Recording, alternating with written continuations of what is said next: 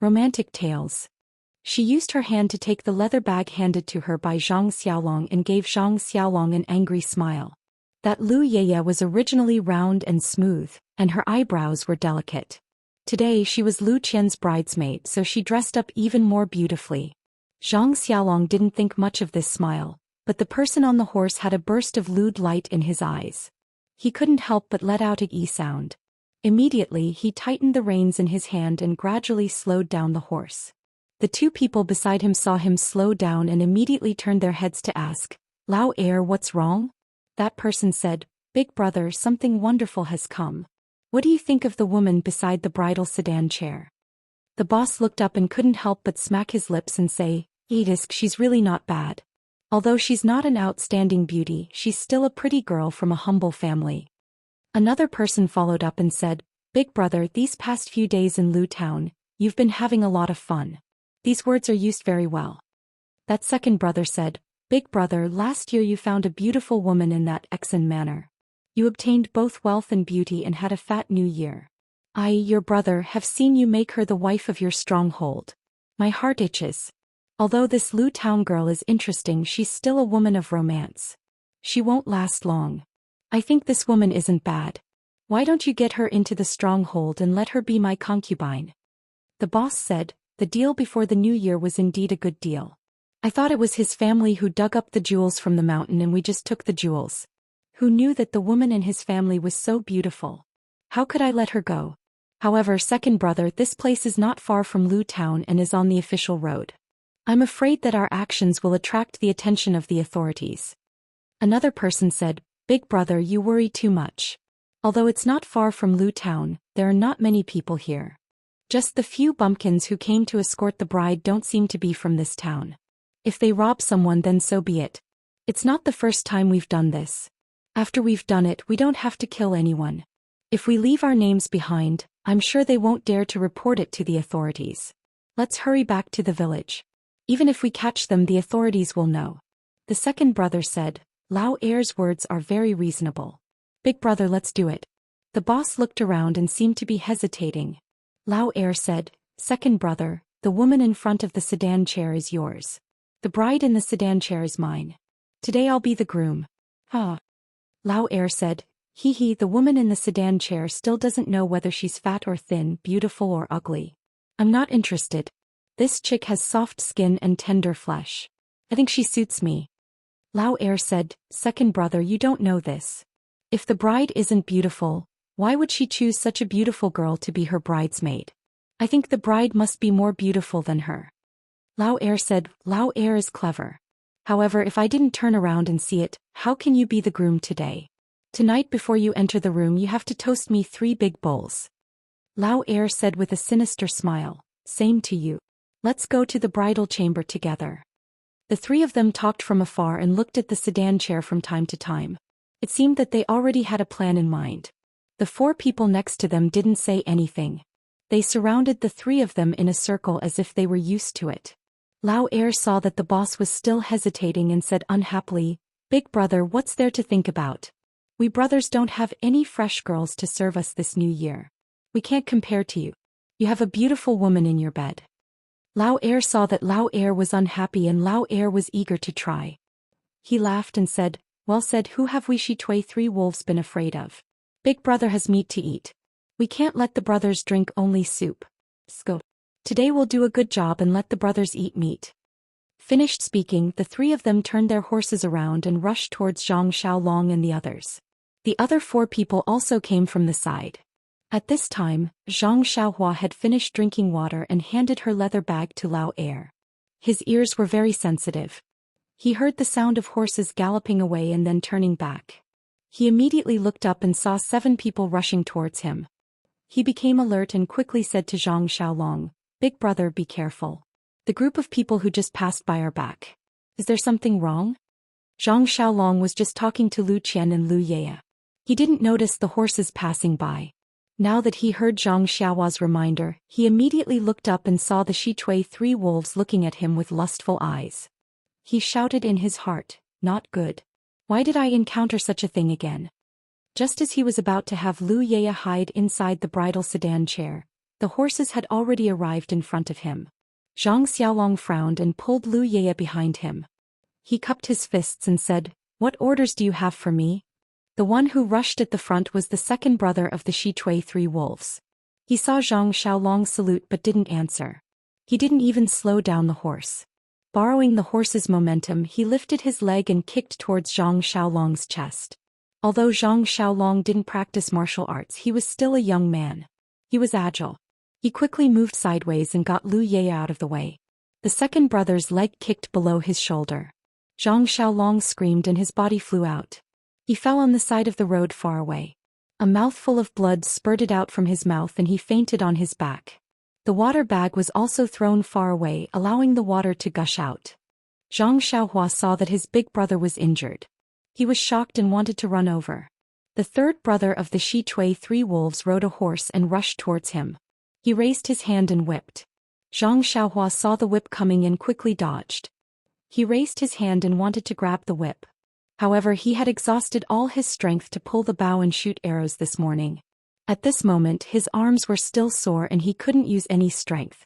He watched the whip hit his face and could only tilt his head as much as possible. The whip fell on his shoulder. Zhang Xiaohua also screamed "ah" and fell to the ground. The whip on his body was burning hot and he couldn't help but cry.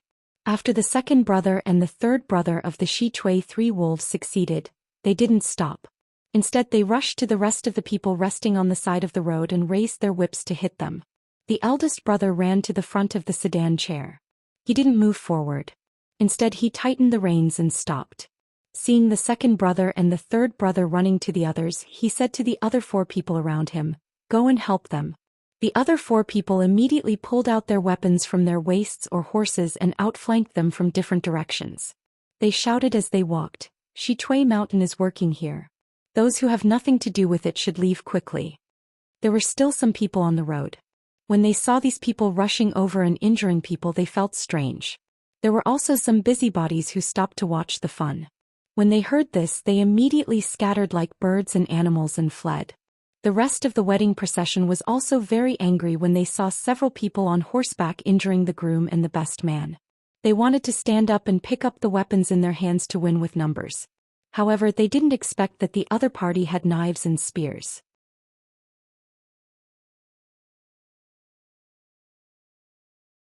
In fact, she already knew what the ending would be. At this time, when she heard the other party's affirmative answer, Lu Yeye was speechless. She just said in fear. Lu Qian's face was also as white as paper. She was very scared. But she held her lover's hand in her hand, so she did not tremble. Zhang Xiaolong said weakly, "Heroes, there are countless beauties in Lu Town. How can my wife enter the eyes of heroes? If you can let us husband and wife go today, we will definitely go bankrupt and send all our property to Shichui Mountain in the future." The third brother of Shichui Mountain laughed and said, "Your wife's beauty is very good in our eyes. It's your blessing to take a fancy to her. If you know what's good for you and let her go with us, we can still spare your lives. Otherwise, all of your heads will be chopped off. You won't be able to marry a wife even if you want to." The second brother of Shichui Mountain also laughed and said, "You don't look like a son of a rich family. What gold and silver jewelry can tempt us? It's better to obediently give them away." At this time, from the distance of the main road, another person riding a horse rushed over. The people of Shichui Mountain heard the sound of horse hooves from afar. They all looked up and saw that it was a person, so they did not care. Only the eldest brother frowned and said, "Why are you being so long-winded with them? Take them and leave. From time to time there will be people passing by on the main road. Don't run into a large group of people. If they don't let go, chop off their heads." The second brother and the third brother heard this and their expressions turned cold. They immediately agreed and jumped off the horse. They each rushed to Lu Yeye and Lu Qian. Seeing the bad guy rushing to the eldest sister-in-law, Zhang Xiaohua immediately blocked in front. The third brother of Shichui Mountain reached out and grabbed Zhang Xiaohua's neck like lightning. He shook his hand and threw her to the side of the road. Then he reached out and grabbed Lu Qian's hand and pulled her onto the horse. Zhang Xiaolong pulled Lu Qian's hand hard, but he couldn't pull away the third brother of Shichui Mountain. He watched Lu Qian's hand fall away from his own hand. His hand fell weakly on his chest and touched something hard on his chest. Suddenly, Zhang Xiaolong's eyes lit up. He seemed to think of something. He shouted, "Heroes, my family has relatives from Misty School. I have a token here as proof. We are all Jianghu people. Can you give me some face?" Misty School? The people of Shizue Mountain were stunned. The second brother and the third brother let go of their hands. Lu Qian and Lu Yeye quickly returned to Zhang Xiaolong's side. The man riding a horse on the main road just passed by them at this time. He was concentrating on the road and didn't pay attention to the movement on the side of the road. When he heard Misty School, his ears couldn't help but twitch, and then he slowed down the horse. However, the people of Shizue Mountain were focused on Zhang Xiaolong and didn't notice. The eldest brother of Shizue Mountain jumped down from the horse and walked to Zhang Xiaolong and said, "Where is the token? Let me see." Zhang Xiaolong hurriedly used his good hand to take out the token that he accidentally put in his arms with difficulty and handed it over. The eldest brother of Shizue Mountain carefully took it and looked at both sides carefully. His face was a little gloomy. He then handed it to the second brother and the third brother. The two of them also looked at it very seriously. Then they also handed the token to the eldest brother with a gloomy face. The three of them looked at each other. Their eyes were fierce and they didn't speak anymore. Then the eldest brother put the token into his arms and said with a sinister smile, "What kind of bullshit token is this? The firewood picked up from the pile of firewood dares to be called a token? Do you know what Misty School is? You still dare to say that you have relatives. Forget it, I originally wanted to spare your lives. Now I'll do you a favor and save some food for your family. I'll send you to the underworld to rest." At this time, Zhang Xiaohua had stood up from the ground and walked to the eldest brother. She gritted her teeth and said, You want to kill us to silence us?" The third brother of Shizue Mountain said with a grim smile, "Misty School is far away. If we kill you, who will know that it's us? You'd better tell them in their dreams." After that, he waved his hand and dragged Lu Qian and Lu Yeye over with the second brother of Shizue Mountain. The other four people held weapons and were about to kill. At this critical moment, a voice came from behind. "Who said that Misty School is far away? There is an ancient poem that says it well. Far away is close at hand." The people of Shizue Mountain looked back. It was the person who came from afar. They thought that he had gone far, but unexpectedly he still stayed on the roadside. They saw that the man was tall and handsome. He was wearing gray clothes and there was a sword hanging on his waist. When the eldest brother of Shizue Mountain saw the man coming over, he hurriedly stepped forward and saluted. He said, "I'm Shizue Mountain's third wolf. I'm here to do something. May I know your name?" The man smiled back and said, "I'm Misty School's Lu Yueming. Nice to meet you. I heard that I sent relatives here, so I came to see. Where is the token? Please let me take a look." The eldest brother of Shizue Mountain said, "Xiaoxia Lu is mistaken. How can this person be a relative of your sect? Just now he took a fake token and wanted to impersonate it, but I put it away. Xiaoxia Lu doesn't need to see it." Lu Yueming still smiled and said, "Whether it's real or fake, my Misty School has the final say. Please let me take a look. I promise that as long as it's not an ethereal token, I'll leave immediately." Chapter 55. Seeing that he couldn't find an excuse, the boss of Shizue Mountain said with a charming smile, "No problem, Xiaoxia Lu, I will take it out for you." After that, he fumbled in his arms for a moment, took out the token and carefully handed it to Lu Yueming. Lu Yueming stared at the boss of Shizue Mountain and didn't say anything. Seeing that the token was handed over, he reached out and took it. But at this moment something unexpected happened. After the boss of Shizue Mountain gave the token to Lu Yueming, he didn't withdraw his hand. Instead, he suddenly sped up and handed it forward again. But this time it wasn't a token in his hand but a small dagger. The tip of the dagger emitted a blue light under the sunlight. Needless to say, it was quenched with poison. The dagger wasn't aimed at Lu Yueming's throat or chest, or other vital parts. Instead, it was aimed at his hand that had just received the token. It seemed that the boss of Shizue Mountain was very confident about the poison on the dagger. He only hoped that it could make a wound on Lu Yueming's hand. The hope was beautiful and the goal was very close. But how could a disciple from the Misty School be compared with a martial artist from the wilderness like Shizue Mountain? Lu Yueming turned his wrist and the token in his hand changed direction. The edge of the token swept across the boss of Shizue Mountain from top to bottom. The boss of Shizue Mountain only felt his wrist go numb and the dagger fell from his hand. But Lu Yueming didn't stop. He waved the front of the token at the handle of the dagger. The poisonous dagger was like an arrow released from a bow, quickly shooting towards the boss of Shitsue Mountain. The distance between the two was close and the speed of the dagger was very fast. Before the boss of Shitsue Mountain could react, the dagger was inserted into his forehead with a pop sound. He looked at Lu Yueming in disbelief, turned over and fell into the dust. The black color on his forehead quickly covered his face at a speed visible to the naked eye, and spread to his neck and body. But at this time, the boss of Shitsue Mountain's body had gradually become cold and had lost consciousness. When Lu Yueming saw that the poison on the dagger was so strong, he couldn't help but feel a chill in his heart. Then he looked at the rest of the people. Things had developed to this point, so it didn't matter whether he looked at the token or not.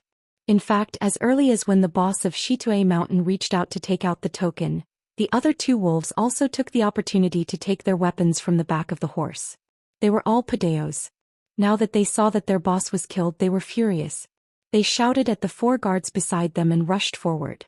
Lu Yueming didn't panic when facing the attacks of the two men. He calmly used his body movement to fight. From time to time he glanced at the other four people who were hesitating whether to attack or not. Those four people were the personal guards of their boss. They had always listened to their boss's orders. Now that they saw that their boss was dead and the opponent was so strong, they naturally wanted to retreat.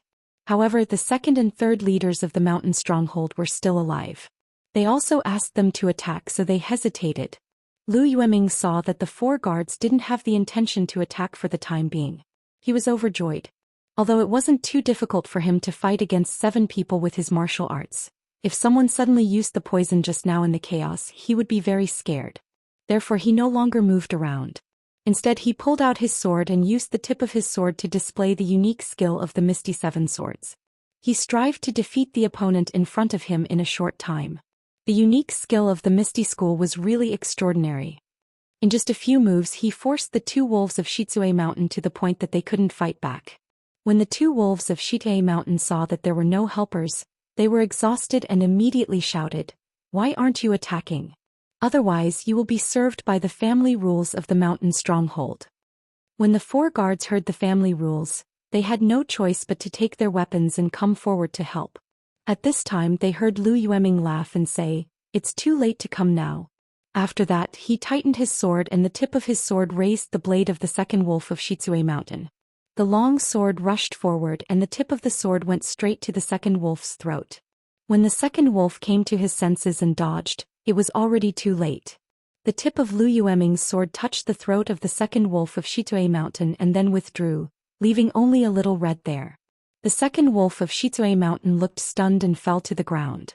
When the third wolf of Shitsue Mountain saw that Lu Yueming's swordsmanship was so exquisite, he couldn't help but feel a chill in his heart. He no longer moved forward and ran away. How could Lu Yueming let him escape? He displayed the misty steps and arrived behind him like a shadow. He raised his hand and stabbed the back of the third wolf of Shitsue Mountain. The sword didn't pierce very deep, just right into the heart. Then he withdrew his sword and the third wolf also fell to the ground. Lu Yueming looked at the blood on the sword and shook his head. The other four guards didn't want to intervene. When they saw that the 3 wolves of Shitsue Mountain were killed by Lu Yueming, they immediately threw away their weapons and knelt on the ground. They kept kowtowing and shouting, "Hero, spare our lives." Lu Yueming looked at the 4 people kneeling and ignored them. Instead he walked to the front of Zhang Xiaolong and the others and stared at them for a while. Then he took out the token from his arms and looked at it carefully. His brows wrinkled. Then he asked Zhang Xiaolong, "Which one of you is junior sister Shue's relative?" Zhang Xiaolong looked at Lu Yueming and said with difficulty, "Sorry Xiaoxia Lu, none of us is heroine Shue's relative." Lu Yueming's brows wrinkled deeper and asked in a cold voice, "Then where did you get this token?"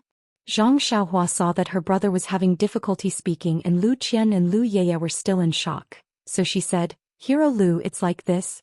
Then she told him in detail what happened in Lu Town during the New Year. After listening, Lu Yueming smiled and asked, "Then you've seen junior sister Shue?" Zhang Xiaohua said, "We've seen heroine Shue, but she was wearing a veil.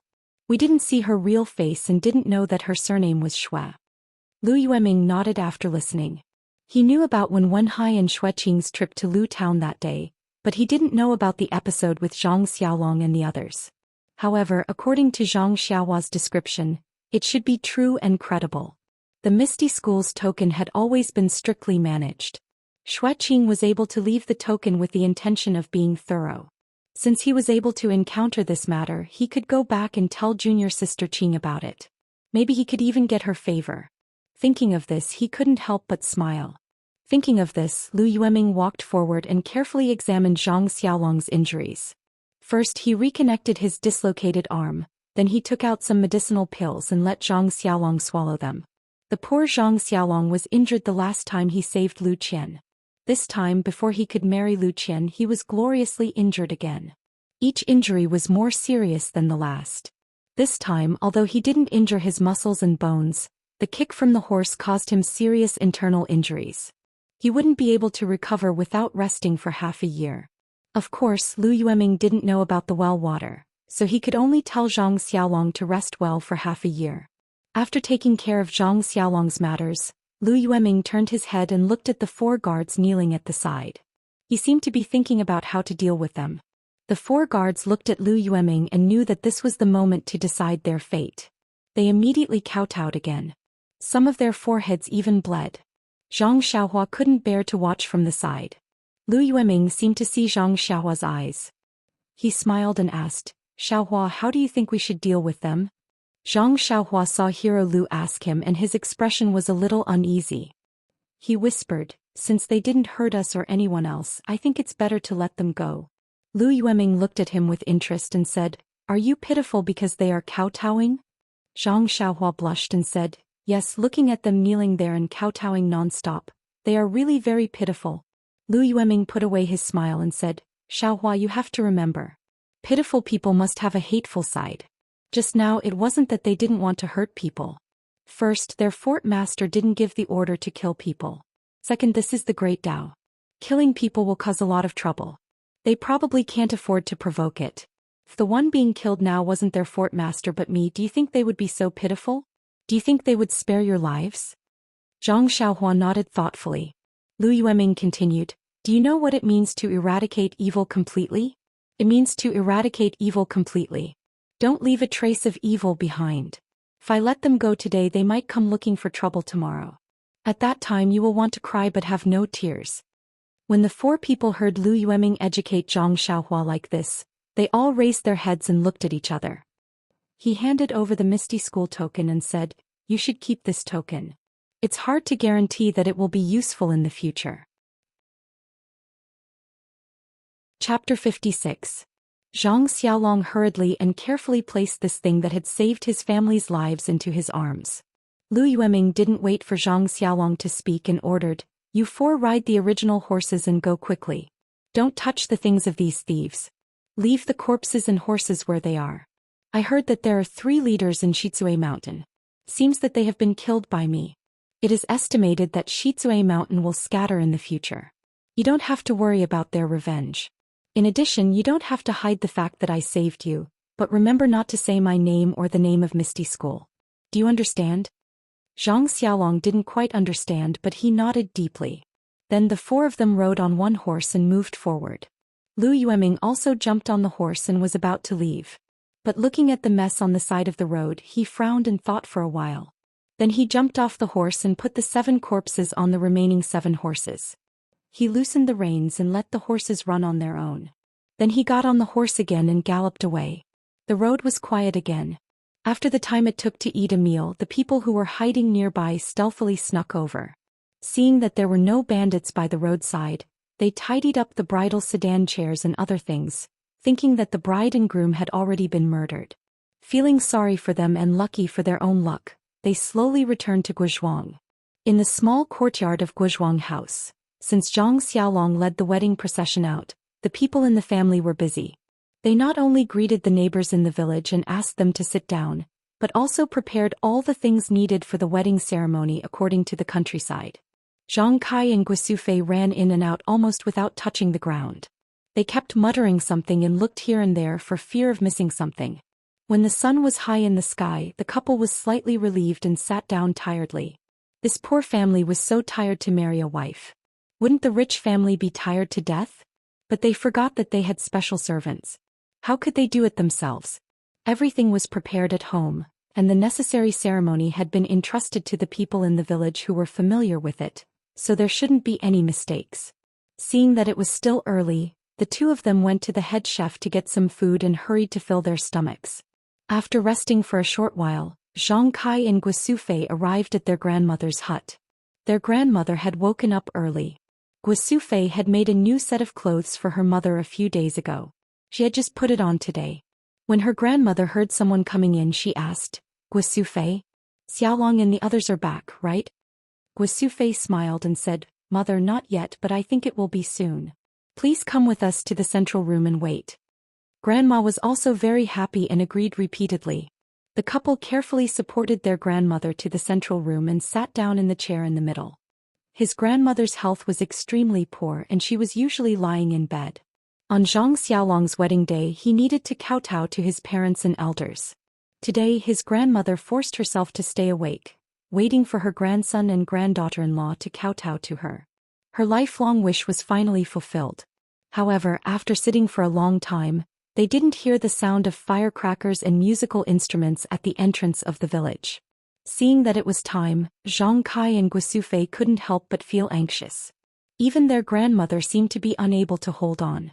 Just when everyone was guessing, suddenly someone shouted, "Look, it's Lu Er, the Suona player. Why did he come back?"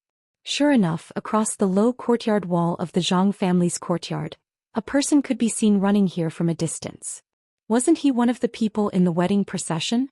Zhang Kai's heart couldn't help but tighten. He knew something was wrong and immediately rushed out of the central room. Before he reached the courtyard, he heard Lu Er's horse shout, "Not good, Xiaolong and his wife encountered the bandits of Shidui Mountain." This sentence was like a ladle of water dripping into a pot of oil. The Zhang family's small courtyard immediately exploded. Some timid people immediately patted their buttocks and ran away like a wisp of smoke, as if the horse thief was right in front of them. Most of the people were talking to each other. Some of their faces were obviously gloating and some of them were regretful. It was not clear whether they were regretting Zhang Xiaolong or Lu Qian, but most of them were sympathetic. Before Zhang Kai rushed to the gate of the courtyard, he heard a cry behind him, "Mother!" Zhang Kai's heart thumped. He quickly turned back and ran to the central room. Sure enough, he saw his grandmother lying on the ground with a pale face. She had fainted. Guosufei was crying and rubbing her grandmother's chest in a hurry, trying to help her grandmother get the thick phlegm out of her throat. Zhang Kai also hurried forward and kept knocking on her grandmother's back. Fortunately, her throat squirmed for a while. She opened her mouth and spat out a mouthful of phlegm, followed by a mouthful of blood. She said, "Xiaolong," she was already on the verge of death. At this time, Guosufei had no time to think about Zhang Xiaolong. She cried and carried her mother to the bed in the small room with Zhang Kai and Zhang Xiaohu. The husband and wife had time to look at each other. They really didn't understand. How could a happy event turn into a funeral in a blink of an eye? The husband and wife looked at their grandmother whose face was pale gold. They felt like a knife was being twisted in their hearts. Zhang Xiaolong's life was uncertain, and their mother was going to go far away. What should they do? Zhang Kai left Guosufei to take care of her grandmother. He and Zhang Xiaohu then went to the central room. Some of the people in the courtyard had already left. Many people had also entered the central room and were listening to Lu Er. Seeing Zhang Kai come in, Lu Er started talking from the beginning. This Lu Er's mouth was also very nimble. He actually described Zhang Xiaolong and Zhang Xiaohua's archery to how they solved the difficult problem vividly. He also remembered Zhang Xiaolong's poem without missing a word. Hearing this, the people praised Zhang Kai for having two good sons. At the same time, they also felt sorry. These two good children were probably in danger now. Zhang Kai was even more distressed when he heard this. He was anxious to know what happened when they encountered the bandits, but Lu Er's description was so detailed that he wished he could tear his mouth open and dig out the last words. When Lu Er said, "For fiendish bandits with weapons in their hands chased us away," he stopped talking. Everybody was startled and asked, "And then?" Lu Er said innocently, "No, I don't know where they went. But I was worried about Brother Zhang, so I quickly came to report." Zhang Kai seemed to be grasping at a life-saving straw. He asked, "Then you didn't see how the bandits dealt with Xiaolong and the others?" Lu Er said, "No, the bandits drove us away. Xiaolong and Xiaohua as well as the two girls in the sedan stayed behind." Zhang Kai felt lucky and said, Xiaolong and the others might not be dead yet. Everyone nodded in agreement. But they were thinking the same thing as Zhang Kai. The bandits had left them behind, so the chances of them surviving were not high. Even if they could survive, the delicate bride and bridesmaids would have been eaten by the wolves. No matter what, the Zhang family's wedding today would be ruined. Sai, good people don't have good karma. The Zhang family's good deeds usually turned into good karma, but in the end they didn't have any good karma. Fate really made fools of people. When Zhang Xiaohu heard this, he couldn't sit still. He said, Father, I'll go take a look now. What happened to big brother and third brother? When he finished speaking, he was about to leave. Before Zhang Kai could say anything, everyone immediately pulled him back and said, Lao heir, you're the only male in the family right now. We can't let anything happen to you. You can't go by yourself. Wait a moment. We'll organize the strong men in the village. It won't be too late to go after we get weapons. Thus, everyone in the courtyard quickly went out and mobilized the young laborers of the Guozhuang house. They held hoes and other tools in their hands and prepared to go to the place where the incident happened to see what happened.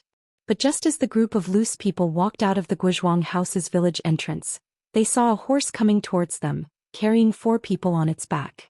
A sharp-eyed person immediately recognized them and shouted loudly, It's Zhang Xiaolong and Zhang Xiaohua. They're back. They're still alive. Everyone cheered and rushed over. Zhang Xiaohu rushed at the front of the crowd. When everyone received Zhang Xiaolong and the others, they saw the tattered clothes on the 2 brothers and the blood on their bodies. A few people carefully carried Zhang Xiaolong down. Zhang Xiaohu also carried Zhang Xiaohua down from the horse. He looked at the marks on his shoulder with heartache. Lu Qian and Lu Yeye didn't get down from the horse. They were still in shock and their legs were still weak. They couldn't walk. Some people led the horses forward slowly. Some people with fast legs had already run back to report to the Zhang family.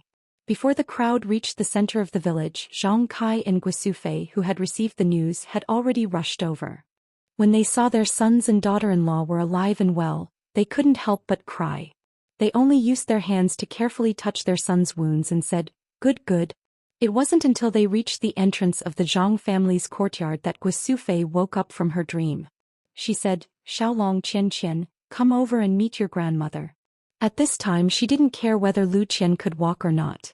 She went forward to help her get down from the horse and helped her walk into her grandmother's house. Grandmother was already a little delirious at this time. When she heard that her grandson came back alive, she couldn't help but feel refreshed. There was a flush on her face.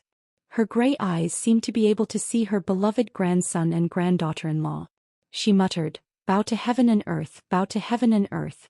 Hearing her mother's words, Guosufei also woke up.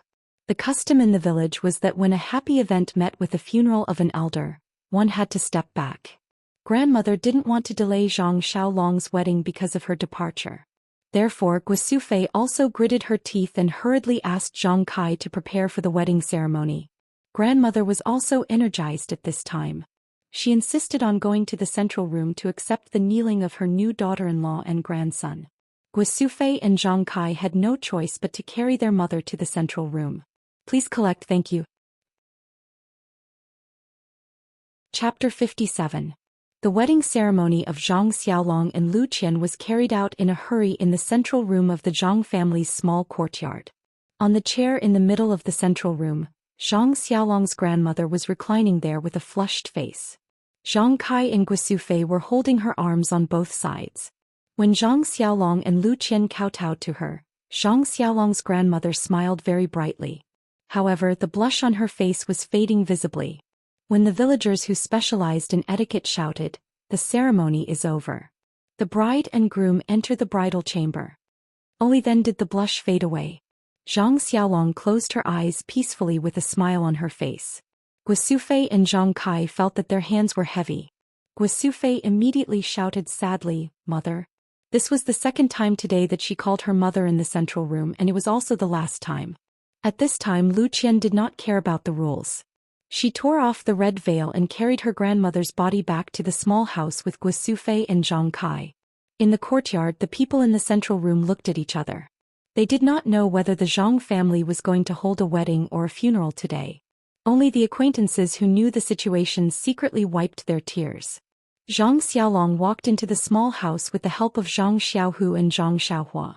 On the bed in the small house, Zhang Xiaolong's grandmother was lying there as if she was sleeping peacefully. Without the interference of the illness and the fear of disturbing her grandson's sleep, she was sleeping peacefully with a smile on her face.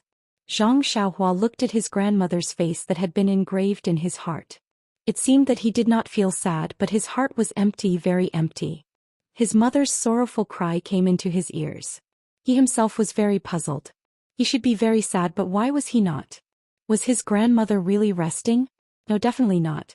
Zhang Xiaohua could not feel the life that he could feel a few days ago in his grandmother's body. His grandmother was really gone. She really left him. Zhang Xiaohua silently looked at her crying mother, father and brothers. There were no tears in the corners of her eyes, and her eyes weren't even red. In his grandmother's small house, the mournful cries of the relatives continued for a long time before most of the people in the courtyard dispersed. When Zhang Kai calmed himself down and came out, he looked at the villagers in the courtyard. He could only apologetically cup his hands and ask them to help him put away all the festive items and replace them with the black and white items used for the funeral. When they were done, the wedding procession that had escaped for their lives came back in scattered pieces. When they saw the funeral procession, they thought it was for Zhang Xiaolong and the others. When they heard the explanation, they knew the reason. The musical instruments in the village were used for both festive and funeral processions. When they saw the situation, they sympathized and hurriedly sent people to get the funeral clothes. They changed on the spot, ate some food, drank some water, and immediately played the funeral music. At this time, the people in the Zhang family also put on mourning clothes. Zhang Xiaolong was seriously injured and could only be bedridden again. It was just that pitiful Lu Qian. She had just married into the family and had to change into mourning clothes. She also had to wash and change her grandmother's clothes. It was really difficult for her. Zhang Kai looked at his busy daughter-in-law and his heart was full of guilt. When he was young, his parents died. He did not enjoy the happiness of a family reunion and married into the Guozhuang house. Guosufei's parents loved him like a son. After sending off his father-in-law and mother-in-law, he felt as if his heart was being cut by a knife. Thinking about the little things that happened in this small courtyard, his tears could not help but fall again. Xiaolong had the good fortune to marry Lu Qian. He hoped that when he left in the future he would not find trouble for them. Grandmother's coffin and clothes were prepared early. Not long after it was ready, Zhang Kai, Zhang Xiaohu, Guosufei, and Lu Qian put grandmother's body in the coffin together. They asked people to carry the coffin to the central room. The central room was not big. After the coffin was put in, there was almost no space left. According to the custom in the countryside, the coffin of the funeral had to be left at home for 7 days for the family and relatives to worship. After this time, the lid could be nailed and the coffin could be placed in a place. Funerals were not as good as happy events. There were many things that the family did not care about. Zhang Kai and Guosufei went to the village patriarch and asked people to come and help. The Guozhuang house's family was also old. There were many people who came to help, so the funeral went smoothly. At night, the noise in the courtyard gradually faded. The swaying light in the central room pulled the shadow of the coffin, which kept swaying in front of Zhang Xiaohua. Zhang Xiaohua and the rest knelt in the small space beside the coffin. Guosufei kept sobbing and seemed to have used up all her strength. Lu Qian also knelt beside Guosufei and used her hands to support her, wiping her tears from time to time. Her grandmother treated her extremely well. Although they did not talk much, her grandmother would always reveal a kind smile whenever she saw her, which made her feel endless warmth. Although she was already mentally prepared, it was too unexpected for her grandmother to pass away during her wedding ceremony. Thinking about her short ceremony, Lu Qian did not want to blame this kind and considerate elder. Perhaps this was all fate. Unfortunately, after trying, he could not carry him. He could not help but smile bitterly in his heart. The child had grown up and he was also old. He could not be carried when he was young. He called out to Zhang Xiaohu, who was also kneeling in the shadows. The two of them then lifted Zhang Xiaohua up. When they were about to leave the room, Guosufei spoke. She wiped her tears and said, "Tonight, let's put Xiaohua in Xiaolong's room. If the child wakes up in the night and thinks of his grandmother, he will be scared." A mother's love was so attentive. Guosufei was mourning her mother's death, but when she saw her son, she could still think of her son. Zhang Xiaohu interrupted. Mother Xiaohua is asleep. He won't wake up even if you water him. Don't worry. Guo Fei said, that won't do. He's still young. If he wakes up he will be scared. It's better to put him in Xiaolong's room. I can watch over him. Zhang Kai and Zhang Xiaohu then gently put Zhang Xiaohua next to Xiaolong, who was already sleeping soundly. Guo Fei also washed her face. Holding the oil lamp, she carefully lifted Zhang Xiaohua's clothes. Looking at the whip wound on his shoulder, the scar was like a centipede lying on Xiaohua's body. Then looking at Xiaohua's childish face, Guo Fei could not help but burst into tears again. This child was so seriously injured that he did not even tell her in detail when he came back. After changing his clothes, he went to watch over his grandmother's coffin. He did not even eat dinner. From the morning until now he had experienced so many hardships and endured so much pressure. As his mother she had long forgotten about him. At this moment if he was not so tired, perhaps he would still be accompanying her in the central room. It was better to let him have a good rest. Guo Fei came out from the inner room and let Zhang Xiaohu and Lu Qin go back to rest. She and Zhang Kai came to accompany her grandmother. Chapter 58. The next morning when the sun rose, a group of people was already waiting quietly in front of the jujube forest on the ring finger of Stoneman Peak. The person in front was the green-clothed and green-scarfed householder Yanming. Behind him were three young men, one of whom was Lu Yueming who had saved Zhang Xiaolong and the others on the road yesterday. Lu Yueming was not as arrogant as he was yesterday. He stood behind the crowd with his hands behind his back, looking at Yanming Jusher in front of him waiting quietly. It was still the same shadow that crossed the jujube forest at dawn. Yanming Jusher used his qinggong to leap over and left a mark on the two jujube trees. However, after a while he was stunned. Because on the two jujube trees, other than the two deep marks he had just made, there were no other marks on the tree trunks. What about the sword marks he had made on the tree last month? Scholar Yanming was surprised. The sword mark that was 3 inches deep into the tree couldn't be healed in a month. Even if it was healed there should still be a mark. Could it be that it wasn't the two jujube trees that were affected? Yanming Jusher's heart skipped a beat. This is bad. If it wasn't the original entrance, I'm afraid it would be troublesome to enter the forest. As he thought about it he carefully examined the nearby wild jujube trees, but he found nothing. It seemed that he had never carved any marks on the trees of this forest. At this time, a short and stout young man in black clothes with a sincere face came up to him and asked, Martial Uncle Yanming, do you have any questions? Yanming Jusher looked back and saw Tan Feng from the Tan family. Scholar Yanming couldn't help but smile. The people from the Tan family were all short, plump and honest. They looked very reassuring. It was really as if they were from the same family. He smiled and told Tan Feng the reason. When Tan Feng heard this he said, that's easy. Then he said to a thin young man in white who looked like a scholar, Brother Zhang, why don't you come with me and see if there are any sword marks on the trees? Brother Lu and Martial Uncle Yanming, can you go over there and see if there are any sword marks? The scholar was Zhang Zhaoyang from the 10,000 Swords Peak. His face was thin and his eyes were sharp. He didn't say much and only said, okay. He then turned around and walked to the other side. Tan Feng followed behind him, his eyes carefully looking at the jujube trees in the periphery. Lu Yueming was still looking at Yanming Jusher with a smile, waiting for his orders. Yanming Jusher didn't say much. After greeting him he turned around and walked to the other side. Lu Yueming also quickly followed behind him. Yanming Jusher walked a few steps and then slowed down. He muttered in his heart. In fact, the sword mark from last time was in the vicinity. If he went any further he definitely wouldn't find it. Was there a need to look all around the periphery of the Sour Date Forest? Lu Yueming, who was behind him, seemed to understand his thoughts. He said from behind, Uncle Yanming, is this where the mark you carved last time? Yanming Jusher stopped in his tracks and turned around to say, yeah, I think there shouldn't be any further ahead. Lu Yueming continued, then Uncle Yanming will carefully look around here. How about this junior go and take a look? Yanming Jusher said with a smile, the Misty School really is getting stronger with each generation.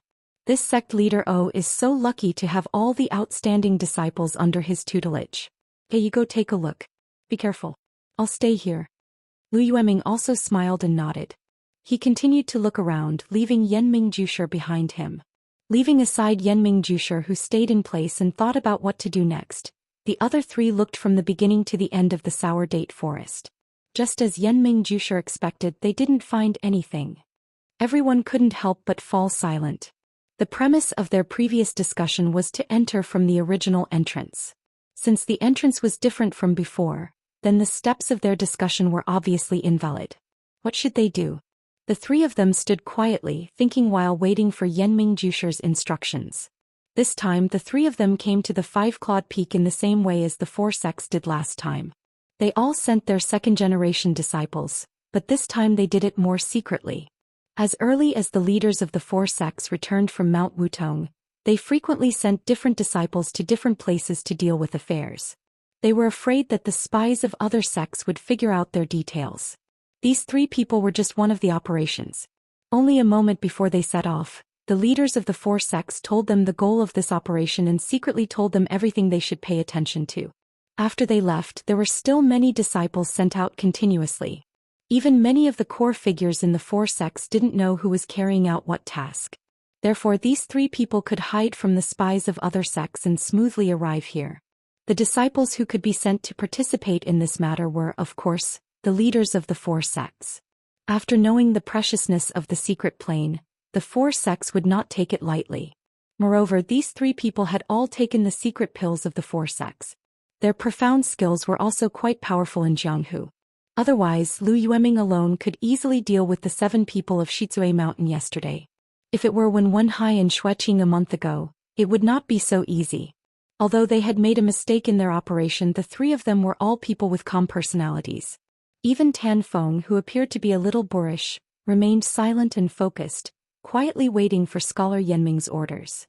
Scholar Yenming pondered for a long time and said, since the entrance is no longer the same as before, it might not necessarily be unsafe.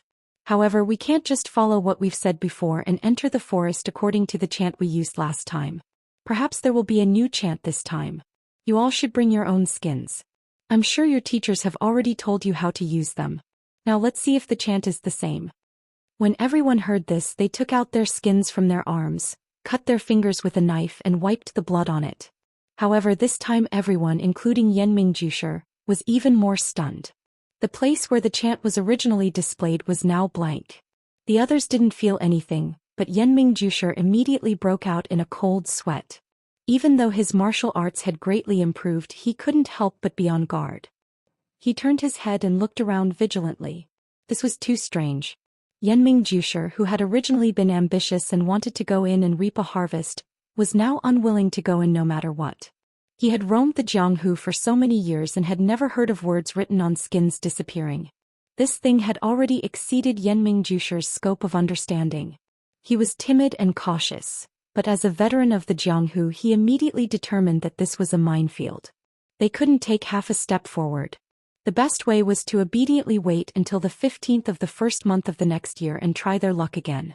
However, Yenming Jusher didn't show any signs of fear. He still said casually, since the chant isn't here, there must be 2 reasons. The first is that this time is the same as last time. The second is that the chant hasn't appeared yet because the time isn't right. Speaking up to this point, he didn't quite believe his own 2 explanations. If it was the same as last time, then the chant should have appeared just like last time. But what if the time wasn't right? In this world, there really weren't any words that could be related to the time and only appear when the time was right. This was too inconceivable. In short, no matter what the reason was, Yenming Jusher said, we don't have the chant right now. We can't guarantee that the chant we used last time can be used now. In view of this situation, I don't recommend that everyone enter the forest. What do you guys think? The 3 people in front of Yenming Jusher, although their martial arts weren't as good as his and their seniority wasn't as high as his, they still represented their respective schools. Yenming Jusher still looked at them very patiently, waiting for their answers. Lu Yueming's eyes turned, but he didn't speak. In fact, before coming here, Peng had already explained that although the matter of the secret plane was very important, the Misty School's current strength was enough. Expanding their territory was the most important thing. Of course, it would be good to be able to enter the secret plane and obtain precious herbs. Even if they couldn't enter, they had to first keep this secret and leave it for next year. Therefore, Lu Yueming already had a plan in mind. Seeing that Yenming Jusher seemed to have the same thoughts as him, he didn't say much. Tan Feng of the Tan family frowned. Previously, the head of the family had said that safety and confidentiality were first. It didn't matter if they didn't enter the secret plane. However, he was very curious. He really wanted to see what kind of place could grow 100-year-old herbs. He waited for a long time, then raised his head and said, when the head of the family came, he already said that everything here will be arranged by Martial Uncle Yenming. I have no objections. Yenming Jusher nodded, then looked at Lu Yueming. Lu Yueming naturally also agreed. Finally, he looked at Zhang Xiaoyang of the Wanjian Peak. Zhang Xiaoyang didn't frown and think like Tan Feng. Chapter 59. Hearing Zhang Xiaoyang's words, Yenming Jusher knew that he had made up his mind. He said to Lu Yueming and Tan Feng, I'm going to stay here. What about you guys? Lu Yueming and Tan Feng looked at each other and said, we won't go in either. We'll stand guard here for brother Zhang. Yenming Jusher nodded and said to Zhang Xiaoyang, then nephew Zhang, you should go in. You know the chant, right? Zhang Xiaoyang smiled and said, go straight for 10 trees, right for 8 trees, back for 6 trees, left for 6 trees. I've already memorized it in my heart. Is it correct? Yenming Jusher said, that's right. That's the one. Master of 10,000 swords is very thoughtful. This sentence seemed to have a double meaning, but Zhang Xiaoyang didn't care. Instead, he checked his bag and took out a bundle of long, thin snow-white string. Yenming Jusher's eyes lit up and asked, nephew Zhang, is this string woven from snow silk? Zhang Xiaoyang smiled and nodded, praising, Martial Uncle Yenming's eyes are indeed sharp. This is indeed woven from the snow silk that can only be found in the frozen lands of the far north, mixed with other precious strands. Yenming Jusher asked again, I heard that this snow silk is abnormally tough. Ordinary swords can't cut it. Is that true? Zhang Xiaoyang said, that's right. Why don't Martial Uncle give it a try? Yenming Jusher thought for a moment and said, for nephew Zhang's safety, I'll give it a try. After saying this, he took out the sharp dagger that he used last time and said to Zhang Xiaoyang, my dagger can cut through iron like mud. Can this string take it? Zhang Xiaoyang still smiled and said, Martial Uncle Yenming, there's no harm in trying. When my sword master obtained this string, he already tried it. Other than the divine sword guarding peak, no other sword has been able to leave a mark on it. When Yenming Jusher heard this, he picked up the dagger and used his strength to cut at the snow-white string on the ground. As expected, when he raised his hand, the string didn't leave a single mark. Yenming Jusher couldn't help but shake his head, saying, the master of 10,000 swords is indeed a good schemer. If you don't sacrifice the child, you can't trap the wolf. To be willing to take out such a treasure, good scheming, good scheming. Zhang Xiaoyang still didn't answer. He picked up the silk rope from the ground and tied one end to the wild jujube tree where Yenming Lei's sword mark, while the other end was tied to his waist. Then he said to Yenming Lei, Martial Uncle Yenming, this snow silk has another advantage, which is to use internal strength to shake it. It will transmit the shaking to the other side. Even if the silk rope is tied to the tree, the other side can still feel it. Martial Uncle Yenming, please wait here. After this junior enters the forest, please send a message every once in a while. This junior has also replied, saying that this junior is safe. When this junior reaches the other side of the forest, I will send 4 messages to senior. At that time, if you still want to enter, please follow the silk rope's finger and lead it inside. How about it? How about it? Yenming Jusher smiled and said, all right, then we'll have to trouble Martial nephew. We'll just wait for the ready-made one. Then Zhang Xiaoyang took out the leather from Wanjian Peak and handed it to Yenming Jusher, saying, Martial Uncle Yenming, if I encounter any mishap in the forest, please return this leather to my family's sword master. Yenming Jusher stared blankly and frowned, saying, such a precious item, how can your family's sword master be at ease with giving it to me? Zhang Xiaoyang smiled and said, since Martial Uncle is in an alliance with my family's sword master, naturally you're not an outsider. I can entrust it to you. Yenming Jusher stretched out his hand and received it, saying, Martial nephew, feel free to enter. When we meet in the secret area, I'll immediately return it to you. Zhang Xiaoyang said gratefully, thank you Martial Uncle, I'll enter now. After he finished speaking, Zhang Xiaoyang pulled out his long sword and was about to enter the forest with his head held high. Suddenly Yenming Jusher stopped him and asked, how long is this silk rope of yours? I remember that it takes a long time to enter the forest, at least 4 or 5 miles. Zhang Xiaoyang smiled and patted the other bags, saying, Disciple has prepared more here. If it's still not enough, then Disciple will turn back. Yanming Jusher looked at the bag on his waist and shook his head with a bitter smile, saying in his heart, This Wan Qingjiu is really ambitious and ruthless. Zhang Xiaoyang once again cupped his hands and bowed to everyone. Then he picked up his sword and carefully stepped into the sun-dappled Swanjujub forest. At first, Yanming Jusher and the others could still see Zhang Xiaoyang's back from the outside, but when he walked deeper into the forest, they couldn't see him anymore. Only the snow-white silk rope was left hanging between the trees of the Swanjujub forest, motionless. After waiting for the time it took to drink a cup of tea, there was no movement in the Swanjujub forest, and there was no sound of birds chirping. Yanming Jusher walked forward and pulled the silk rope. It was still tight, so he used his internal energy to send it out. After a while he felt a tremor in his hand. It seemed that Zhang Xiaoyang was still moving forward safely. Yanming Jusher's heart was a bit more at ease. Yanming Jusher returned with his hands folded. Lu Yueming and Tan Feng naturally looked at him eagerly, waiting for Zhang Xiaoyang's news. Yanming Jusher smiled and nodded but didn't say anything. In this strange place, Yanming Jusher felt a trace of pressure, so he couldn't help but use his mind to resist. Therefore he who didn't have much to say, was too lazy to say anything superfluous. After waiting for the time it took to drink a cup of tea, suddenly, Yanming Jusher's heart jumped for no reason. It seemed that perhaps he heard a scream in the forest, but his ears obviously didn't hear any movement. It was still a dead silent forest. He looked back at the two people beside him in surprise, but found that Lu Yueming and Tan Feng were also surprised and their eyes were rolling around. He said in his heart, Not good. He immediately jumped forward, put his hand on the silk rope tied to the tree, and used his internal energy. After a while there was still no response. Yanming Jusher was very anxious and used his internal energy to send a message again, but there was still no response. Yanming Jusher thought for a moment and used his hand to pull the silk rope back to see if he could pull it out. Sure enough, it could be pulled and it was very light in the hand. Yanming Jusher pulled the silk rope from the forest with a heavy expression. Tan Feng hurried forward to help tidy up the silk rope that had already been pulled out. Lu Yueming pulled out his long sword and stood beside Yanming Jusher, his eyes staring at the entrance of the Jujube forest that looked very ordinary. He had already pulled out a lot of the silk rope and he saw that Zhang Xiaoyang had tied a dead knot. It was probably the second one he had connected, but he still didn't see anything. Yanming couldn't help but speed up. Not long after, the silk rope in Tan Feng's hand had been coiled up into a large bundle. Yanming also heard a rustling sound in the wild Jujube forest. As the speed of his hand changed, the sound kept coming out. It should be something on the other end of the silk rope. At this time, Yanming was even more careful. He slowed down and pulled out bit by bit. It was getting closer and closer. Everyone was on high alert.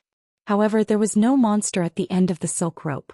There was also nothing on the silk rope, only the end of the thread. Yanming Jusher frowned, picked up the end of the thread and carefully examined it. The bald end of the thread was actually irregular, as if it had been pulled and not cut neatly with a sharp sword. Yanming Jusher put the end of the thread to his nose and sniffed it carefully. There was a faint smell of blood. Looking more carefully, there were some blood stains on the silk rope. It seemed that Zhang Xiaoyang had met with misfortune. He didn't even leave behind any relics. Yanming Jusher sighed. On the other side, Tan Feng also took down the silk rope tied to the tree, and handed the entire silk rope made of precious snow silk to Yanming Jusher.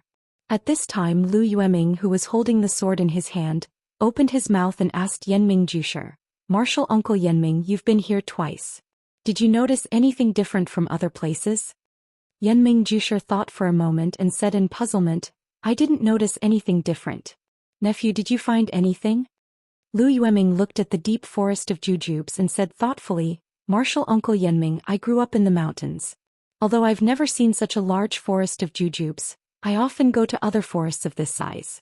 After being here for so long, I always felt that this forest was different from other forests. After thinking for a long time, I realized that this forest is very strange. It's like there's a fog inside and the sun can't shine in. Yanming Jusher chuckled and said, Yes, nephew is very careful. The last time we entered there was a fog inside and we couldn't see very far. There wasn't much sunlight and there were many animal and human bones inside.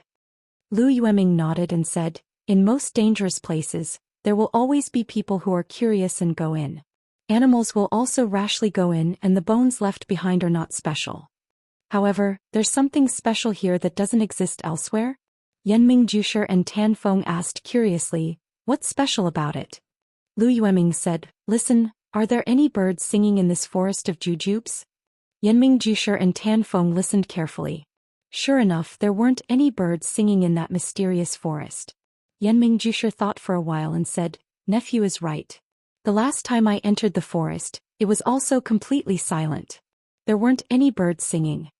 Lu Yueming said seriously, "This is where this junior is strange. Those birds aren't like beasts. They have wings and can go anywhere in the world. Moreover, the forest is a bird's home. Doesn't Martial Uncle Yenming find it strange that there aren't any birds singing in such a large forest of jujubes?" After hearing Lu Yueming's words, Yenming Jusher's heart suddenly swayed and seemed to sink. All the hair on his body stood up and a cold sweat broke out on his back. He looked at the blood-stained rope in his hand and felt a wave of panic for no reason. He then looked at the forest of jujubes that was deathly silent like a sleeping monster.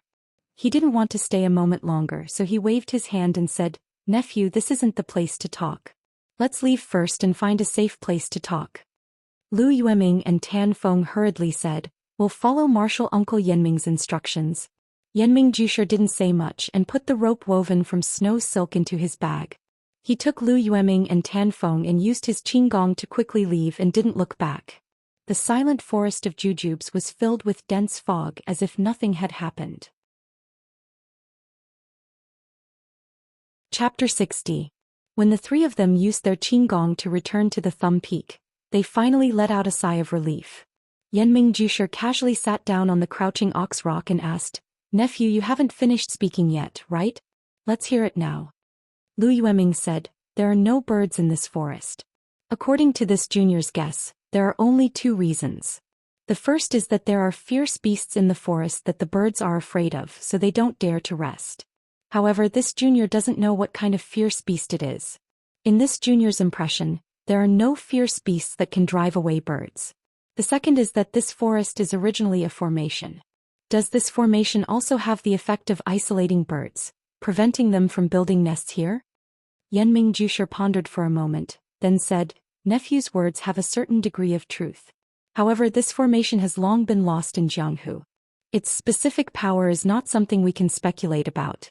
Alas, in short, this forest has too many mysteries that we can't speculate about. It's better to wait until next year to enter. This time we were able to keep our lives because we weren't greedy. Man proposes, God disposes. Don't force things that don't belong to you. The ancients didn't cheat you." At this point, Yenming Jusher's tone was unexpectedly very bleak, completely different from the spring of life when all things were revived. Lu Yueming and Tan Feng also looked at each other. In their eyes, besides panic, there was also luck. Just now, when they saw Zhang Zhaoyang's imposing manner, they almost wanted to follow him into the forest. However, at the last moment, they didn't let their hot-bloodedness cover their heads. Now that they thought about it, they were really lucky. However, the sect had a death order. These 4 hides definitely couldn't all fall into Yenming Jusher's hands. This was also the key reason why the 2 of them didn't choose to enter. The 3 of them were silent for a moment. Yenming Jusher said, "This mission ends here. Although we didn't enter and lost a disciple of Myriad Swords Peak, our goal has been achieved. The 2 nephews can return to report. I still have to make a trip to Myriad Swords Peak to give Myriad Swords Master an explanation. You 2 can go first." When Lu Yueming and Tan Feng heard this, they didn't stay any longer. They first saluted Yenming Jusher, then the 2 of them cupped their fists at each other, chose different directions and flew off in different directions. Yenming Jusher looked at the backs of the 2 people getting farther and farther away. He didn't know if they were going back directly or if they were going to do something else. Yenming Jusher didn't care anymore. He took out Wan Jianfeng's piece of leather and rubbed it for a moment. Then he put it back and carefully hid it. He looked around for a moment and listened carefully. Then he used his qinggong and slipped away. The crouching ox rock was still calm, waiting for the bustle of the next year. In the middle of the night, Sword Master Wan Qingjie received a message from the evil tiger gang's Chu Xiangfeng. Senior brother Zhang Xiaoyang is missing. Wan Qingjiu's face was ashen. His hands were clenched into fists. His eyes were full of regret. He didn't know if he regretted the fate of his disciple or that he didn't get the herbs in the secret plane. In the Zhang family's small courtyard it was still solemn. People came and went with sad expressions. The Zhang family's reputation in Guozhuang House was very good. Grandmother had been warm-hearted all her life, so there were many people who came to pay their respects. The Zhang family's central room wasn't big. There wasn't much space for Zhang Kai and the others to kneel. The people who came took turns to see grandmother and then left in a hurry. Most of them didn't stay. On the day grandmother passed away, Lu Yeye was sent back to Bali Go by a reliable person. When Mr. Lu received the news, he was not only worried about his daughter who had been married off, but also mourned for the funeral of his in-laws. He also came to the Zhang family the next day. Butcher Lu also came with him. After the two of them finished paying their respects, they stayed and temporarily stayed in grandmother's old hut. It was convenient for them to help the Zhang family. These few days Zhang Xiaohua was stiff. He knelt in the corner all day, his eyes staring straight ahead. No one knew what he was thinking. When it was time to eat, it was Zhang Xiaohu who passed the bowl to him and waited for him to eat before taking it away. At night he knelt until midnight and fell asleep on time. Zhang Xiaohu carried him back to the Kong bed to sleep. When the first ray of sunlight shone through the window in the morning, he woke up on time again. After taking a deep breath unconsciously, he knelt in the corner again. He really looked like a walking corpse. Mr. Lu was the first person to notice his abnormality, but anyone who thought with their heels knew that this child missed his grandmother. However, Zhang Xiaohua didn't cry at all. Guo Fei also fainted from crying a few times. Naturally, she couldn't comfort her son. Zhang Kai and the others were also clumsy with words and didn't know how to comfort him. Everyone felt that Zhang Xiaohua would walk out on his own in a few days and return to normal. Happy days were short-lived. Sad days were the same. Very soon 7 days had passed. Grandmother's body was about to be placed in the coffin. The grave had been chosen long ago. It was right next to Guoshan's grave. At noon that day the Zhang family kowtowed to grandmother again. Someone next to them was preparing to close the lid of the coffin and nail it. Guo Fei was reluctant. He cried and clung to the coffin, unwilling to let go. He looked at his mother's smiling face over and over again. Under the persuasion of Zhang Kai and the others, he finally let go of his hand and collapsed to the side. The helper quickly closed the lid. He picked up the big nail and raised the hammer to nail the lid shut. Dang dang dang. The hammering sound was like knocking on Zhang Xiaohua's heart. During this period Zhang Xiaohua seemed to be living in a dream. He kept thinking back and regretting. He thought that if he knew martial arts he would be able to protect his elder brother and sister-in-law early. They would be able to return home smoothly. Their wedding ceremony would be held smoothly. Then grandmother wouldn't have left him so soon. He hated himself for not having martial arts and for not being able to protect his family. From the New Year's Lu town to the wedding, he was always bullied and trampled on by others. He hated that he didn't have powerful strength. He hated that he didn't choose the right direction in life. He hated that he couldn't accompany grandmother for a while. Even in its sleep, the breathing flicker seemed to have sensed his remorse, and it flickered even more vigorously. The hammering sound shook him. He felt a burst of pain in his heart. He raised his head and found that grandmother had been nailed in the coffin. Grandmother, Zhang Xiaohua growled. His tears fell like rain, blinding his eyes. Xiaohua rushed over and pushed the person away. The person who was not short was pushed by a 13-year-old child. He staggered and sat on the ground. He held the hammer in his hand and was stunned. He still couldn't believe it. The nail had been nailed in more than half. Zhang Xiaohua was anxious.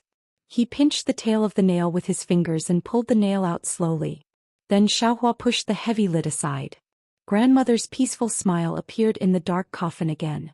Zhang Xiaohua murmured, "Grandmother." Tears flowed down his cheeks, his clothes, and fell into the coffin. The tears that had accumulated over the past few days were like water that broke through the dam. They could no longer be controlled. The people in the room who were surprised by Zhang Xiaohua's strength were also crying secretly at this moment. They were witnessing this tragedy. According to the village's custom, there was a time limit to the burial. If it was too late, it would not be auspicious. It would affect the deceased's rest. So after crying for a while, Everyone looked at the time and stopped. They only wanted to let the old woman pass away peacefully. However, Zhang Xiaohua was sad and no one could persuade him. Some people from the village came to forcefully pull him away, but they did not expect that Xiaohua's strength was so great that several people could not pull him away. Everyone could only look at Guosufei for help. However, although Guosufei was not very sad, it was impossible for her to persuade her son. Just when everyone was at their wits' end, Lu Qian walked out. She walked to Zhang Xiaohua's side and softly called out, "Xiaohua." After calling out 4 or 5 times, Zhang Xiaohua finally reacted and said, "Sister Qian, grandmother is really gone." Lu Qian hugged Zhang Xiaohua's head in her arms. She touched his hair and said, "Xiaohua, do you still remember what you said to me by the river outside the village?" Zhang Xiaohua was still crying and said, "I remember, sister. At that time I knew that grandmother was going to leave me." Lu Qian said, "Yes, Xiaohua. There is no banquet that lasts forever in this world. Everything has an ending. Grandmother has been busy all her life. At this time she finally has time to rest. Look at grandmother's face. She is smiling so happily. She left so happily. We also have to send her off happily.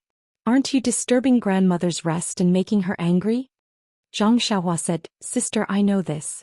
But I won't be able to see grandmother in the future. I don't have a grandmother anymore. I don't want her to leave me." Lu Qian continued, "Then how long are you going to accompany grandmother? Half a day, 1 day, 2 days, or 10 days? Grandmother will be buried in the coffin eventually. You know this. You can accompany her for a while, but how can you accompany her for a lifetime? Come, Xiaohua, quickly get up. Let's send grandmother off properly. Let's send her off on her last journey." Zhang Xiaohua looked at his grandmother's face reluctantly. That familiar face that was engraved in his heart was gradually covered by the darkness and drowned in the pitch-black coffin. He weakly closed his eyes and let the tears roll down his face. He kept asking in his heart, "Why can't grandmother leave me? Why can't we live forever?" Grandpa and Grandma's graveyard was at the back of the village. It was quite a distance away. The villagers carried the coffins and walked in front. The Zhang family walked behind, crying. The villagers also followed to send off this familiar person. The grave had been dug. They carefully put the coffin in and covered it with soil. Not long after, a small new grave was formed. After the villagers who helped saluted and left, only the Zhang family and the Lu family were left in front of the grave. Zhang Kai and Zhang Xiao who carefully repaired grandmother's grave and added a lot of new soil to grandfather's grave. Guosufei and Lu Qian then carefully put away the incense and candles. Everyone stayed in front of grandmother's grave until dusk. Only then did they leave slowly. Chapter 61. The next day Mr. Lu and Butcher Lu left. When Zhang Kai, Zhang Xiaohu and Lu Qian saw them off at the village entrance, Zhang Kai promised to find the patriarch of the Guo family as soon as possible to discuss Mr. Lu's relocation. Mr. Lu said that it wouldn't be too late to talk about it after the Zhang family's matter was settled. Only then did everyone part. The following days were very dull and lonely. Everyone was not used to life without their grandmother. From time to time, they would think of their grandmother and look at their grandmother's hut with tears in their eyes. Zhang Xiaohu and Zhang Xiaohua moved to their grandmother's hut. They were not afraid at night. Their grandmother had left, but there was her scent in the house. This scent only contained love and nostalgia. How could they be afraid? Zhang Xiaolong and Lu Qian lived next to the central room. It was originally used as a bridal chamber and had been renovated from the inside out. Now Zhang Xiaolong was injured and could only lie in bed to be served by Lu Qian. It was already the beginning of March. The spring plowing of the Guozhuang house was already nearing its end. The Zhang family had delayed a lot of progress because of the wedding and funeral. Now it was just the beginning. Zhang Xiaolong could not work, so the others could only work harder. Fortunately, Zhang Xiaohua's strength was not small now. Although it could not last long, it was more than enough to plow the fields. After turning over his small field, he rushed to help Zhang Kai and Zhang Xiaohu. In the end, the 3 of them worked on Zhang Xiaolong's field together. Guosufei and Lu Qian were also busy cooking, washing and taking care of Zhang Xiaolong. Grief was slowly eroded by time in the busyness, leaving only deep thoughts in people's hearts. Perhaps the Misty School's medicine was effective, or perhaps the Zhang family's well water was magical. In short, Zhang Xiaolong's injuries healed rapidly, and his complexion improved day by day. When the spring plowing and planting were almost done, his injuries were almost healed. Fortunately, Zhang Xiaolong was injured and did not go to the veterinarian old Lu. Otherwise, old Lu would be amazed by his medical skills again. When all the seeds in the field were sown, the Zhang family finally heaved a sigh of relief. The busy days were a deliberate avoidance of sadness. Now that they were relaxed, they couldn't help but think a lot. From time to time, the family members would go to their grandmother's grave to take a look. Even their grandfather's grave was unusually clean and tidy. In fact, this person was also strange. Zhang Xiaohua's grandfather had passed away for many years. The Zhang family only took time to visit the grave during the annual sacrificial ceremony. They rarely thought of him. However, the sudden departure of Zhang Xiaohua's grandmother made the family members miss him dearly. However, in Zhang Xiaohua's words, Zhang Xiaohua had never seen Zhang Xiaohua's grandfather. Zhang Xiaohua's grandmother had loved him dearly for more than 10 years. It was inevitable for her to favor one and discriminate against the other. Every time he took the time to visit his grandmother, Zhang Xiaohua felt a sense of remorse and guilt. The feeling of kneeling in front of his grandmother's coffin did not ease because of the passage of time, but became heavier and heavier. Perhaps he was doomed to be unable to return to the carefree rural life before. However, he did not know what to do next. Could the martial arts be learned as long as one left home? The weather had already warmed up, and Zhang Xiaolong's injuries had also recovered. When Lu Qian saw this, she couldn't help but think about the matter of her father's relocation. Thus, she dragged Zhang Xiaolong along to look for Zhang Kai. At this time, Zhang Kai remembered that he still owed his in-laws a thing. During this time, the family's affairs and the field's affairs were related to the survival of the family. He had to do his best, so he forgot about it. However, counting the days, it was not too late. So he quickly prepared a gift and went to find the patriarch with Guo Sufei. It was a matter that was thought to be easy, but it became difficult. The reason was very simple. There were not many literate children in the village. People who came to teach children could not be found. The school in the clan had not been used in recent years, so the school was simply disbanded. The house of the school was also given to the people in the clan to live in. At this time, when Mr. Lu came, there was no place to settle him down, and there were no students to teach. Zhang Kai was speechless. The patriarch was really old and dim-sighted. There was no school in the village, so how could the children be literate? In the past, he was short-sighted and did not let the children learn to read. These few times of contact with Mr. Lu, he was illiterate and did not know much. When they chatted, he felt that he was inferior to others. He deeply regretted that he had scrimped and lived frugally to let the children go to school. This patriarch was really good. He cut off the villagers' thoughts. Even if they wanted to study, they had to go to other villages. This made him even more determined to let Mr. Lu come to the Guozhuang house. Since there was no house, Zhang Kai could only settle for the next best thing. He asked if Mr. Lu could move to the Guozhuang house. He would let Mr. Lu settle his own living arrangements. All the affairs of the Guozhuang house were managed by the patriarch. If someone wanted to move in, they naturally needed the patriarch's approval. If the patriarch did not agree and moved into the village rashly, then life would not be normal. The patriarch had seen Mr. Lu at his grandmother's funeral. He had a deep impression of Mr. Lu's style. If such a person moved to the Guozhuang house, of course, it would be very beneficial to the Guo clan. At least they would not have to worry about finding a teacher in the future. He had no reason to disagree. He even took the initiative to suggest that when Mr. Lu renovated the house, the clan would provide a certain amount of help. Zhang Kai thanked the patriarch on behalf of Mr. Lu and then took his leave. When he came back, he told Zhang Xiaolong and Lu Qian. The two of them were also very happy. In fact, they did not plan to use the schoolhouse.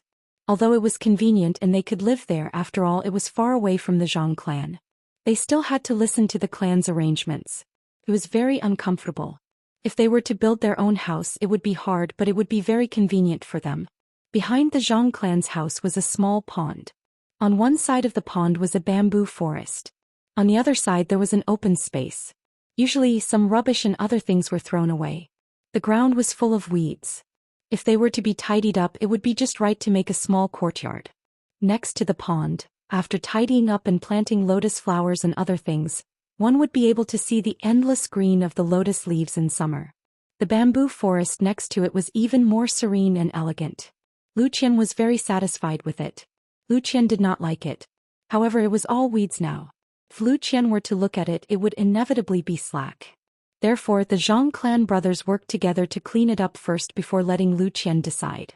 When Lu Qian received the news and came to the Guizhuang house again, the open space had already been cleaned up and the pond had been tidied up. Lu Qian held Zhang Kai's hand. He was so happy that he did not know what to say. The environment was really good. Near the corner of the village there was a bamboo forest and there was a small pond for boating. Although it was not big, it was also poetic. He was very satisfied. After getting Lu Qian's approval, the Zhang clan naturally prepared to start work. Lu Qian paid for the materials needed to build the house. Of course, the Zhang clan contributed. The clan leader also found laborers in the village to help when they were free. The small courtyard and the house were built little by little. At this time there was not much work in the field. It was nothing more than watering and weeding. Therefore most of the people in the Zhang clan were busy at the house. Zhang Xiaolong treated the work as a physical recovery activity. When the house was built he had completely recovered. Zhang Xiaohua was mostly busy in the field. Compared to the work of building the house, the field was relatively easier. Originally, Zhang Xiaolong was supposed to work in the field. However, thinking that Xiaolong and Xiaohua were newlyweds, Zhang Kai still let Xiaohua go. However, Zhang Xiaohua became less and less interested in the work in the field. She just thought about her own matters and the matter of learning martial arts. She just did not know how to speak to the adults. Another person who was depressed was Zhang Xiaohu. Zhang Xiaohu was about the same age as Zhang Xiaolong. He used to be like Zhang Xiaolong. He did not pay attention to the girls around him. Since he saw Lu Yeye, it was like love at first sight. He also had feelings, but he had never had a chance to confess. Looking at Lu Qian and his elder brother happily getting married, he was very envious. Now he finally found a chance to ask Lu Qian first to see if he and Lu Yeye were fated. At this time, Lu Qian was already Zhang Xiaohu's sister-in-law. Of course, she did not have to avoid anything when talking and doing things. She told Lu Yeye's situation to Zhang Xiaohu in full detail.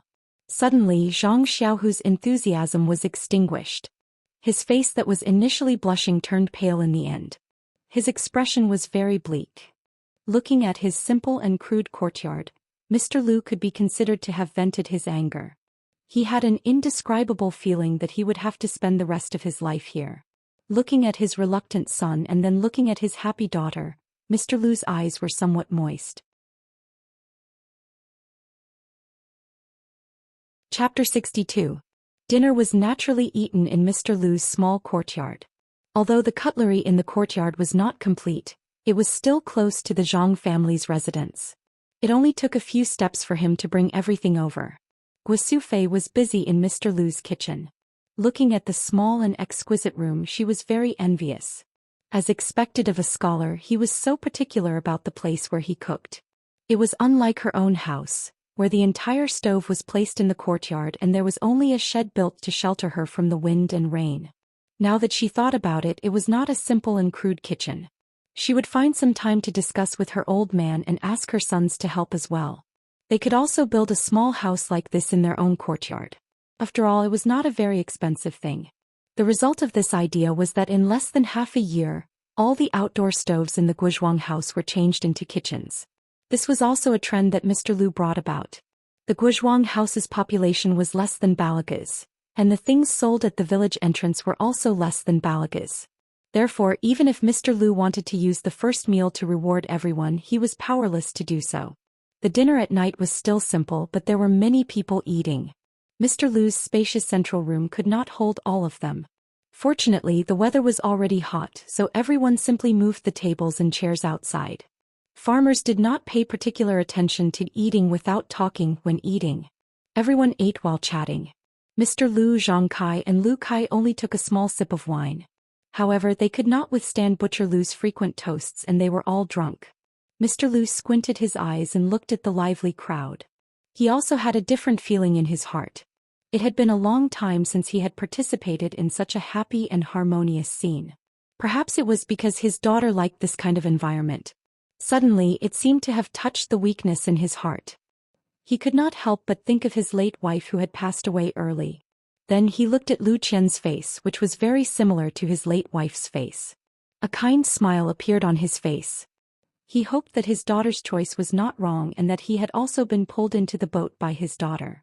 He also hoped that he could change his way of life and accompany them for the rest of his life. After dinner, the night wind was a little cold, so everyone returned to the house. Lu Qian boiled water in the kitchen and made tea for everyone. Mr. Lu tasted the tea and sighed in his heart. There was nothing better than this. To be able to drink this tea every day, he wouldn't mind being a Guizhuang house member for a long time. Lu Kai also took a sip of his tea. Looking at Zhang Xiaolong, he asked with a smile, "Xiaolong, how are your injuries?" Zhang Xiaolong hurriedly said, "Thank you for your concern, big brother. My injuries have healed a long time ago. Now I don't have any problems working in the fields." Lu Tufu also spoke up, "Xiaolong, what happened on the day you married Qian? You didn't explain it clearly at that time. Now tell me about it and let me hear about your adventures." Zhang Xiaolong frowned a little, but he still recounted what happened that day. However, according to Lu Yueming's instructions, he didn't mention his name or the name of the Misty School. Of course, he didn't mention Xueqing's token either. The process sounded simple, but the danger of that day could be heard clearly. When Butcher Lu heard this, he couldn't help but fall silent. Mr. Lu saw that the scene was a little quiet and interrupted. "I heard that the bandits of Shichui Mountain have dispersed. Xiaolong, you can rest assured that they won't come looking for trouble with you." Zhang Xiaolong replied, "Yes, at first I was busy with my grandmother's funeral, so I threw this matter to the back of my mind. Later, when I was free, I was afraid that the bandits would follow the clues of the marriage and come looking for me. It was only later that I heard that they had dispersed that I was relieved." Mr. Lu waved his hand and said, "The bandits of Shichui Mountain are just a motley crew. Without a leader, the monkeys scatter when the tree falls. No one will think about avenging the leader. Moreover, you are just ordinary farmers. They won't have the heart to come looking for you." Lu Kai said, "That's not necessarily true. The bandits of Shichui Mountain have a long history. In the past 10 years, there have been countless groups of people. This time, after dispersing, it won't take long for someone to raise the flag again." Butcher Lu yelled, "So be it. Don't tell me they're looking for us to avenge the previous head of the thieves?" Mr. Lu looked at Zhang Xiaolong. He knew that the Zhang family had the Misty School's token. Their escape from danger this time was probably related to the token. In Jianghu, there were people who helped the weak. When they saw injustice on the road, there were also people who pulled out their swords to help. However, most of them were wise to protect themselves. No one would kill the leader of Shichui Mountain for an unrelated person and offend the power behind Shichui Mountain for no reason. However, Zhang Xiaolong didn't mention this. There must be a reason. Mr. Lu wouldn't expose it. He just said, "The possibility of them looking for us is not big. If they want to take revenge, they will look for the murderer. However, they will also ask questions." Zhang Xiaolong said with a smile, "These are all our guesses. We can't run away because of these. Even if we move, it's hard to guarantee that we won't be found by others. It's better to remain unchanged and live our lives peacefully." Lu Kai applauded and said, "Xiaolong's words are good. By the way, let me ask you. Last time you made that thing in 8 Groove. How did you come up with it? No matter how I think about it, I don't think you can make it." Zhang Xiaolong blushed a little. However, no one saw it under the oil lamp. He said embarrassedly, "Well, I don't know myself. I've never made a poem. That day I was forced to do it. It appeared in my mind for no reason. Maybe it was given by God." Seeing Zhang Xiaolong like this, Lu Kai didn't ask further. At this time, Zhang Xiaohu, who was sitting next to Zhang Xiaolong, suddenly spoke. He asked, "Mr. Lu, do you know where Pingyang City is?" Mr. Lu smiled and said, "Of course I know this. Pingyang City is a big city near Lu Town. It's about 600 miles northeast of Lu Town. Why did you suddenly mention Pingyang City?" Zhang Xiaohu looked at Zhang Kai, who was sitting on the chair and drinking tea to sober up. Then he said something that shocked everyone. "I want to go to Pingyang City." Everyone was stunned. Zhang Kai, who was squinting, also opened his eyes. Zhang Xiaohu looked at Zhang Kai again and continued, "I want to go to Pingyang City to take a look. I've only been to Lu Town since I was young. Even the name Pingyang City is something I heard from others." Zhang Kai seemed to be relieved when he heard this. However, Mr. Lu asked again, "You're just going to take a look?" After some time, Lu Kai will probably have to go out for some matters. There's no harm in you all going to take a look. Zhang Xiaohu gritted his teeth and said firmly, "No, I don't just want to take a look. I want to walk out of this village. I want to change my life. As Xiao Hu wants to walk out of the village. Guosufei and Lu Qian had just finished cleaning up the kitchen and walked in one by one. Guosufei happened to hear Zhang Xiaohu's words and couldn't help but feel that it was strange. When Zhang Xiaohu saw his mother enter the house, he quickly got up and asked her to sit down. Guosufei sat on the chair that Zhang Xiaohu had just sat on. She looked at Zhang Xiaohu and asked curiously, "Xiaohu, why do you suddenly want to go out?" Facing everyone's surprised gazes, Zhang Xiaohu sorted out his thoughts and said, "Father, Mother, I've been thinking a lot recently. I feel that if I live like you, I can only face the earth for the rest of my life and my back to the sky. I'll live off that little bit of land of ours. Every day I'll go from home to the fields and from the fields to home. Maybe in a few years, Mother will find me a wife who also works in the fields. We'll take care of this piece of land together and then have children. We'll teach them how to farm. When I'm old, I'll be buried in the soil behind the village like my grandmother. Wouldn't my life be very boring? I don't want such a monotonous and boring life. I want to live a colorful and interesting life where I can see many people and many things. Only then will I not regret it when I'm old." Everyone was silent for a while. Only Zhang Xiaohua, who was sitting in the corner, had a glint in her eyes. Mr. Lu coughed and glanced at Zhang Kai, saying, "I can roughly understand what's on your mind. When I was young, I also had such a dream. I also tried to realize it. However, when I went out, I realized that everything in the world was beyond my imagination. I encountered many setbacks and realized that some lives were not what I wanted to pursue. Thus, I returned to 8 Mile Valley. However, it wasn't like I didn't gain anything. Qianqian's mother also came back with me." Lu Kai also added, "Father is right. However, without going out and taking a look, how would you know what the outside world is like? How would you know if it's suitable for you? Didn't your son have the same thoughts as Xiao Hu a few years ago? I think that Xiao Hu should go out and take a look. When he sees the cruelty of the outside world, he might come back." Butcher Lu complained, "What's there to see in Pingyang City? Isn't it just Lu Town, which is a few times bigger? It's hard to even find a place to use the toilet. What's the point of going there? I don't recommend Xiao Hu to go there." When Lu Qian heard this, of course she knew the reason why Zhang Xiaohu wanted to go to Pingyang City. However, she was now the daughter-in-law of the Zhang family. Hence she looked at Zhang Kai and Guosufei first. Seeing that both of them were frowning and looking unwilling, she pondered for a while before saying, "Pingyang City is very big and it's also very far from us. However, it's precisely because of this that there are many people. If Xiao Hu goes there, he will definitely meet many people. Who knows, he might even meet a girl that he can hit it off with and bring back for us to see. It's better than here in the remote countryside where you can reach the neighboring villages after a few steps. You can count the number of girls in the surrounding villages with your eyes closed. It's very difficult to pick one." When Zhang Xiaohu saw that Lu Qian had read his mind, he chuckled and did not explain further. At this moment, Zhang Kai and Guosufei's frowns finally relaxed. So this was what their son was thinking. Pingyang City was so far away and Zhang Xiaohu had not been out much. Although he was not young anymore, it was not appropriate for him to go so far away all of a sudden. However, thinking about it, they had spent so much time looking for a suitable wife and still could not find a suitable one. If they had not met Lu Qian, they would not have been able to solve this problem. This Zhang Xiaohu had reached the age of marrying a wife, and this was a big problem for the family. If Zhang Xiaohu could bring back a wife from this trip, wouldn't that be a great thing? At this thought, Zhang Kai was about to agree when he heard another voice. "Please vote for me. Please add it to your collection, thank you." Chapter 63. I want to go too. A voice rang out from the corner. Everyone was stunned again. Zhang Xiaohu turned around and saw that it was Zhang Xiaohua who was sitting in the corner. Guosufei said angrily, "Xiaohua, what are you doing? Your second brother is going to find a wife. You are still young, why are you going to Pingyang City?"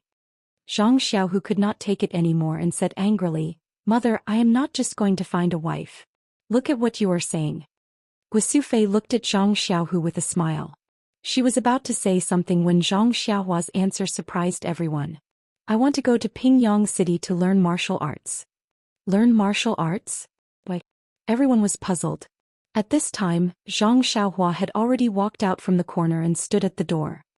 He looked up at his small face and said to everyone, "Actually, since Lu Zhen met sister-in-law, I have been thinking about why we were bullied but had no strength to fight back.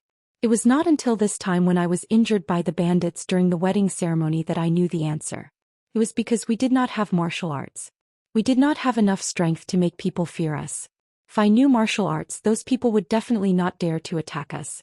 Moreover, didn't Uncle just say that the bandits of Shichui Mountain might come to our door? There is no guarantee that we will always rely on others' protection. Only when we have mastered martial arts can we truly face the bandits. After saying this, Zhang Xiaohua looked back outside. The courtyard was already dark and there were faint stars in the sky. He said again, "Only when I learn martial arts can I protect myself and everyone." After listening to Zhang Xiaohua's words, everyone's reaction was different. Mr. Lu and Lu Kai looked at him in surprise. Last time at the wedding ceremony, Zhang Xiaohua's handwriting had already made them admire it. Now, after listening to his words, they could not help but re-evaluate this young man who had just turned 13. Butcher Lu opened his mouth as if he wanted to say something, but no words came out. Zhang Xiaolong's face was filled with shame, but looking at this younger brother that he had brought up since he was a child, there was a faint pride in his heart. Zhang Xiaohu, on the other hand, had a look of joy on his face. He seemed to have been enlightened and found his direction again. He happily looked at his younger brother who was a head shorter than him. Guosufei and Zhang Kai looked at each other and frowned again. They were not thinking about their own safety but the safety of their son. Only Lu Qian looked calm as if she had expected Zhang Xiaohua's words. It was Mr. Lu who spoke first. He said, "Xiaohua, I think this idea of yours is very correct. However, I've never learned martial arts before, so I can't give you any advice. I only heard that learning martial arts is very difficult, and it's not something that can be learned overnight. Moreover, learning martial arts has a lot of risks. If you're not careful, you'll be injured, and if you're not careful, you'll lose your life. Besides, you're a smart kid. Why don't you learn from me in the future? You'll be able to bring honor to your ancestors if you pass the imperial examinations in the future." Lu Kai also advised, as the old saying goes, the poor study while the rich practice martial arts. Learning martial arts is not something that poor people like us can do. Xiao's handwriting was so good the last time. Learning from my father is also a very healthy path to success. Guosufei and Zhang Kai still did not speak, only frowning. Zhang Xiaohu said, "That's true. Xiaohua, why don't you stay at home to learn your literature? I'll go to Pingyang City to learn martial arts. I'm already grown up now, my parents won't be worried. You're just a kid, how can they let you go so far?" Zhang Xiaohua looked at everyone and asked, "Learning literature can protect one's family from being harassed by mountain bandits? Learning literature can eliminate violence and bring peace to the people?" Everyone was speechless. Zhang Kai asked, "How are you going to learn martial arts in Pingyang City?" Zhang Xiaohua said, "Isn't Hero Wen who saved us in Lu Town at the Misty School in Pingyang City? If I look for him, I might be able to learn some martial arts." Guosufei said, "Xiaohua, you're still young. Can't you go when you're older?" Zhang Xiaohua smiled and said to her mother, "Mother, one's ambition is not determined by age. Moreover, I'm not young anymore. I should be like second brother and find my own path. Otherwise, I won't be able to find a suitable wife." Zhang Xiaohua's words made Guosufei burst out laughing. She said, "You're still so young and you're already thinking about a wife." Zhang Kai thought for a while and said, "Xiaolong Chanqian, you two bring Xiaohu and Xiaohua back to sleep first. Your mother and I will think about it again." Hearing this, Zhang Xiaolong got up and went home with Lu Qian, Zhang Xiaohu and Zhang Xiaohua. Only the 5 adults were left in the main room. Zhang Kai asked Mr. Lu, "What do you think about the matter between the two of them?" Mr. Lu smiled and said, "No matter what the matter is, I still have to congratulate you for having 2 promising children. At such a young age they can worry about family matters and have the courage to face it and think of their own ways. It's really a blessing for you." Zhang Kai was very happy in his heart, but he still waved his hand and said, "These are all children's crazy words. You don't have to take it seriously." Mr. Lu said with a straight face, "I'm not flattering the in-laws. How many children from the countryside have this kind of knowledge and experience, to be able to say such words? However, he is indeed still young and doesn't know the dangers of the outside world. Going out to gain experience is also a good thing. Moreover, there's still Xiaohu. With Xiaohu taking care of him, you can rest assured. When he knows the dangers of the outside world, he will definitely miss the warmth of home. You don't need to say anything, he will come back on his own." Maybe Xiaohu will meet a suitable girl at that time and it's not impossible for them to come back together. Lu Kai interrupted and said, Uncle, I don't think it's a bad thing for Xiaohua to go out. I feel that Xiaohua isn't a simple child. Staying in a small village like ours all day might bury him. Maybe he will have an opportunity when he goes out and can do big things. Zhang Kai smiled bitterly and said, What big things? I don't hope for him to be successful. As long as he marries and has children and lives a stable life, we will be satisfied. The big things are done by the people in town. We, the people in the countryside, only need to take care of the crops. Guosufei was unhappy and said, They are all nobles and generals. I still remember when I gave birth to Xiaohua, the sky was filled with flying flowers. Maybe my son will do big things. However, she then said in puzzlement, But Pingyang City is too far away. Why don't we let him practice martial arts in Lu Town? It's near. When I miss him, I can go and visit him. If it's too far away, it won't be convenient to go. Butcher Lu said, That's right. Isn't there an evil tiger clan in Lu Town? He can go there to practice martial arts. Hearing the words evil tiger clan, Zhang Kai and Guosufei's hearts jumped. Weren't the bodyguards of that evil tyrant from last time also from the evil tiger clan? Looking at them helping the tyrant, they weren't good people. Moreover, they had so many banknotes of unknown origin at home. How could they let Xiaohua go to the evil tiger clan? Guosufei asked Mr. Lu, Then in-law, do you agree with them going? Mr. Lu nodded and said, Yes. We scholars have a saying, Read 10,000 books and you can travel 1,000 miles. Only by going out and broadening your horizons can you truly learn the things in the books. I think it's the same for practicing martial arts. However, in this small mountain village, even the most talented person will be short-sighted. I agree with them going out. Lu Kai also nodded with a smile and said, I've been to Pingyang City before. The most I'll bring them there. However, this doesn't seem to be in line with their original intention. I'll tell them the details later. Xiaohu is all grown up. There won't be any problems. Butcher Lu said, Why go? It's so relaxing to stay at home. I don't agree. Zhang Kai and Guosufei looked at each other and said, Let's think about this again and come up with a suitable solution. Then the few of them chatted for a while. Seeing that it was getting late, they bid farewell and went home. At night, Guosufei and Zhang Kai also discussed for half the night. They only went to sleep when the sun was about to rise. Butcher Lu and Lu Kai could not stay in the Guozhuang house for too long. After breakfast, they hurriedly bid farewell. Before leaving, Lu Kai told Zhang Xiaohu and Zhang Xiaohua about the route to Pingyang City and the things to take note of in detail. Both of them memorized it carefully. Looking at Lu Kai's expression, they could tell that their parents had been convinced last night. Both of them could not help but smile. After sending Butcher Lu and Lu Kai off, Zhang Xiaohu and Zhang Xiaohua were preparing to go to work in the fields. Only then did they realize that if both of them left, what would happen to the family's fields? Zhang Xiaohu and Zhang Xiaohua seemed to have noticed something. Zhang Xiaolong and Lu Qian, who were walking together, seemed to know what they were thinking. Zhang Xiaolong said, The two of you can go ahead and see the outside world. As for the family's fields, I've already discussed it with your sister-in-law last night. After he finished speaking, he took out a banknote from his chest and handed it to Zhang Xiaohu, saying, This is a bit of my savings. Uncle doesn't have anything to give you when you're outside. Take this in case you need it. Zhang Xiaohu still didn't dare to take it. He turned his head to look at Zhang Kai and Guosufei. Zhang Kai said, In-law, there's no need for this. The money has already been given to Little Tiger. Should be enough to spend. We appreciate your kindness, but you should take the banknote. Mr. Lu chuckled and said, In-law, it seems that you still treat me as an outsider. I'll be living with you from now on. Why do you still treat me as an outsider? I have no use for this banknote. It's better to give it to Little Tiger and let them take it.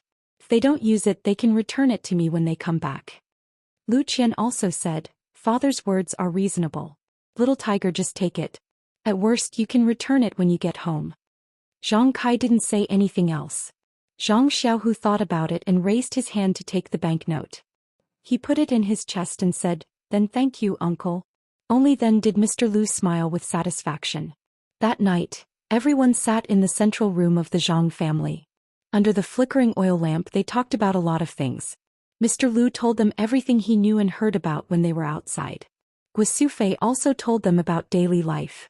She told them so many things that Zhang Xiaohu and Zhang Xiaohua had calluses on their ears. It wasn't until everyone was yawning that they dispersed. In her grandmother's house, Zhang Xiaohua talked about her grandmother and slowly fell asleep. On the other hand, Zhang Xiaohu tossed and turned in bed, unable to fall asleep. He originally didn't have any motive for going to Pingyang City. It was only because he felt that he was lacking in the matter of Lu Yeye that he wanted to explore the outside world and find his own path. After being disturbed by Zhang Xiaohua, he felt that practicing martial arts was a bright path. However, he didn't have a clear idea of how to do it. His family members had never been on a long journey and naturally didn't know. Mr. Lu and Lu Kai were both literate and didn't have any opinions on this aspect. Other than the bandits of Shichui Mountain and the evil tiger gang, there was no one else he could ask about. Zhang Xiaohua naturally could sleep soundly. He had to consider it carefully.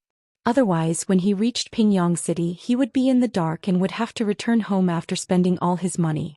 Suddenly he quivered. Could it be that his father and mother had the same idea?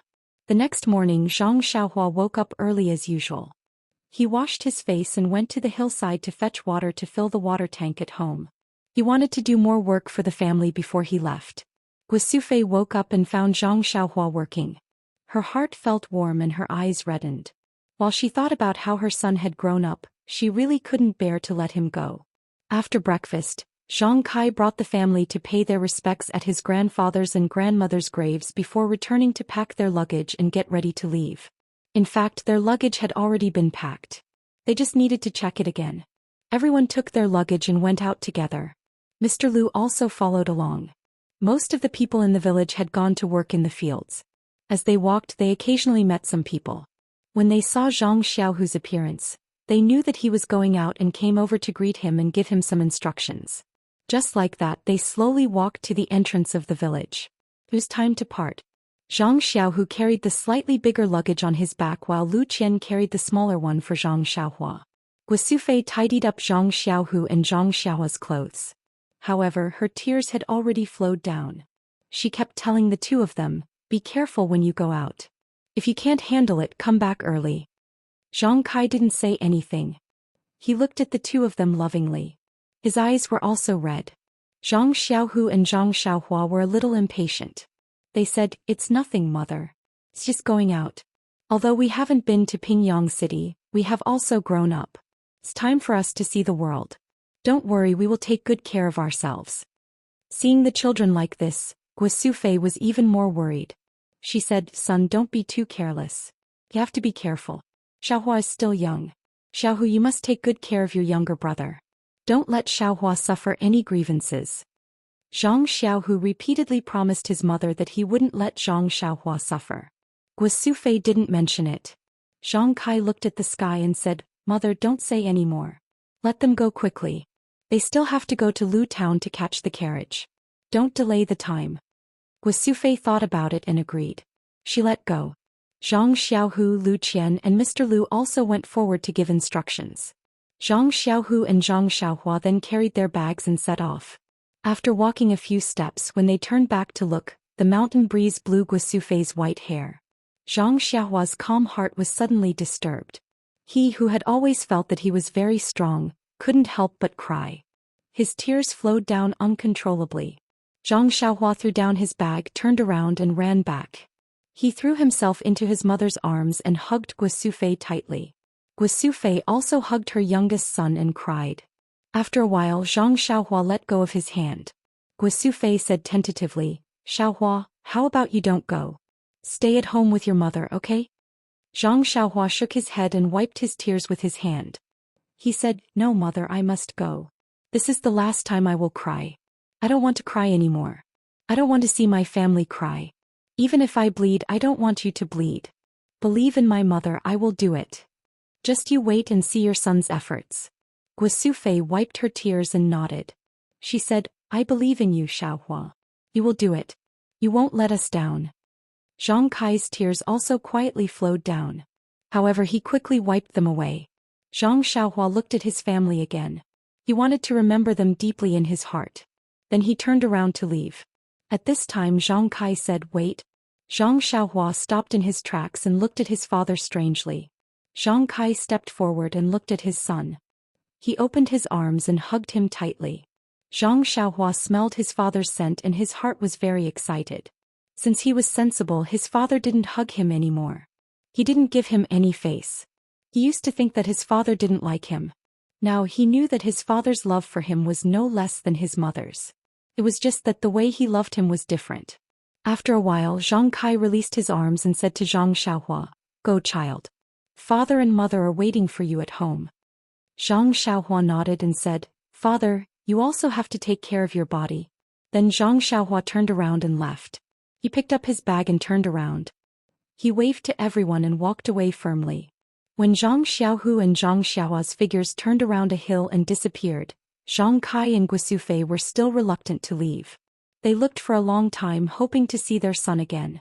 However, they were disappointed. The familiar figure didn't appear again. Guisufei asked Zhang Kai, "Child's father, do you think the children will suffer outside?" Zhang Kai said, "Don't worry. When they go out and suffer, they will come back. Maybe soon they will just go out and play." Unfortunately, they didn't know that Zhang Xiaohua's step was not a simple step out of the mountain village. It was a big step that affected the entire Jianghu. Chapter 65. It was already the middle of April and the weather was obviously hot. Zhang Xiaohu and Zhang Xiaohua were already drenched in sweat after walking for a while. At first, both of them were thinking about their families and did not speak much. They were very quiet throughout the journey. After walking for a long time, their moods were slightly relaxed. Looking at the bright and beautiful scenery, their state of mind gradually became more open. More smiles appeared on their faces and they became more talkative.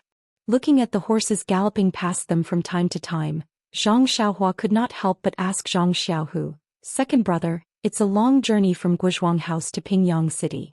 How long will it take for us to walk there?" Zhang Xiaohu looked at Zhang Xiaohua and smiled, saying, "That's a distance of a few hundred miles. If we walk on foot, it will take at least 70 to 80 days.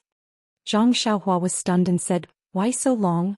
Won't it be cold by the time we reach Pingyang City?" Zhang Xiaohu said, "Of course we can't walk on our own. Didn't you hear what Mr. Lu said? There are horse carriages from Lu Town to Pingyang City. When we reach Lu Town, we will first find a horse carriage to Pingyang City and pay them. Otherwise, it will really be cold by the time we reach Pingyang City. Our clothes are also not good enough, not to mention the shoes on our feet." "I know that you didn't listen carefully when Mr. Lu said it." Zhang Xiaohua blushed and muttered, "I don't know when Mr. Lu said it. Why didn't I know?" The two of them talked as they walked and did not feel lonely. By noon, they had already reached Lu Town. It was Zhang Xiaohua's first time in Lu Town since the new year. Looking at the bustling streets, his mind was filled with thoughts. He did not know why, but he was a little distracted. His state of mind was empty and there was a slight twinkle in his eyes. The events that happened in the past half a year flashed through his mind like a revolving lantern. His originally tender heart gradually matured and his youthful immaturity gradually faded. Zhang Xiaohu walked a few steps and saw that Zhang Xiaohua didn't follow. He turned around and patted him on the shoulder. "What are you standing there for? It's not your first time here. It won't be too late for you to stare blankly when we reach Pingyang City." This slap woke Zhang Xiaohua up. He laughed at himself and said, "I haven't been here for a long time, so I missed it. I don't know how those two bullies are doing. I don't think I'll run into them." Zhang Xiaohu carefully looked left and right, saying, "Who knows? This Lu Town is only the size of a palm, so it's very likely that we'll encounter it." Zhang Xiaohua looked at Zhang Xiaohu's expression and said, "It's all right, second brother. Don't worry. Even if we meet them, they may not be able to recognize us. After all, their attention is on eldest sister-in-law and hero Wen." Zhang Xiaohu also felt that he was making a mountain out of a molehill by being so careful. However, he still said, "There's nothing wrong with being careful. Let's hurry and find a carriage. The earlier we leave, the safer we'll be." They asked someone by the roadside for the location of the carriage. The two of them hurried to the Biao Cheat carriage, which was located in the west of Lu Town. After asking the people there carefully, they found out that the carriages in the morning had already left. The last carriage would leave in an hour. Zhang Xiaohu hurriedly asked for the price and booked 2 seats. Only then did he feel relieved. Although the price of a few taels of silver made his heart ache, he still took out his money pouch from his waist and paid carefully. The two of them didn't dare to walk far. They opened their bags under a tree at the side and took out some dry food prepared by their mother. They hurriedly ate to fill their stomachs and asked for some water from the carriage. Therefore she smiled and nodded. She stood up and changed seats with him. The scholar happily cupped his hands and sat down. After everyone was seated, the carriage company's staff opened the curtain and invited a strong man with a saber hanging from his waist to sit in the last seat. The carriage company's staff said to Zhang Xiaohua and the others, "This gentleman is our carriage company's Master Wang. He is responsible for the safety of everyone during the journey. If you have anything to say, feel free to tell him." The strong man cupped his hands towards everyone and said, "This one is Wang Qixing. Please take care of me during the journey." Then an old man with a slightly hunched back and a face full of wrinkles came out from behind the carriage company's staff. He held a long whip in his hand and smiled at everyone, saying, "This old man is the coachman. I wish everyone a safe journey." After saying that, he didn't say anything else and left with a flick of his whip. The carriage company's staff smiled and said, "This Master Wang has such a temper. Please don't take offense. Have a safe journey." After saying that, he put down the curtain and the carriage slowly moved. Zhang Xiaohua looked through the curtain that was lifted by the wind and looked at the receding ground. She felt that the carriage was getting faster and faster. She knew that she was getting further and further away from home. Her previous life was far away. What about the future? He was at a loss. Although she had already left home during the journey from Guozhuang House to Lu Town in the morning, she still felt that she was in her own circle of life. Once the carriage moved, she would be going to a strange world. The feeling in her heart was different and she couldn't help but feel a little blurred. However, Zhang Xiaohua kept encouraging herself in her heart. She had already said in front of her mother that this was the last time she would cry. She couldn't be a child anymore and couldn't cry. Zhang Xiaohu seemed to see the clear changes in his younger brother. He reached out and held his hand. He smiled and didn't say anything. However, Zhang Xiaohua could read the content in his eyes and her heart calmed down. Although the familiarity and peace in her heart were getting further and further away as the carriage sped along, Zhang Xiaohua also had a trace of expectation. Her heart that had just matured was becoming more and more complete. Then what was waiting for her in front? Because they weren't familiar with each other, they didn't talk along the way. Zhang Xiaohua, who was leaning against Zhang Xiaohua, didn't know what to say to Zhang Xiaohua. He just held his hand. However, as the carriage jolted along, he didn't sleep well last night and slowly closed his eyes. His body leaned against the small square table and he fell asleep. Zhang Xiaohua pulled her hand out of second older brother's hand. She wondered if she should cover him with something. However, the afternoon weather was still very hot. There was only a slight breeze coming in through the window, so she didn't think about it. The driver of the carriage seemed to be very skilled. He was able to control the two horses very well.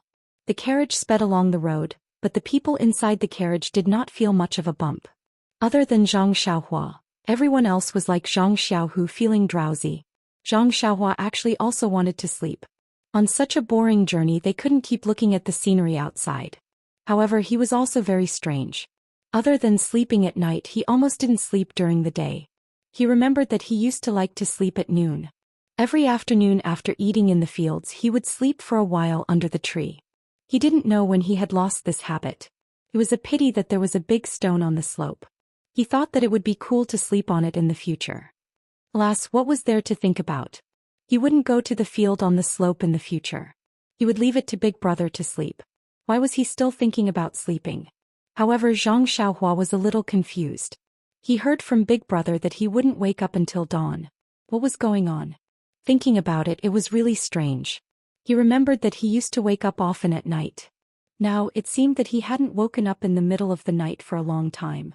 Was it because he slept too much? Moreover, there was also that dream. It was really strange. It was the same dream every day. Zhang Xiaohua couldn't help shaking his head as he thought about it. He couldn't understand. Right, and his strength was really not small now. Although he didn't compete with Big Brother and Second Brother in strength, he was definitely not smaller than them. He was happy just thinking about it. He was only 13 years old. When he was the same age as his brothers, his strength would definitely be greater. It would be better to help Daddy work. Alas, why did I think about working again? It was better to learn martial arts. Protecting the safety of my family was the most important thing. Just as Zhang Xiaohua was thinking about it, the carriage ran for an afternoon. When it was dark, the speed of the carriage slowed down slightly.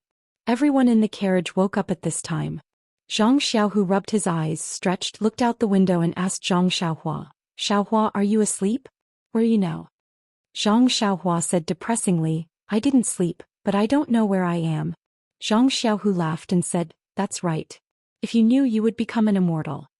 At this time, the scholar sitting next to Zhang Xiaohu said, "We're almost at Bao Town. It's a town the same size as our Lu town."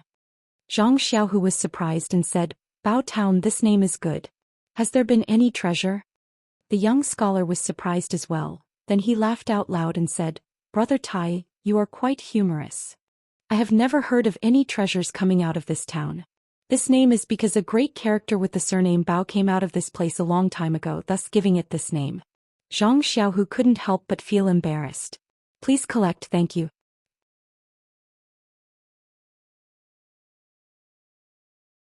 Chapter 66. Even though they were already close to Treasure Town, the sky was already dark by the time they reached it. The horse carriage stopped in front of a horse carriage shop and the guard jumped off the carriage first. While Zhang Xiaohua and Lu Kai were still confused about what was going on, the rest of the people in the carriage also alighted. The young scholar saw that the two of them were still in the carriage and said with a smile, "Since you're not alighting from the carriage for a meal and a place to stay, are you going to spend the night in the carriage?" Zhang Xiaohua was stunned and asked, "Aren't we going to run all the way to Pingyang City? Why do we still need a meal and a place to stay?" The scholar smiled and said, "Even if we don't need to rest, the horses that pull us have to rest as well. Otherwise, the horses will die of exhaustion before we reach Pingyang City. Moreover, it's very dangerous to travel at night. Unless there's an emergency, no one will travel at night. This gallop horse carriage shop has branches in every town. The route they take and the time they use are all fixed. We'll be resting here today, quickly alight." Zhang Xiaohua and Lu Kai finally understood. They secretly blamed Mr. Lu and Lu Kai for not explaining things clearly and making a fool of themselves. When the two of them alighted from the carriage and walked into the shop, the rest of the people had already found their seats and asked the waiter to prepare the food. Zhang Xiaohua and Lu Kai were just about to find a seat when they saw the scholar waving at them from a corner. The two of them looked at each other and walked over. When the two of them sat down, the scholar poured 2 cups of water for them and said, "Thank you for giving up your seat in the afternoon. I'll be the host tonight and treat the two of you to dinner. How about it?" Zhang Xiaohua waved her hand and said, "It's okay, it's just giving up your seat. It's not a big deal. Don't stand on ceremony. Let's eat separately." Seeing that the two of them did not agree, the scholar did not insist. He called the waiter over and ordered his own food. Zhang Xiaohua and the rest had never been to a restaurant before. However, Mr. Lu had already instructed them beforehand and they knew the general situation. They ordered some simple staples and looked at the price. Even though it was not very expensive, they still felt a little sorry for their money. While waiting for their meal, the scholar and Zhang Xiaohua and Lu Kai chatted for a while. They found out that the scholar was called Li Jinfeng and was a student from a certain academy in Pingyang City. He went there to study. When Zhang Xiaohua asked about the Misty School, Li Jinfeng had heard of it before. He also knew that the Misty School was very influential in Pingyang City. However, he was not too sure about the exact location. Looking at Zhang Xiaohua's disappointed look, Li Jinfeng patted his chest and promised that he would help them find out about the Misty School when they reached Pingyang City. Only then did Zhang Xiaohua feel happy. After the meal, there were ready-made guest rooms and shared beds at the back of the carriage. The prices were different. Zhang Xiaohua and Zhang Xiaohu naturally chose the cheapest shared bed. The rest did not see them. They had probably found a quiet guest room. The bedding and other things in the shared bed were not very clean and the smell was very unpleasant. There were already many people snoring inside. However, these were not things that Zhang Xiaohua could be picky about. He was indeed tired and fell asleep as soon as he lay on the bed. Only Zhang Xiaohu was left to pack carefully before lying down to sleep. Pingyang City, in the meeting hall of the Misty School. Large candles the size of children's arms lit up the entire hall as if it was daytime. Peng sat majestically on the chair in the middle. "Qingyue, while we are away, you will temporarily take over the sect's affairs. We will leave your uncle Master Hu here. If there are any questions, we will ask him." Zhang Qingyue lowered his head and agreed. Peng turned to Boss Hu and said, "Big brother, how about you stay here and watch over the rear for us?" Boss Hu laughed heartily and said, Alright, these old bones of mine should also rest. Then Peng stood up and said to everyone, alright, since everything has been arranged, let's issue the order. We will now begin the attack on the Luobook sect. Once we take Luo Shui, our Misty School will be able to join the ranks of the top sections. After saying this, he waved his hand and everyone in the meeting hall began to get busy.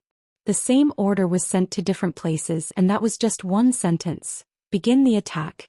Then Peng smiled and said to his fellow disciples and second-generation disciples, let's go. We will also take a look at the Luo Shui sect's trump card. Let's see what they have to resist the Misty School. After saying this, he led the way out of the meeting hall. In the square outside the meeting hall, horses had already been prepared. Everyone followed Peng onto the horses and under Peng's lead, the group set off under the cover of the night. In Bao Town's galloping horse carriage, everyone who had been on the move all day was sleeping soundly. The sound of snoring rose and fell one after another. It was a spectacular sight. Suddenly, in the silent night sky, there was the sound of scolding weapons clashing, and the faint sound of fists and feet hitting each other. The group of people who had been disturbed from their good sleep were very angry. Their sleepy eyes hadn't even opened the window when someone with a fiery temper started to curse. That little bastard is so restless. He actually dares to disturb our sleep. Does he not want to live anymore? This curse was very loud in the night sky and traveled very far. Zhang Xiaohu was also startled awake. Before he could sit up, he heard a so sound followed by a ping sound. Something was nailed to a pillar in the room. Everyone used the bright moonlight to take a closer look. It turned out that an arrow had been shot in through the window. Everyone quivered and no longer felt sleepy. At this time a shout came from outside, the brothers of the evil tiger sect are doing something here. Those who have nothing to do with it don't interfere. Those who should sleep, sleep. Those who don't sleep, shut your stinky mouths. In an instant many people quickly covered their mouths. Their eyes were filled with fear. The sound of fighting continued outside. In the end, everyone couldn't hold back their curiosity. Some people secretly leaned on the windowsill and stuck half of their heads out. Some people looked through the hole in the wall and saw the scene outside. On the street outside there were two groups of people fighting. Some had weapons, some were barehanded. The fight was very intense. From time to time screams could be heard. Although there was moonlight, it wasn't very clear. After fighting for a while, perhaps because one side couldn't hold on, someone whistled. The group of people scattered and fled the street.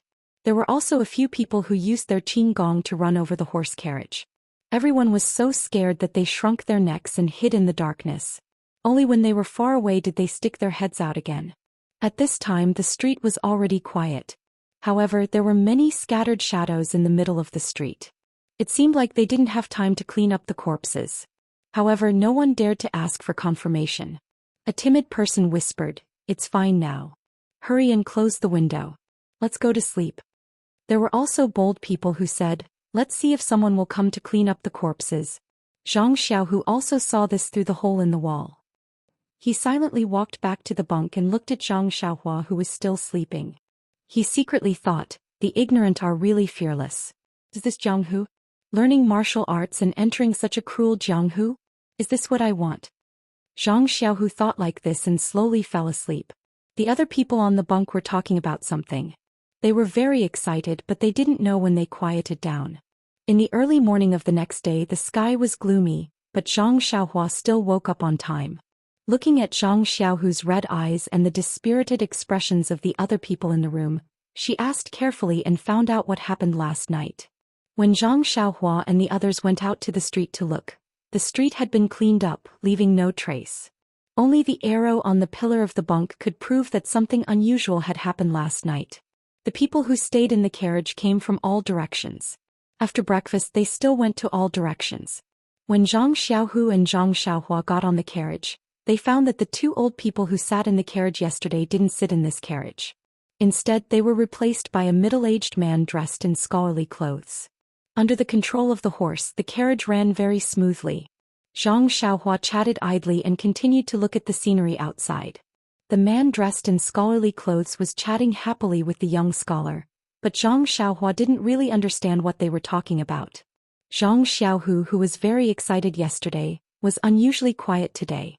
Zhang Xiaohua thought that second brother didn't sleep well last night. In fact, Zhang Xiaohu was thinking about everything that he saw last night, thinking about his and Zhang Xiaohua's future.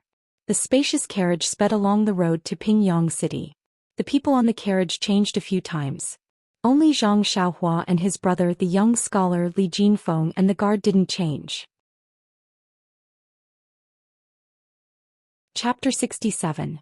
When the carriage started moving again, two people boarded it. One of them was a young man dressed in a brocade robe with a folding fan in his hand. He looked very dashing. The other was a plump young man with his small eyes darting around. Obviously, the two of them did not know each other and found their own seats. It seemed that birds of a feather flocked together. Not long after the carriage started moving, the young scholar Li Jinfeng started chatting with the young man in brocade robe. The people around them also knew that the young man's surname was Shangguan and his given name was Yun. He came from Su Town. However, they did not know each other well and did not tell him why they were going to Pingyang City. Shangguan Yun seemed to be very arrogant. He only talked to Li Jinfeng and ignored Zhang Xiaohua and the rest. Sometimes he would even frown when he saw Zhang Xiaohua. Zhang Xiaohu might be thinking about something and did not notice it. However, Zhang Xiaohua saw it clearly. Zhang Xiaohua was also very puzzled. He even lowered his head to look at his own clothes and his second brother's clothes. There was nothing special about them. They were all new clothes that their mother had made for them before they left. This made Zhang Xiaohua very confused. In fact, Zhang Xiaohua did not understand. From his and Zhang Xiaohu's clothes and manners, anyone with a little bit of knowledge could tell that they came from the countryside. It was probably their first time traveling. At first, the few people who came before them were from ordinary families. Although they looked down on them, they did not show it on their faces. As for Li Jinfeng, a scholar, he was particular about self-restraint and would not show it on his face. However, Shangguan Yun was different. He came from a rich family. Although he was not a foppish playboy, the servants in his family dressed better and behaved better than Zhang Xiaohua and the rest. This time, he did not use his own carriage and took the carriage of the horse and carriage company to gain experience. As soon as he got on the carriage, he saw two people who were obviously from the countryside sitting in front of him. Naturally, he would show his impatience. In fact, it was not out of malice, but it made Zhang Xiaohua confused. Fatty, who was sitting at the side, saw Shangguan Yun's expression and also looked in the direction of Zhang Xiaohua. He pursed his lips and narrowed his eyes. It was unknown who he was pursing his lips for. However, seeing that he wanted to interrupt a few times to talk to Shangguan Yun, his face was probably mostly for Zhang Xiaohua. Shangguan Yun chatted with Li Jinfeng for a while and suddenly asked, "Brother Li, you have been studying in Pingyang City for a long time. Do you know of the Lotus Escort Agency?" Li Jinfeng was stunned and said, "I do. Almost everyone in Pingyang City knows of this escort agency. It is located in the west of Pingyang City and occupies a large area. It is said that it is very powerful and has opened many strongholds in the Yu Nation. Brother Shangguan, why did you suddenly mention the Lotus Escort Agency? Could it be that you have business to take care of?" At this moment, Fatty at the side finally found a chance to interrupt. He cupped his hands and said, "May I ask if young Master Shangguan is also going to take the exam for the Lotus Escort Agency?" Shangguan Yun looked at Fatty in surprise and asked, "May I ask, are you going as well?" That Fatty said, "I am Yulun. I am heading to the Lotus Escort Agency." Shangguan Yun smiled and said, "I didn't expect that there would be a comrade beside me. Sorry for the disrespect. However, I wonder if brother Yu has been to the Lotus Escort Agency before?" Yulun said, "I have been to Pingyang City before. Unfortunately, I was busy playing and didn't have the chance to go there."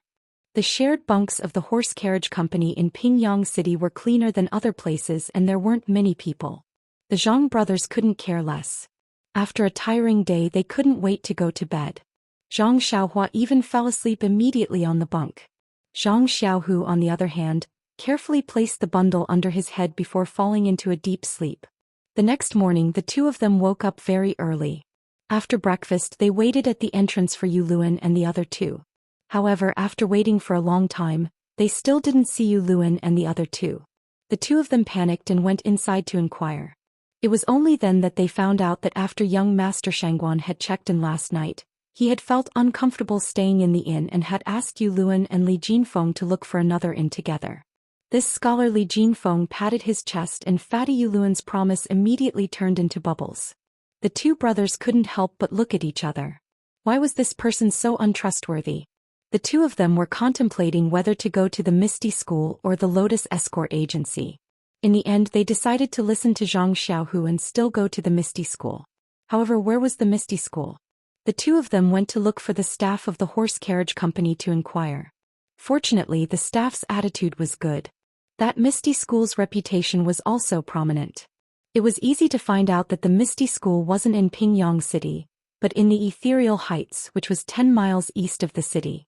This horse carriage company was in the northwest corner of Pingyang City. They needed to pass through Pingyang City and exit from the east gate.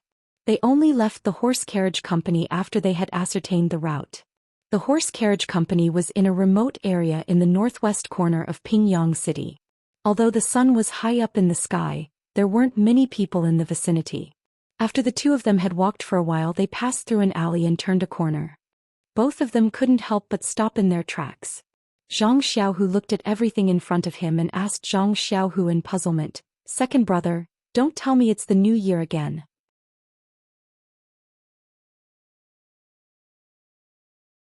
Chapter 68. In front of the Zhang brothers was a wide road that was 2 to 3 times wider than the streets of Lu Town. Countless shops lined the sides of the road and the streets were bustling with activity. The sound of hawking was incessant and it was extremely lively. It was practically a replica of the streets of Lu Town during the New Year. It was no wonder that the Zhang brothers misunderstood. They had never seen such a scene on a normal day. Zhang Xiaohu scratched his head and said, "It's already a hot day. Where did the New Year come from?" Zhang Xiaohua also smiled and said, "That's right. This Pingyang City is really lively. If we didn't come and take a look, we wouldn't have known." Although the things in front of them were very fresh, the two of them had been out for a few days and knew that they had not seen much in the past. Many things were kept in mind and they slowly digested and accepted. They had gotten used to such a lively scene after a while. Actually, Zhang Xiaohua did not realize it himself. The speed at which he accepted new things from the outside world and his vision had slowly surpassed that of a 13-year-old child. Perhaps this was maturity. After all, Zhang Xiaohu was old. He had heard about the prosperity of the outside world from others. He had also imagined it in his heart in the past, but it was all based on Lu Town. Although what he had seen today was bigger than what he had expected, he was still able to accept it very quickly. The two of them walked among the crowd curiously, looking here and there from time to time. At first they were still a little reserved. However, they soon realized that although many of these people were dressed in bright clothes, there were also many who were dressed plainly like them. The crowd's gaze did not linger on them for too long. Even the shop assistants at the shops along the street were attentively inviting them. Hence they soon relaxed. However, after walking for a short while, the two of them were stunned again. They were lost and did not know where to go. It was as if they had long deviated from the route that the carriage assistants had given them. Since they were lost, they naturally had to ask someone for directions. The two of them wondered who they should ask. At this time, a young man came from behind and squeezed between the two of them, saying as he walked, excuse me. When Zhang Xiaohua heard this, he casually turned sideways to let the person pass. However, when the person passed by, he suddenly reached out and touched Zhang Xiaohu's waist. He immediately took Zhang Xiaohu's small money bag. At this time, Zhang Xiaohu was still looking around, looking for the person who asked for directions. Zhang Xiaohua's senses were very sensitive now. He saw this situation from the corner of his eye and quickly stepped forward to block the person. He raised his hand and grabbed the person's wrist that was holding the money bag. He said sternly, "What are you doing?" The young man's age and height were about the same as Zhang Xiaohu's. Looking at the child who was a head shorter than him and the hand that grabbed his wrist, he said casually, "Nothing." Zhang Xiaohua asked, "Then why are you holding my second brother's money pouch?" The young man sneered and said, "How is this your family's money pouch? It's obviously in my hands. It's mine." After saying this, he forcefully shook off Zhang Xiaohua's hand and tried to pull his hand away. How could Zhang Xiaohua let him do as he wished? He exerted a little force on his hand. "Ouch, ouch." The young man immediately cried out and begged for mercy. "Young master, please have mercy. Be gentle, be gentle. My wrist is going to break." Zhang Xiaohu also noticed the abnormality. He snatched his money pouch from the man's hand and opened it to see if there was any money missing. Seeing that her second brother had taken the money pouch, Zhang Xiaohua naturally let go of her hand. At this time a few people ran from behind and passed by Zhang Xiaohu and Zhang Xiaohua, bumping into them. Zhang Xiaohua couldn't help but be puzzled. Why were these people so reckless? What was so urgent? But when they ran over, Zhang Xiaohua was stunned. The people who had stolen the money pouch just now were gone. The Zhang brothers looked at each other again. It seemed that the people behind them were in cahoots with the thief in front of them. They carefully checked again. Fortunately, they didn't lose anything, so the two didn't take it to heart. But because of this, they developed a sense of distrust towards the people here. Even when they asked for directions, they found a very friendly-looking old granny. After asking for directions, the two brothers continued to move forward. This Pingyang city was really big. After walking for the time it took for a stick of incense to burn, they still hadn't reached the east gate. The two of them weren't tired, but the weather was too hot and crowded. Both of them were thirsty. When they reached a corner, they happened to see a shed selling herbal tea by the roadside. It was a big bowl of thirst-quenching herbal tea that cost 1 copper coin. The two of them were overjoyed. They hurried over and drank a big bowl each. After paying the bill, they asked for directions in detail. The two of them were about to leave when suddenly, Zhang Xiaohua pulled Zhang Xiaohu back. She pointed to a person in front and said in a low voice, "Second brother, look at that person in front. Is he the one who stole our money pouch just now?" Zhang Xiaohu looked carefully and shook his head, saying, "I can't see clearly. When the money pouch was stolen just now, I didn't pay attention either. I didn't see what the person looked like and was taken away." Zhang Xiaohua said with certainty, "There should be no mistake. It's him." Zhang Xiaohu was a little doubtful. "Are you sure? Don't accuse him wrongly. Besides, we don't have any evidence now. There's no way we can catch him." Zhang Xiaohua smiled and said, "Second brother, why are you looking at him? He's staring at the girl's money pouch in front of him." Zhang Xiaohu looked again. Indeed, a girl was walking in front of the young man. She was holding a pot of unknown flowers in her hands, and a small emerald green money pouch on her waist swayed continuously as the girl walked. Wasn't the young man staring at the money pouch? As he looked, the young man quickened his pace. Zhang Xiaohua hurriedly threw the small bundle in her hands to Zhang Xiaohu and said, "Help me hold it, second brother. Watch how I catch the thief." At this time the young thief had already run to the girl's side. He stretched out his hand and grabbed the money bag in his hand. Then he ran away. The girl also felt it and shouted anxiously, "My money bag, you hateful thief!" However, she was holding the flower pot in her hands. How could she chase after him? She could only stomp her feet and secretly say, "I'll let you hold it first. Later I'll let third uncle take care of you." The girl was vexed. Zhang Xiaohua, who was brave for justice, rushed over and said, "Wait a moment. I'll help you get it back." After saying that, she chased after the thief's back. While running, she shouted, "Catch the thief who stole something." When the thief heard someone shouting, he turned around and saw that it was the person who grabbed his wrist. Thinking about the bruise on his wrist, he immediately quickened his pace, wanting to get rid of Zhang Xiaohua's pursuit. In the thief's mind, Zhang Xiaohua was just a little brat. Although he was strong, he could run faster than an adult. It wouldn't take long for him to run away. However, Zhang Xiaohua was the exception. After chasing him for a few streets, the thief was a little tired. When he looked back, he saw that Zhang Xiaohua was still chasing him. The distance between them was getting closer and closer. Then he looked around and saw that because he ran far away, his brothers who were covering for him didn't come over. The thief couldn't help but feel a little guilty. He rolled his eyes and threw the money pouch in his hand into an alley. Then he ran in the opposite direction. Zhang Xiaohua chased him to this place and had to pick up the money pouch first. When he came back, the thief had already disappeared into the alley.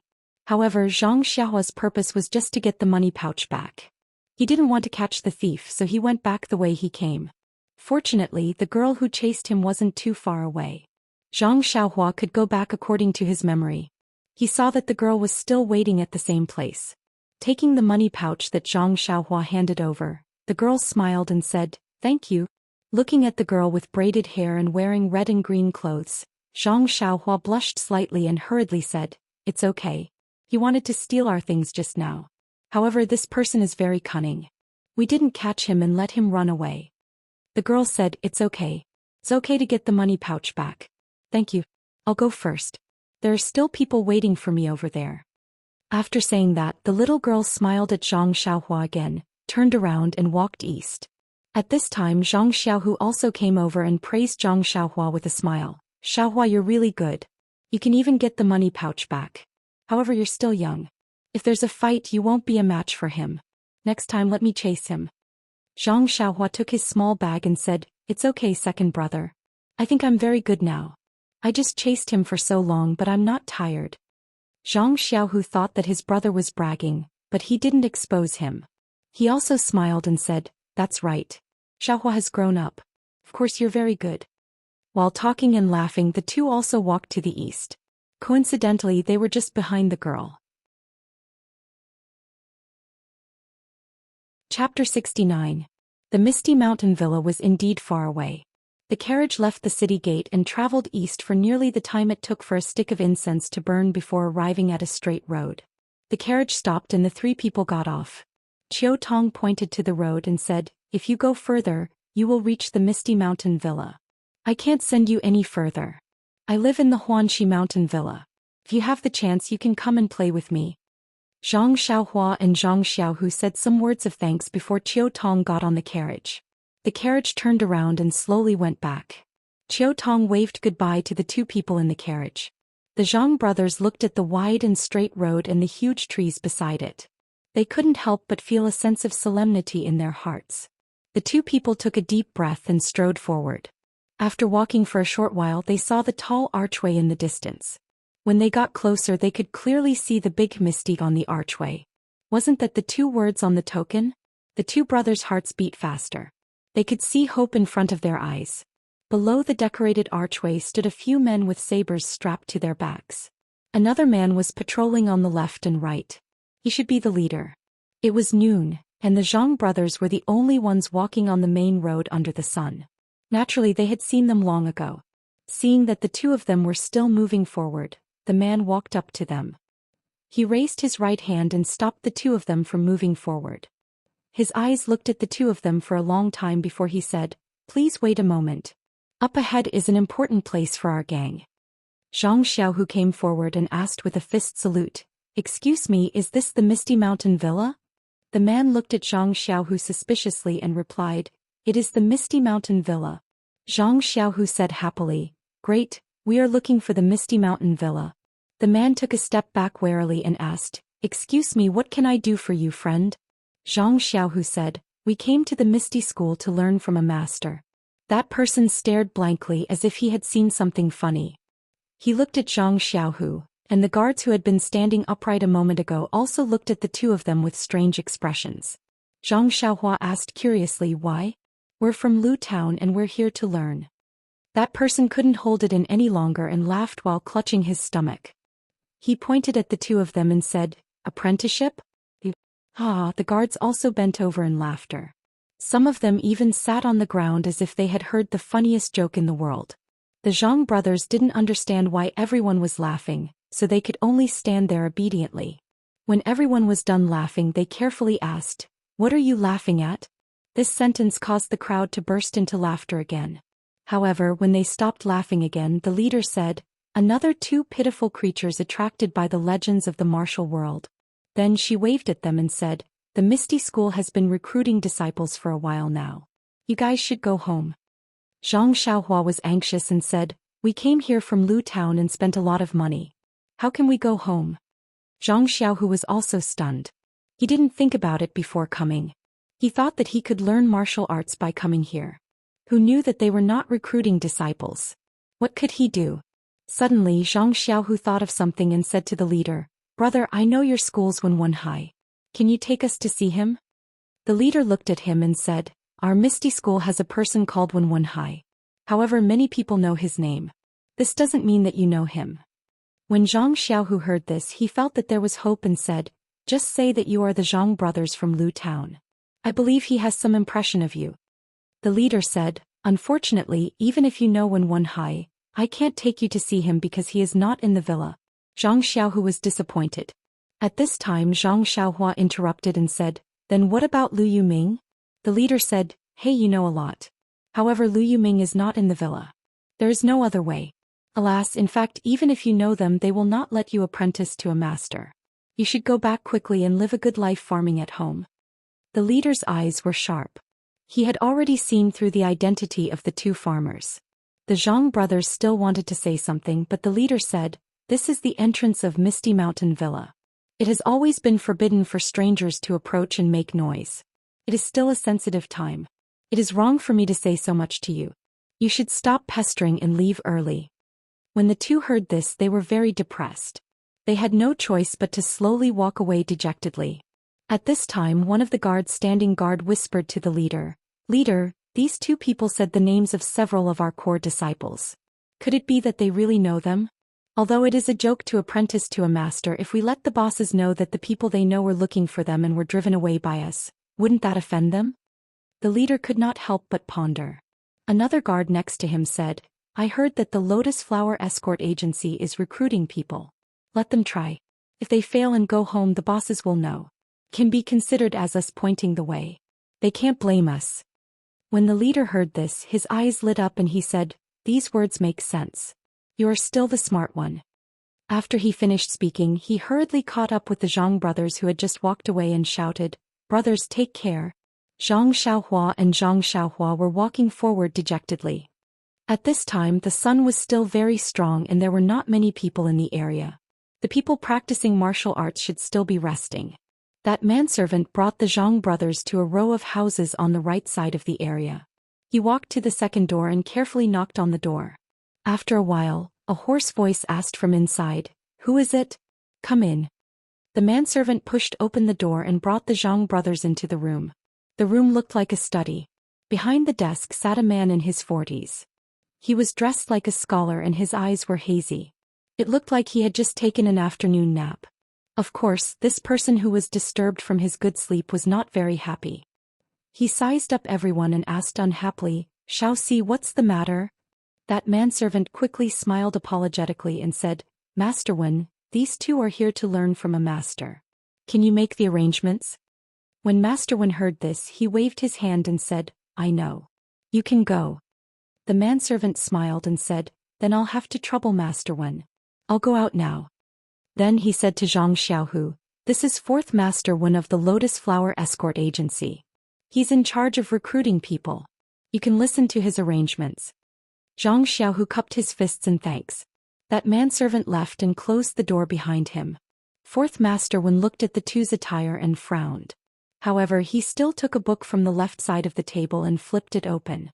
He asked for the two's names and wrote them down with a brush. Then he asked, "Do you want to live in the escort agency or outside?" Zhang Xiaohu said, "Of course we'll live in the escort agency." Fourth Master Wen nodded and said, "That's good. The tuition fee for a year of martial arts is 50 taels of silver. Food and lodging is 30 taels of silver. The two of you will be paying 160 taels of silver. Bring the banknotes over." When Zhang Xiaohu and Zhang Xiaohua heard this, they were dumbfounded. Chapter 70. Silver. The two brothers asked in unison, "We need to pay silver to learn martial arts?" Hearing this, fourth Master Wen's expression changed drastically. He slammed the brush in his hand on the table and said angrily, "If you don't pay silver, who will teach you? Looking at you, are you trying to fool me?" The Zhang brothers said that they didn't dare. Then Zhang Xiaohu told him about how the ethereal villa's guards had asked them to come over. Only then did fourth Master Wen's anger subside slightly. He picked up the teacup on the table and drank some water before speaking. "Looks like the guards made a mistake. You can't be blamed for this." Zhang Xiaohu asked curiously, "May I ask, fourth master, where exactly did you make a mistake?" Looking at Zhang Xiaohu's respectful manner, fourth Master Wen cleared his throat and said with the air of a good teacher, "Seeing that you've come from afar, I'll explain it to you briefly. There is usually a martial arts school to learn from. You have to pay tuition fees, eat and stay at the martial arts school, and of course, you have to pay for food and lodging. Our Lotus Flower Escort Agency is the largest agency in Pingyang City, so we don't have our own martial arts school. Our agency also functions as a martial arts school and usually recruits people to learn martial arts. However, it's wrong for you to go to the ethereal villa to learn martial arts. Martial arts schools recruit people regardless of age. They look at the foundation and comprehension of martial arts and usually accept people. However, the best age to start learning martial arts is 5 or 6 years old. It's very difficult to become successful in martial arts in the future. The martial arts school recruits people to teach normal martial arts routines, while the villa recruits disciples from the Misty School. Usually they only recruit 5 or 6 years old children. They definitely won't accept you if you go there. At this point, the Zhang brothers' expressions changed drastically. They originally thought that they would stay at the Lotus Flower Escort Agency for a while and still want to join the ethereal villa. It looked like they had thought too simply. Zhang Xiaohua asked nervously, "Then Fourth Master, why did the villa's guards ask us to come here?" Fourth Master Wen smiled and stroked his beard, saying, "Other than recruiting people from the martial arts school, the Lotus Flower Escort Agency's main business is of course the escort agency's business. During this period the agency is short of manpower and needs to recruit some escorts and bodyguards. I guess that's what he meant." Zhang Xiaohu hurriedly asked, "Do we need to pay?" Fourth Master Wen said, "The bodyguards and armed escorts work for the escort agency. Of course they don't have to pay money. They are paid every month." Zhang Xiaohua asked again, "Can I learn martial arts?" Fourth Master Wen said, "Yes, of course one must have martial arts skills to protect oneself. How can one not learn martial arts?" Zhang Xiaohua and Zhang Xiaohu's eyes immediately lit up. This was a job where they could practice martial arts and earn money. It was really too good. However, Fourth Master Wen's next words immediately caused the two of them to fall into the abyss. However, the guards and armed escorts must have a foundation in martial arts. "Have you guys practiced martial arts before?" Zhang Xiaohu pursed his lips and said in a low voice, "I've never practiced before." Fourth Elder Wen's face immediately darkened, saying, "How can this Misty Mountain Villa's guard do such a foolish thing? Why did he send you here without asking carefully? He should have just let you go home." Then his eyes suddenly lit up and he asked, "Where are you guys from?" Zhang Xiaohu said, "Lu Town." Fourth Master Wen muttered, Lu Town, I've never heard of that disciple's home being in Lu Town." Then he asked again, "Lu Town is very far from here. How did you know about the Misty School?" Zhang Xiaohu only said that he knew Wen Hai and Lu Yueming. He didn't go into detail about the rest. Only then did Fourth Master Wen's brows loosen. He understood the guard's meaning. He immediately said with a pleasant expression, "Since that's the case, then you should go to the armed escorts to take a look. Without a foundation in martial arts, they definitely won't accept guards. If the armed escorts are still lacking people, then there's still some hope. Let's go, this old man has nothing to do. I'll take you to old Sixth Li's place." With that he got up and walked out with the two men, making the Zhang brothers feel overwhelmed by the favor. Fourth Master Wen brought the Zhang brothers to the fourth room next door. He had the two men wait outside while he pushed the door open and entered. There was a lean man in his 30s in the room. He was smoking a pipe with great interest. When he saw Fourth Master Wen enter, he couldn't help but smile and say, "Fourth Master Wen, how do you have time to come to my place?" Fourth Master Wen looked at the room full of smoke and walked to the window. He pushed it open and fanned the smoke in front of him with his hand, saying, "Old Sixth Li, would it kill me to smoke less? The room is full of smoke. Who wants to come here?" Then he asked, "Has the recruitment been smooth these past few days? You've recruited all of them, right?" Old Sixth Li held the pipe and knocked it on the stool, saying, "I've recruited almost all of them. I'm still short of 1 or 2 bodyguards. The armed escorts are a bit troublesome. After all, they don't pay much and still have to work hard. Those with a little bit of foundation love to be bodyguards. Even if they're not as good, they can still be guards at a carriage company. It's better than working for an escort agency." Fourth Master Wen chuckled and said, "That's good." Then he turned around and let the Zhang brothers enter the room. He said to Zhang Xiaohu, "This is Sixth Master Li, who is in charge of recruiting armed escorts. Let's get to know each other." Zhang Xiaohu and Zhang Xiaohua hurriedly went forward to greet him. Old Sixth Li looked at Zhang Xiaohu and then looked at Fourth Master Wen strangely, saying, "What kind of show are you singing? You're letting him be an armed escort?" Fourth Master Wen nodded. Old Sixth Li looked at Zhang Xiaohu from head to toe and asked, "From the looks of it, you don't seem to have practiced martial arts before, right?" Zhang Xiaohu replied respectfully, "Yes, I haven't practiced before." Old Sixth Li looked at Fourth Master Wen in puzzlement and said, "If you haven't practiced before, why are you here? How do you want me to recruit him? Even armed escorts are dangerous. Didn't you tell him clearly that he's risking his life?" Fourth Master Wen said with a smile, This time the armed escorts are not like bodyguards. It's not necessary for him to know martial arts. I know this very well. He just wants to learn martial arts. Furthermore, then Fourth Master Wen muttered a few words into Old Sixth Li's ear. Old Sixth Li nodded repeatedly when he heard this, but in the end he still said, although an armed escort doesn't say that he has to know martial arts, if his body isn't good enough and he doesn't have the talent to practice martial arts, I still can't accept him.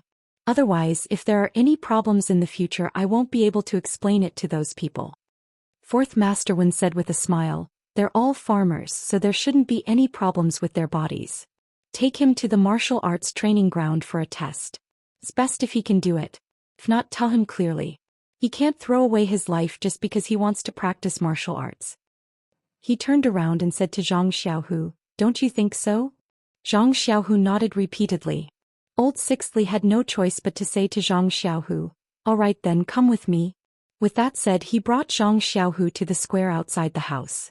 At this moment, there were already some people practicing martial arts in the martial arts training ground. Some people were practicing their punches and kicks, some people were fighting with weapons, and some people were holding stone weights to build up their strength. Old Sixth Li brought Zhang Xiaohu to the side of the stone weights. The few people who were lifting the stone weights put them down and bowed to Old Sixth Li and company.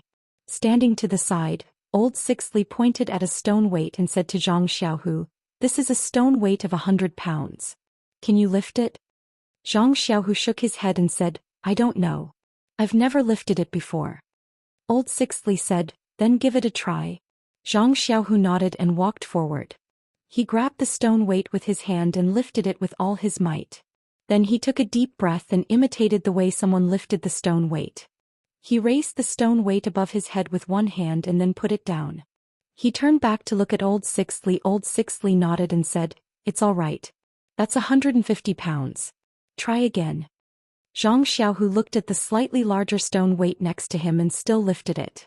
However, his forehead was already covered in sweat. Old Sixth Li seemed to be a little satisfied. The people who were watching the show did not have the contempt from before. After all, at Zhang Xiaohu's age, his body did not look very strong. It was not bad to lift 150 pounds without training. Old Sixth Li did not give up. He pointed to another one and said, this is a 200 pounds. Try again. At this time the people next to him were also stunned. This 200-pound stone weight was not the heaviest in the martial arts field. However, not everyone in this group of people could lift it when they first arrived. Only a few obviously muscular men could show their faces at the beginning. He only stopped when he played 60 to 70% of the fist technique. Scratching his head, Zhang Xiaohu said embarrassedly, I forgot the rest. Old Sixth Li said sternly, to be honest, you really haven't practiced martial arts before? You haven't practiced this fist technique before? Please collect it, thank you.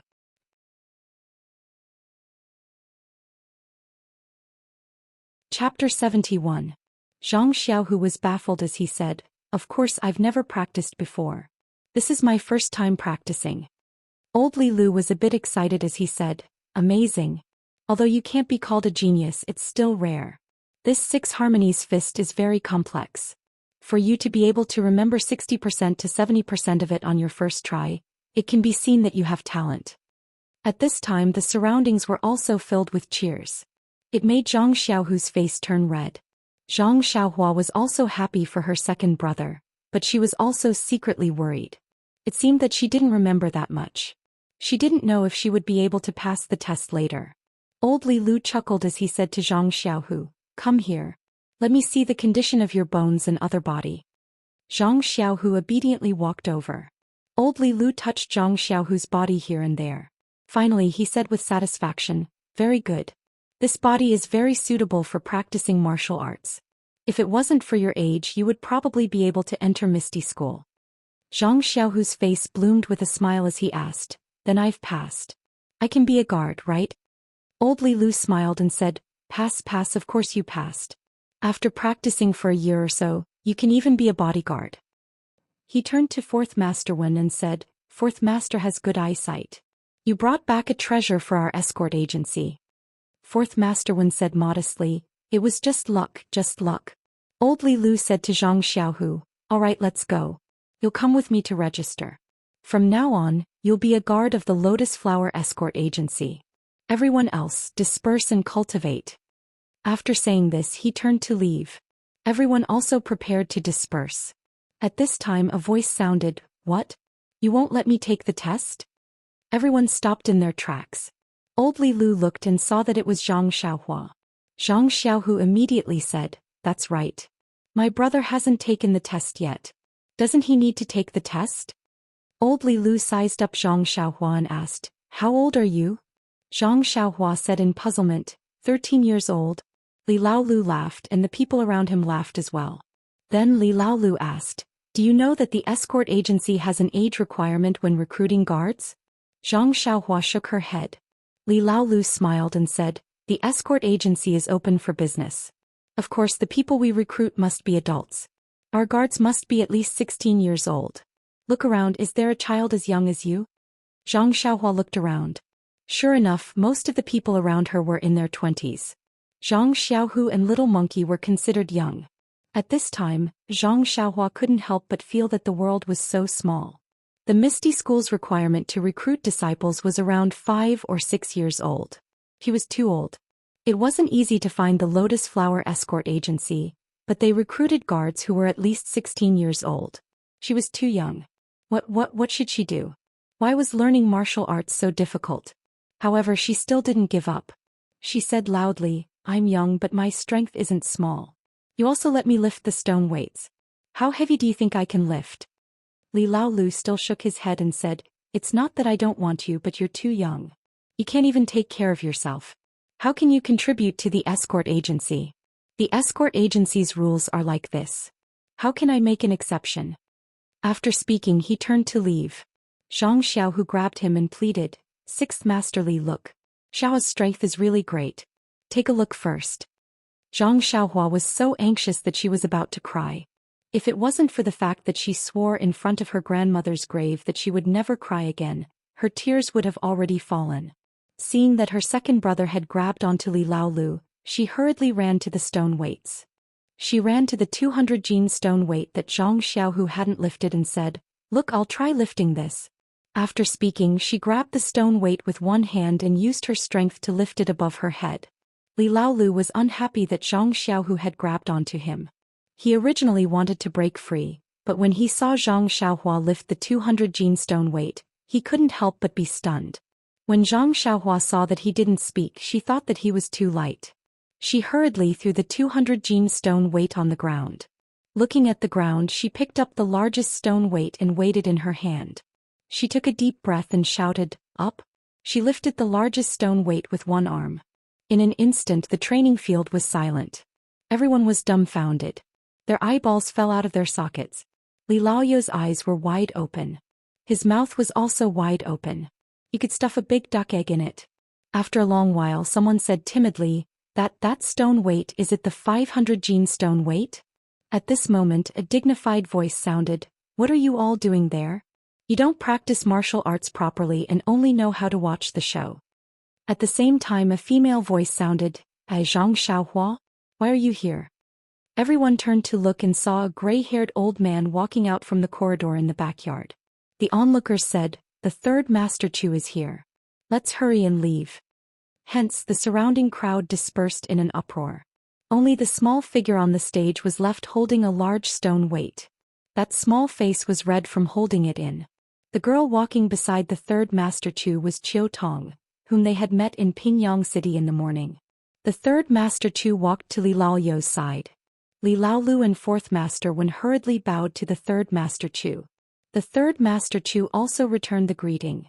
Seeing that Zhang Xiaohua was still holding the stone weight, he frowned and said, "What are you doing?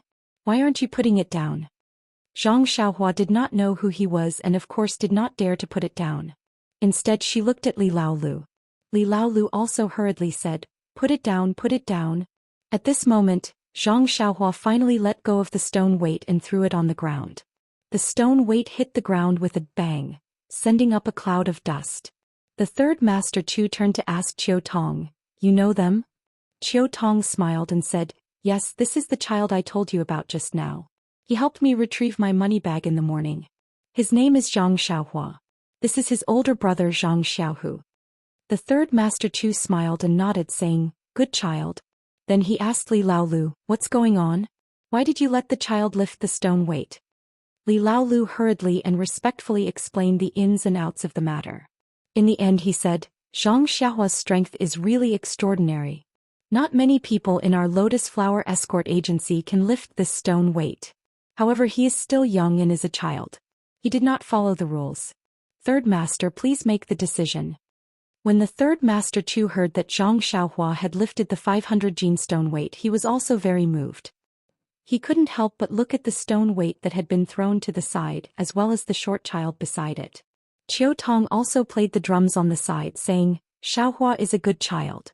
If it wasn't for him, my money bag would have been taken away by someone long ago. Although I told third uncle that I would definitely return it, I still owe someone a favor. Third uncle, please let go." The third Master Chu smiled and said, "You silly girl, you're too muddle-headed.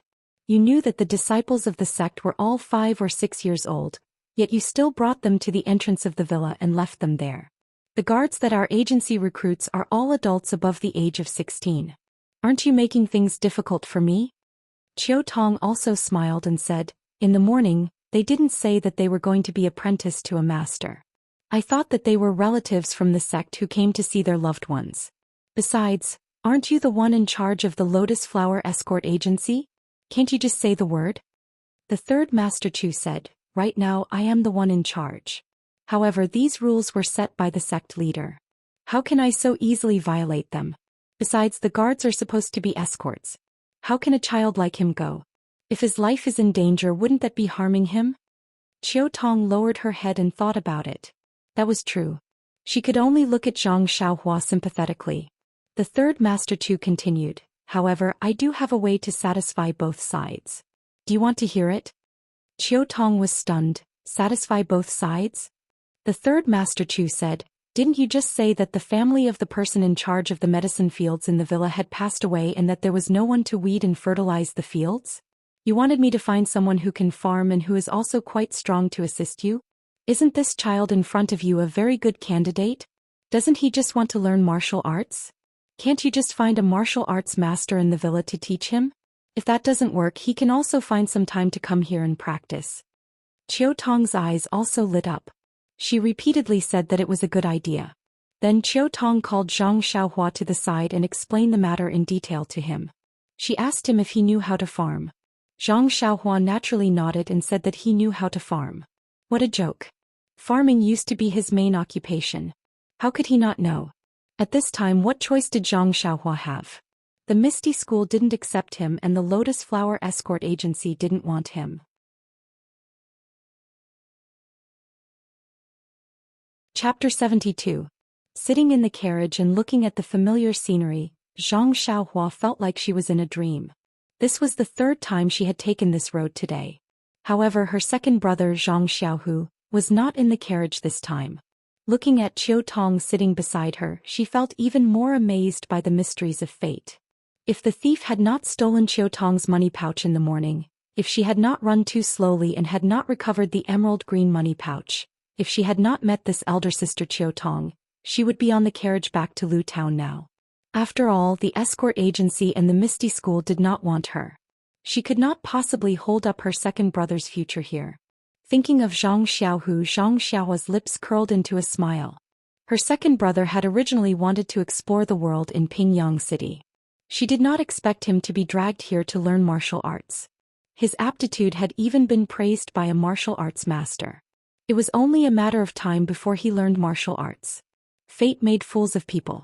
Qiu Tong saw that Zhang Xiaohua's eyes were blurry and couldn't help but ask with concern, "Xiaohua, are you tired? If you're tired, then take a nap. When you see the young miss later, you must be alert." Zhang Xiaohua smiled and said, "I'm fine, elder sister Qiu Tong. I just feel that my arms are a little sore and I can't exert any strength. I'm not tired. Usually I work from morning to night in the fields and I don't feel tired. Of course I won't feel tired now." Qiu Tong looked at Zhang Xiaohua lovingly and said, "Looking at you is like looking at my younger brother. However, he is a student and can't endure hardships like you. The heavens have pity on you. You have to work in the fields at such a young age. It must be hard on you." Zhang Xiaohua shook her head disapprovingly and said, "Elder sister, You don't know if you haven't worked in the fields. In the countryside, if you don't work in the fields and plant crops, you won't be able to eat. All the boys in the family have to work in the fields when they reach a certain age. I'm not the only one. I'm already used to it. However, Chiu Tong, who was overflowing with motherly love, didn't think too much about it. She felt that this Zhang Xiaohua was a replica of her younger brother. Zhang Xiaohua had suffered enough in the countryside. Now that he was under her wing, she had to ensure that he had a stable life. The love in her eyes intensified. Suddenly, Zhang Xiaohua seemed to have thought of something and asked, "That's right, Jie, you just said that Miss wanted to see me in a while. Who is that? Is there anything I need to pay attention to?" When Chiu Tong heard this, she smiled and said, "Young mistress is the manor lord of our Huanxi manor. She treats us very well, so you don't have to pay too much attention to her. You just have to respectfully say some good things about her. Young mistress has always been kind. She will definitely take you in when she sees a little strong man like you."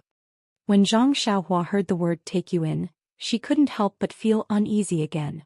After all, she was still a teenager. Although her state of mind was mature, she had been rejected again and again today. Although she didn't have the blindness of entering the world, the confidence in her heart had also diminished. However, this was a process of maturity after all. It was inevitable that she would sharpen herself in the cruelty of reality and find a balance from her uneasiness. The carriage still took the same road as it did in the morning. However, when it reached a junction, it didn't go forward to the main road of the Misty Mountain Villa. Instead, it turned to a small road on the right. There were many people living on the side of the small road. At this moment it was already dusk and smoke was everywhere. For a moment, Zhang Xiaohua actually felt that she was in the Guozhuang house. The carriage walked for a while and passed through many small alleys. Suddenly, a large square appeared in front of them. There were many trees planted around the square and it was very lush. Directly in front of it was a door bigger than the one of the Lotus Escort Agency. On both sides of the door were two stone lions, which looked more mighty than the stone lions of the Lotus Escort Agency. The red-painted door was not open and no one was standing there. There was a black plaque above the door just like the escort agency. There were also 4 words on it. Unfortunately, Zhang Xiaohua only knew the 2 words, manor. He guessed that this was the Huanxi manor. Sure enough, Chiu Tong whispered to Zhang Xiaohua, "Xiaohua, this is our Huanxi manor." At this time, Zhang Xiaohua's heart skipped a beat. She asked, "Sister Chiu Tong, our Huanxi manor is so close to the Misty Mountain Villa. Do we have any relationship with the Misty Mountain Villa?" Chiu Tong looked at Zhang Xiaohua and said, "I didn't expect your thoughts to be so meticulous. When you really stay in the manor, I will naturally tell you. However, I can't say it now." When Zhang Xiaohua heard this, she didn't ask further. In fact, she was secretly cursing in her heart. What relationship can we have? We are so close. Hihi, are you bullying me because I am a child? In fact, even Zhang Xiaohua didn't think about it at this time. Why did she think so much? And according to Chiu Tong, how did she know so much? If it was her a year ago, would she still be able to obtain as much information from clues as she did now? The carriage sped to the main gate of the manor, but it didn't stop. Instead, it turned left in front of the gate and continued forward along the high wall. After a while, it stopped at a corner gate. Although it was called a corner gate, it was very big. At least 4 carriages could pass through it. There were guards at this corner gate. The guard was very familiar with Chiu Tong. Across the courtyard was a large hall. The doors and windows of the hall were carved with beautiful patterns. It was very beautiful. The sky wasn't completely dark yet, but the hall was lit. There were a few tables and chairs in the hall. There were also some decorations, all of which were very ornate. There was even an incense burner in the corner. The smoke from the incense drifted up, filling the hall with a faint fragrance. Chiu Tong entered the hall. Seeing that there was no one, she went to the side room. Still there was no one. She had no choice but to go out and search elsewhere. Not long after, Chiu Tong accompanied a girl in her 20s through the door. The girl was dressed in a red robe commonly seen in the Jianghu. A sword hung at her waist. Her black hair was casually curled and draped over her shoulders. Her skin was very fair and smooth. She had a pair of phoenix eyes and beautiful eyebrows. She looked very valiant and didn't have the weakness of an ordinary girl. She was probably the manor lord of Huanxi Manor. The girl asked as she walked, "What's wrong? You didn't find anyone familiar? But you can't find someone who's new here. How can you bring someone to the manor without knowing their background? Although it was a reproachful tone, it didn't sound like she was angry. Chiu Tong smiled and said, "My good miss, are you still worried about Chiu Tong? Moreover, third Uncle Chu didn't stop me. He knows the severity of the matter. Why would he recommend someone to me if he wasn't 100% sure?" When the girl entered the hall, Chiu Tong carefully poured a cup of water for her and continued, "Moreover, his second brother is also in the Lotus Escort Agency. The Lotus Escort Agency will definitely investigate their house. If there's anything unusual, they'll naturally find out. Moreover, this little fellow is very interesting. Please add it to your collection, thank you."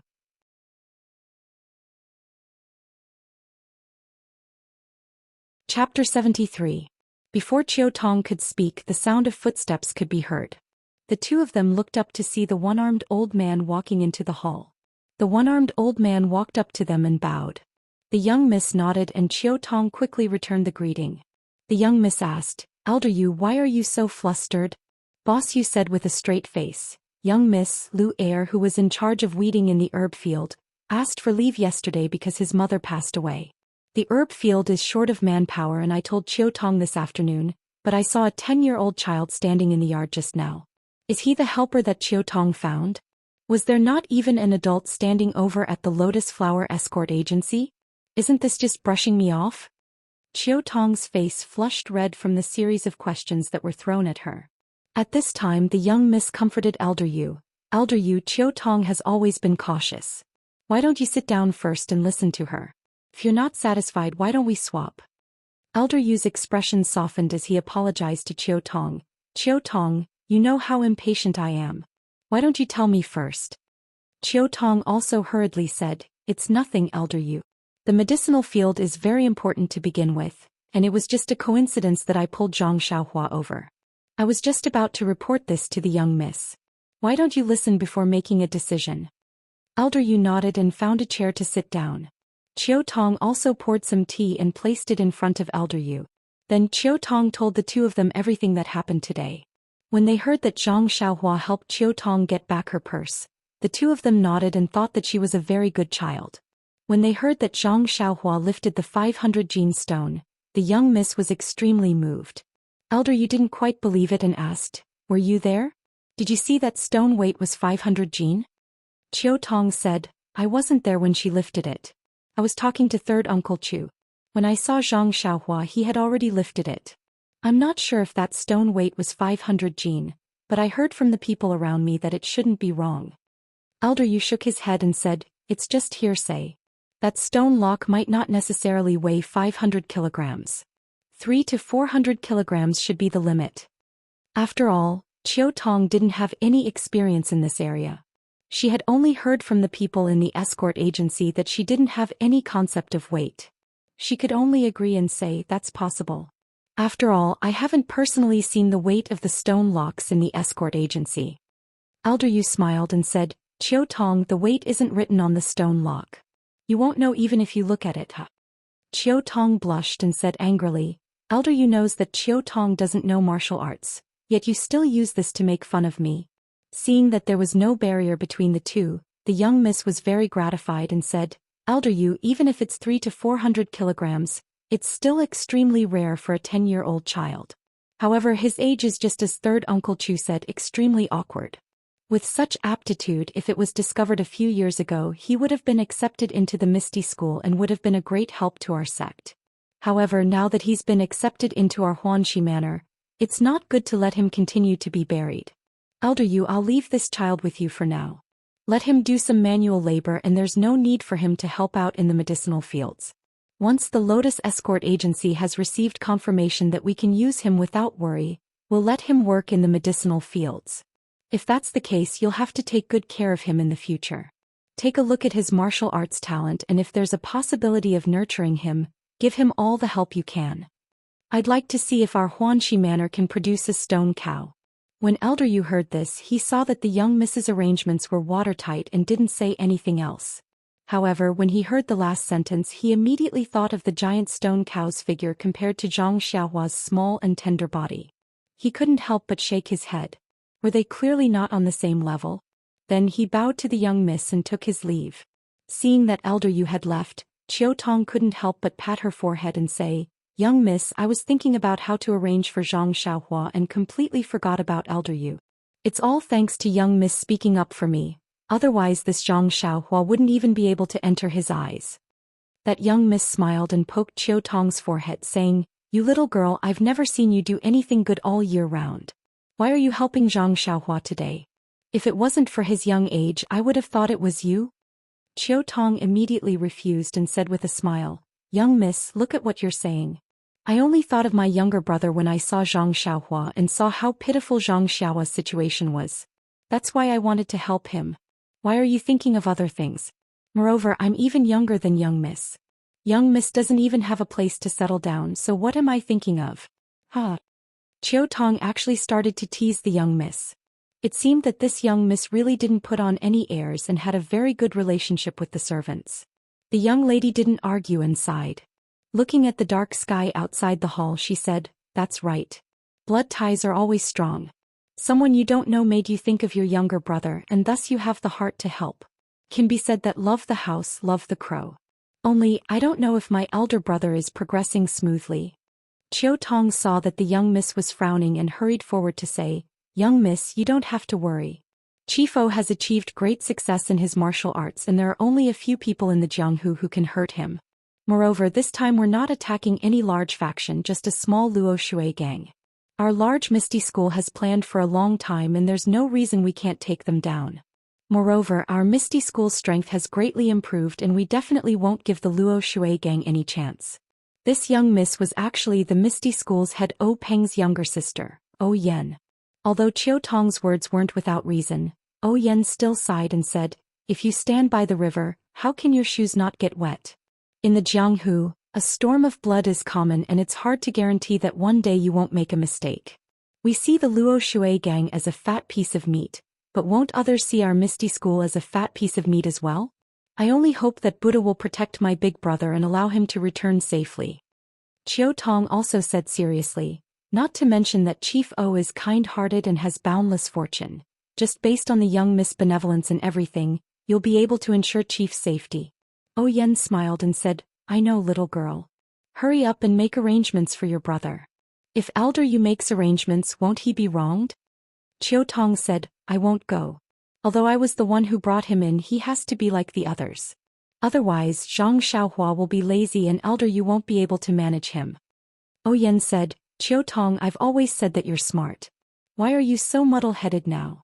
Zhang Xiaohua is just a child who just came from the countryside. If he mingles with a group of young people, it's inevitable that he'll be bullied." Chiu Tong finally understood O Yan's meaning and said, "I understand. I have to hurry up and take a look.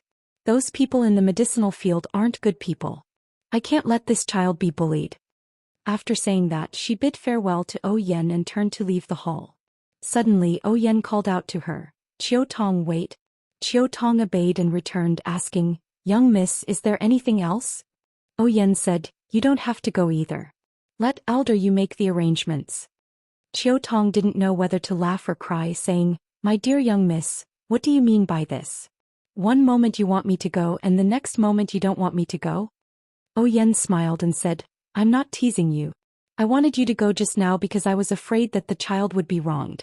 I'm not letting you go now because I want the child to be wronged a little and see his mentality. He's a child after all.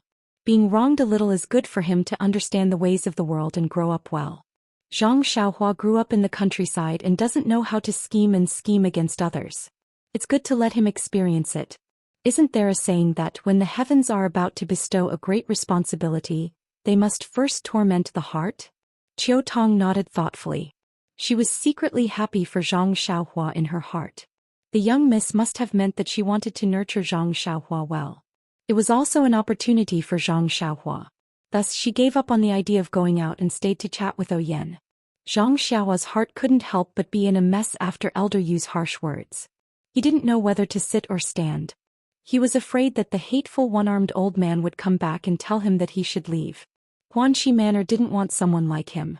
Then where should he go in this boundless night? Just as Zhang Xiaohua was worrying about his gains and losses, there were noises and footsteps outside the door. Zhang Xiaohua hurriedly stood up and carefully looked at the small round door. Not long after, the light of a fire could be seen. A group of people holding torches or lanterns walked into the small courtyard. The person at the front was a young man who was as thin as a bamboo pole. He was in his early 20s and wore a green robe and a small hat. He held a lantern in his hand. When he saw Zhang Xiaohua standing under the shelf, he couldn't help but be stunned. He walked up and asked, "Who are you?" Before Zhang Xiaohua could reply, the group of people had already entered the courtyard. Zhang Xiaohua didn't count them, but there were about 10 people. Most of them were holding lanterns and wearing green robes and small hats. There were also some who held torches and were dressed in martial attire. Zhang Xiaohua noticed that the people dressed in martial attire didn't mingle with the people in green robes and small hats. They didn't even walk into the courtyard together. The people in green robes and small hats came in first, and the people in martial attire walked in last. Moreover, the people in martial attire were obviously burly and looked very powerful. The people in green robes and small hats were slightly more ordinary. Zhang Xiaohua knew that the young man in front of him was probably the leader of this group of people. Thus he respectfully replied, "This one is called Zhang Xiaohua. I'm here to plant the medicinal herbs. However, there seems to be a problem. Just now, a one-armed old man went inside to look for someone." Zhang Xiaohua? Pa Xiaohua, this name is not bad. Hearing Zhang Xiaohua introduce himself, some of the people in green robes and small hats couldn't help but laugh. They all whispered, "Hearing this name, it's a girl's name. However, he looks ordinary. Now that the sky is dark, I wonder how his skin is. How can he be worthy of the name Xiaohua?"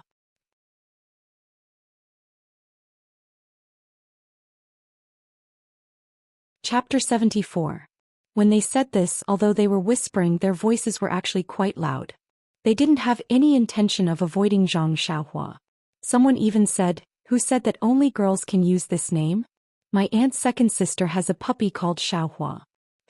Oh right, my uncle's second aunt's granddaughter also has a kitten called Xiaohua." After saying that, it made the people in green clothes and hats laugh. The people in black clothes looked at them and didn't say anything. They also didn't laugh. There was only ridicule on their faces, but it wasn't clear whether it was directed at Zhang Xiaohua or the people in green clothes and hats. When Zhang Xiaohua heard this, her face couldn't help but heat up. She was very embarrassed. She had used this name for more than 10 years, so why hadn't she heard so much talk about it?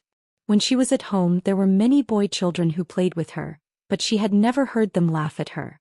Now that she had just left home, even her name was problematic. Zhang Xiaohua didn't know if she should blame her mother for giving her the wrong name, or if she should blame this group of people in green clothes and hats for being experienced and knowledgeable. Hearing everyone's laughter, the thin leader seemed to feel that something was wrong. He turned around and scolded, "How can you be so unruly? How can you bully a newcomer like this? Quickly go back to your room." Those people curled their lips and with a face full of ridicule, they relaxed and returned to their rooms. It was as if meeting Zhang Xiaohua had lifted their tiredness. When the people in black clothes saw that they had all left, the simple middle-aged man walked over and patted Zhang Xiaohua's shoulder. He didn't say anything, just smiled and led them back to their rooms. Zhang Xiaohua noticed that their rooms were connected to the rooms on the right side of the courtyard. When the thin bamboo-like young man saw that everyone had left, he also walked forward with an apologetic smile and said, "Hello, Zhang Xiaohua. My surname is Tian and my name is Chongxi. Everyone calls me Brother Shi. I'm the manager here. Those people just now didn't know anything, so please don't mind them. They don't have any bad intentions. They were just bored in the villa and wanted to have some fun. If you get along with them for a long time, you will know.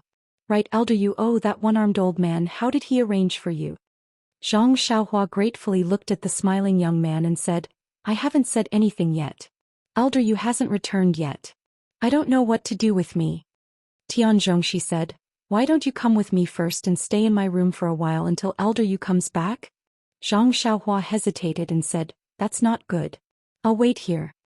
However, Tian Chongxi picked up Zhang Xiaohua's small bag from the stone table and did not allow him to hesitate. He said, "Let's go." "It's okay. It's already dark and the wind at night is very cold. Don't catch a cold. If you get sick before you start farming, wouldn't it be very bad?" After saying that, he walked away. Zhang Xiaohua helplessly followed behind, but his heart was filled with gratitude. Tian Zhongxi's room was the first in the inner door. It was a very simple room with a table and 2 chairs. There were 2 Kong beds in the room. One of them had a bedding while the other had a cabinet. There were also some items on the ground that seemed to be placed neatly.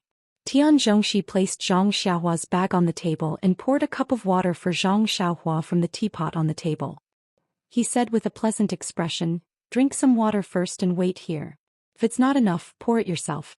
I'll go wash my face." Zhang Xiaohua thanked him and took the teacup. He hadn't had a sip of water since lunch. He was so thirsty that his throat was smoking. He didn't stand on ceremony after taking the teacup and drank it in one gulp.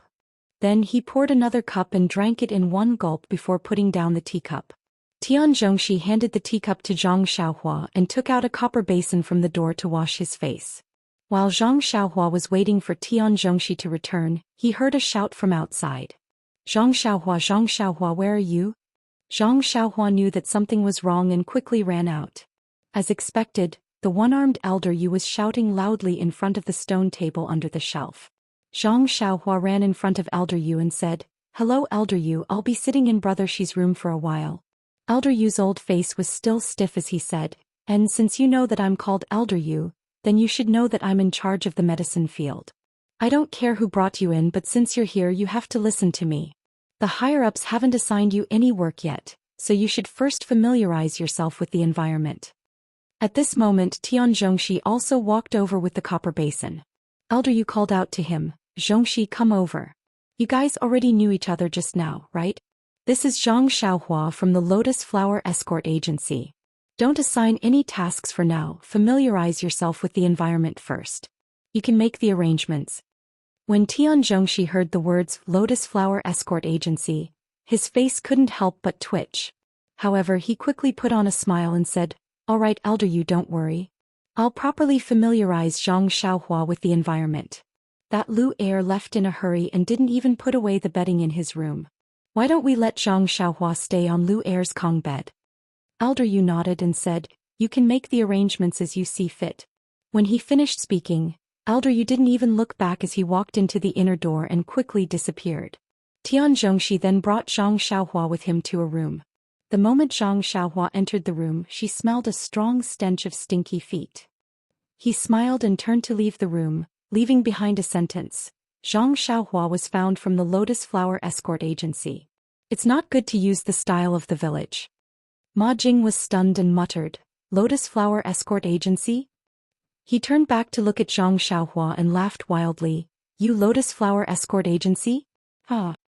He laughed and sat back down on the Kong bed, then sat cross-legged. His hands naturally supported his legs as he said, "A child from the Lotus Flower Escort Agency? Who would believe that? However, this is fun." Then he curled his lips. He said to Zhang Xiaohua, "That Brother Xiaohua, you can do as you please. From today onwards we're roommates. You don't have to be polite. If there's anything you need, just tell Brother. Brother isn't afraid of trouble." Zhang Xiaohua smiled and said, "Okay Brother Ma. I know. If there's anything I need, I'll definitely tell you." Although this roommate had a different quirk from ordinary people, Zhang Xiaohua was also very satisfied when she saw this spacious and bright room. This room was bigger than 2 of the rooms in her house. Staying here, she could sleep soundly at night. However, she didn't know how second brother was doing. There was also her mother and father at home. She had only left for a few days and she was already missing them. However, Zhang Xiaohua immediately warned herself that she couldn't slack off or be homesick. Whatever she did now was so that she wouldn't bleed or lose her life in the future. It was all for the sake of her family's safety in the future. With this thought, the homesickness gradually faded. Please add it to your collection. Thank you.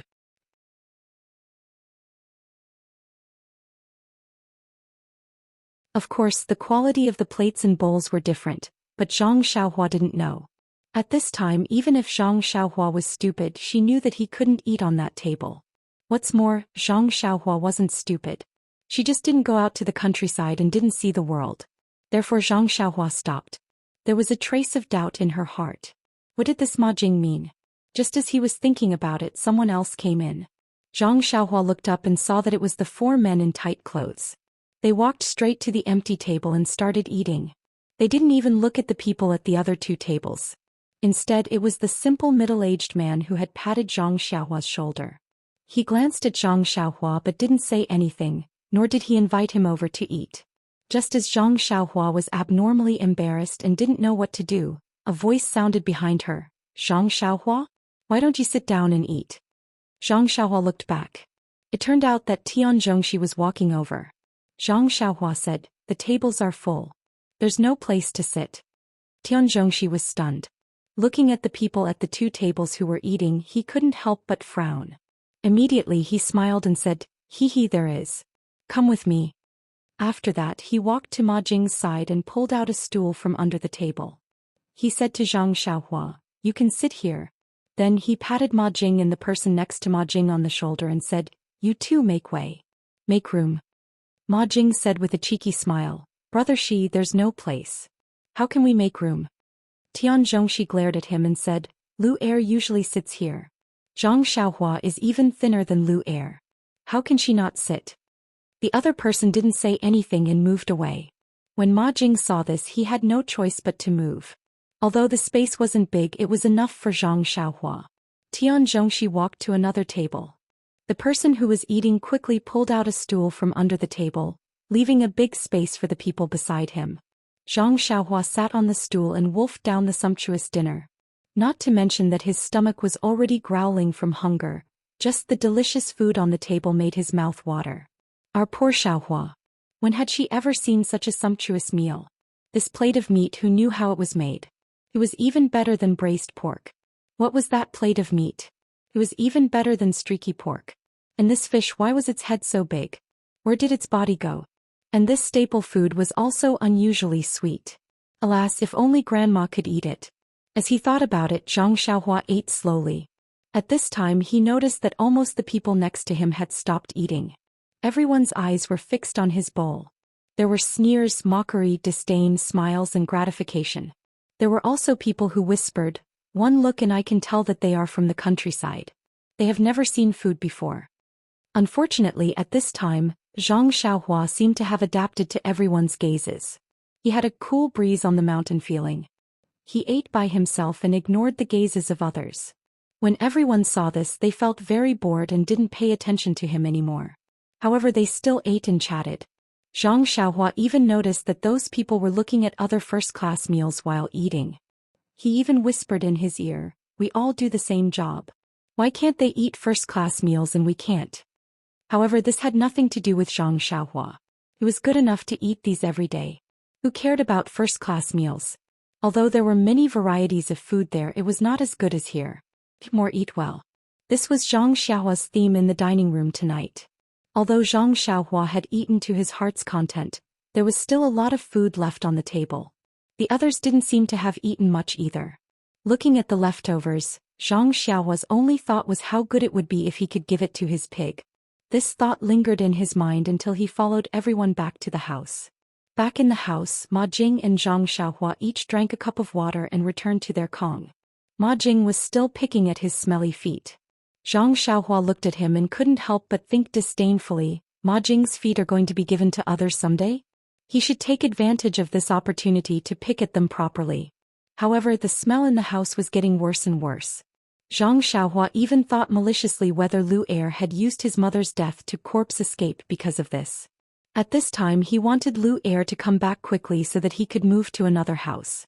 He didn't think about whether he could still stay in Huanqi Mountain Villa if Lu Er came back. In the end, Zhang Xiaohua couldn't stand it anymore. He got up and walked to the window. He opened the window and looked at the night outside. He took a few deep breaths and asked Ma Jing without leaving a trace, "Brother Ma, why were there two kinds of dishes when we were eating just now? Can you tell me?" Ma Jing took the finger away from his nose and said with his small eyes narrowed, "Xiaohua, you see clearly. You are very motivated. You know the principle of asking when you don't understand. You can make progress. Then I won't hide it and tell you." After that, his eyes looked through the window through the night and also through time and space. It seemed that he had returned to the past. Ma Jing's deep voice sounded in Zhang Xiaohua's ears. "A long, long time ago."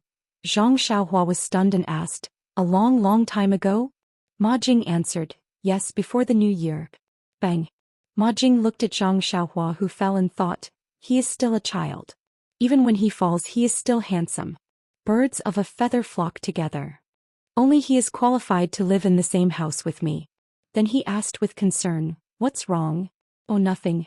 I was tripped by your thoughts of traveling through time and space," Zhang Xiaohua said with a smile. Ma Jing continued, "Before the new year, the people in charge of the medicine fields in Huanqi Mountain Villa were us manservants. Although it was very hard and we didn't eat the best food, everyone was very happy and enjoyed a peaceful and harmonious life.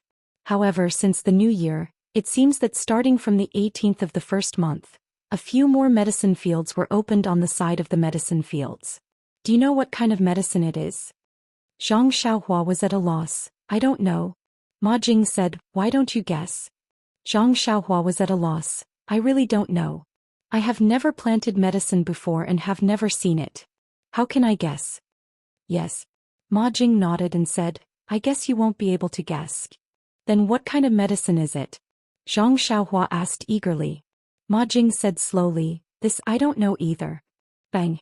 Zhang Xiaohua's head fell to the ground. Ma Jing exclaimed again, "What a handsome posture.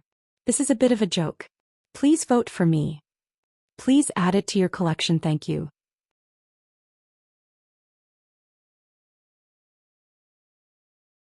Chapter 76. Ma Jing continued, "We're the ones who open the fields, Xiaohua. Did you know? Opening a field is very tiring. We're all so tired that we shed a layer of skin." "That's right, have you opened a field before? And you're so young, so you definitely haven't. You probably don't know how hard it is to open a field. When the cold wind blows and the snowflakes fall, our hands are all frozen and cracked. Look, my fingers haven't even healed yet. When the wind blows and it rains, my bones ache." Zhang Xiaohua looked at the dancing Ma Jing. On one hand, she wanted to kick his mouth until it was broken so that he could finish his words. On the other hand, she was afraid that he would put his fingers in front of her and let her see them. She didn't dare go forward. She secretly despised him in her heart. This hand is frozen and cracked, but the bones are still injured. Who knows what Ma Jing is made of? Seeing that Ma Jing still wanted to continue, Zhang Xiaohua quickly said, "Brother Ma, I've also done this work of opening a field before. It's really tiring. And you should continue talking about the medicine field. You've opened a field before. And then you should know the hardships of opening a field." Ma Jing smiled and continued, "After opening the field, we were chased away and not allowed to come close. The pharmacy hall's hall master, by an elder, he personally planted the seeds of the medicine. After planting them, we thought that they would leave it to us to take care of. Did you know? Zhang Xiaohua, this is definitely a rare medicine. If we take care of it well, the manager will definitely give us more money. They'll definitely give us a raise in salary. With a raise in salary, our lives will be better. Then I'll definitely earn a lot of money. When the time comes, I'll definitely be able to marry Little Peach." As he spoke, Ma Jing's deep eyes seemed to pierce through the night and return to the future. Zhang Xiaohua quickly said, "Who is this Little Peach?" "Little Peach is Drunken Fragrance Houses." Ahem, Ma Jing immediately stopped and said, "Oh, I've said too much. Even if we don't get a raise, the higher-ups will still see how precious we are. Giving me a bit more responsibility and making me a manager is also good." "But," then Ma Jing said bitterly, They actually separated these few fields from the other fields and even set up rules to prevent us from getting close. They picked 4 sons of bitches from the Misty School's pharmacy to steal our jobs and put them in charge of those few fields. The most important thing is, their treatment is actually better than ours. Not only do they get 3 taels of silver a month, but their meals are also better than ours. They can actually eat first-class meals. Moreover, when they go on business trips, their carriages are all first class and the hotels they stay in are also 4 stars higher than ours. Tell me, isn't this infuriating? It's not just me, all of us brothers are holding back our anger. We want to teach them a lesson, but... Ma Jing, who was gnashing his teeth just now, stuttered a little. Zhang Xiaohua asked curiously, "But what?" Ma Jing sighed, his head hung low. His fingers stopped drawing circles in the air and said, "But we don't know any martial arts. How can we beat them?" "You guys don't know any martial arts?" Zhang Xiaohua cried out in alarm. "What's wrong? Is it strange that we don't know any martial arts? Who said that servants need to know martial arts?" Ma Jing said unhappily when he saw Zhang Xiaohua cry out. But Zhang Xiaohua couldn't continue and thought, "You guys don't know any martial arts. Who can teach me martial arts?" "But what? Don't tell me you know martial arts? That's right, you came from the Lotus Flower Escort Agency. You definitely know some martial arts. Brother, when will you teach your big brother a few moves? Ma Jing seemed to have woken up from his daze and wanted to get down from the ground to find Zhang Xiaohua. Zhang Xiaohua quickly waved her hand and said, Brother Ma, do I look like I know any martial arts? Ma Jing looked Zhang Xiaohua up and down and said doubtfully, I can't tell. I heard that the disciples of the Misty School all start practicing martial arts at the age of 4 or 5. At your age you're already very strong. Zhang Xiaohua smiled wryly and said, if I started practicing martial arts at the age of 4 or 5, would I still be able to come to the villa to grow herbs? Ma Jing tilted his head and thought for a moment before saying, that's true. Then you would have been at the Misty Mountain Villa and not at the Huanxi Villa. As he said this, he sat down again and began to do his idle business. However, Ma Jing immediately asked curiously, then how did you end up at the Lotus Flower Escort Agency and how did you come here? Isn't the Lotus Flower Escort Agency a lot stronger than this place? Zhang Xiaohua smiled wryly and explained, it's not that I don't want to be at the Lotus Flower Escort Agency. It's just that I wanted to be a guard at the Lotus Flower Escort Agency, but they didn't want me. Coincidentally, just as I was talking to Fourth Master Wen, Big Sister Chiao Tong from the villa went over to ask for someone and took a fancy to me. I didn't have anywhere to go anyways, so I came here. Ma Jing narrowed his eyes and said, that's right. Guards need to be escorted. With your small body, who would dare to take you? What? Chiao Tong, how did she take a fancy to you? Do you know her? Ma Jing's small eyes immediately widened and shot out a divine light. Zhang Xiaohua hurriedly explained, how could I know Big Sister Chiao Tong? She saw that I was pitiful and didn't have anywhere to go, so she came looking for me. Ma Jing nodded and said, that's right. Chiao Tong is a kind-hearted girl. Not only is she a good person but her figure is also very good. That butt, that chest. Sigh. Ma Jing's deep gaze seemed to pierce through the night and space to see Chiao Tong, who was busy taking care of Oyen. Ma Jing mumbled to himself for a while and suddenly smiled mysteriously at Zhang Xiaohua. Brother, although Chiao Tong was the one who found you, don't have any improper thoughts about her. Chiao Tong is everyone's dream lover. Who knows how many people have a crush on her, did you know? The one next door. Zhang Xiaohua was speechless. This Ma Jing wasn't just an ordinary gossiper. He'd spied on most of the privacy of the dozen or so people in the courtyard. At the same time, this made Zhang Xiaohua secretly raise his guard. He had to avoid this gossipy man if he had any matters to discuss. After eating and drinking to his fill, Zhang Xiaohua was still listening to Ma Jing's endless chatter at first. As he listened, he wondered how he was going to sleep with the smell of feet in the house.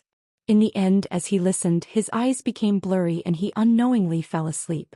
It wasn't until Ma Jing's mouth was dry and he got up to drink some water that he realized that Zhang Xiaohua had already fallen asleep. He had played the lute to a cow for so long so he could only sulkily drink some water, kick off his shoes and go out to visit. It was late at night but the house wasn't quiet at all. Fortunately, Zhang Xiaohua had fallen asleep early. Ever since Ma Jing fell asleep, his earth-shattering snoring continued like a long river. Occasionally he would say something in his sleep that couldn't be understood. Occasionally he would stop talking and only the sound of teeth grinding could be heard. Sigh. Poor Xiaohua. Fortunately he didn't wake up at night.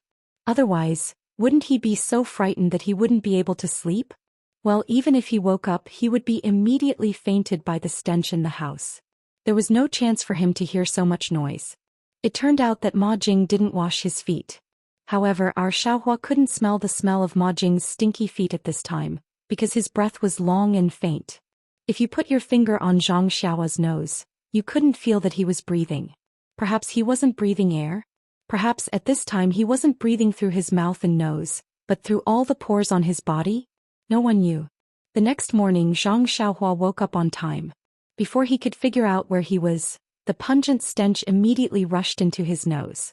Zhang Xiaohua moved like a rabbit and rushed to the door like an arrow. After rushing out, he took a few deep breaths of fresh air and then remembered that he was in Huanxi Villa and his situation. Looking back at the hut, which was no different from other rooms, he really didn't want to go in. Seeing that the yard was still quiet, he thought that everyone was still sleeping, so he walked out of the round door outside. When he came here yesterday, it was already dark, so he didn't see very clearly. Although he had a general understanding of Huanxi Villa, He was still frightened by the scene in front of him when he went out now. In front of him was the foot of a mountain. At first glance, there were many farmlands and some woods, and there were countless continuous houses beside it. Is this Huanqi Villa? Why is it even bigger than the Guozhuang house? The mountain seemed to be in the villa. There were many trees and farmlands on the mountain which were in the shape of stairs. Zhang Xiaohua was confused for a while. Can people farm on the mountain? After the shock, Zhang Xiaohua didn't want to think more.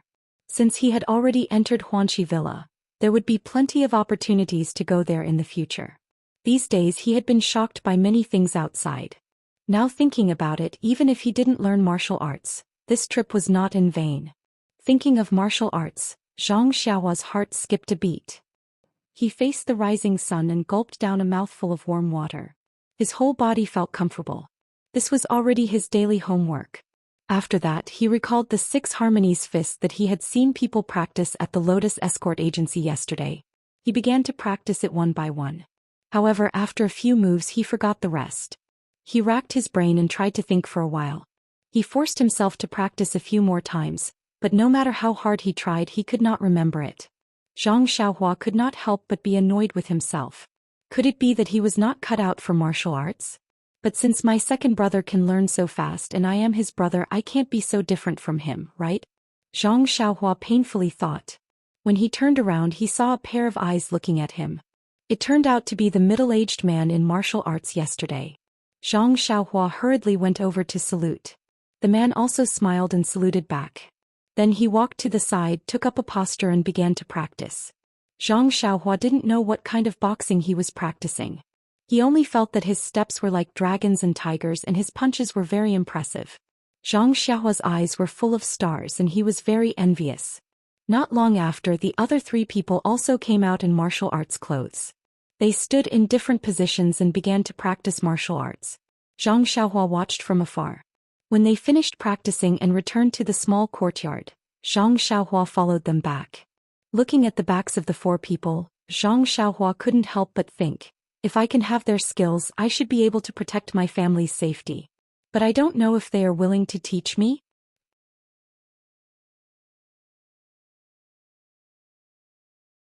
Chapter 77. At this time, Zhang Xiaohua already knew that streaky pork wasn't the most delicious thing in the world.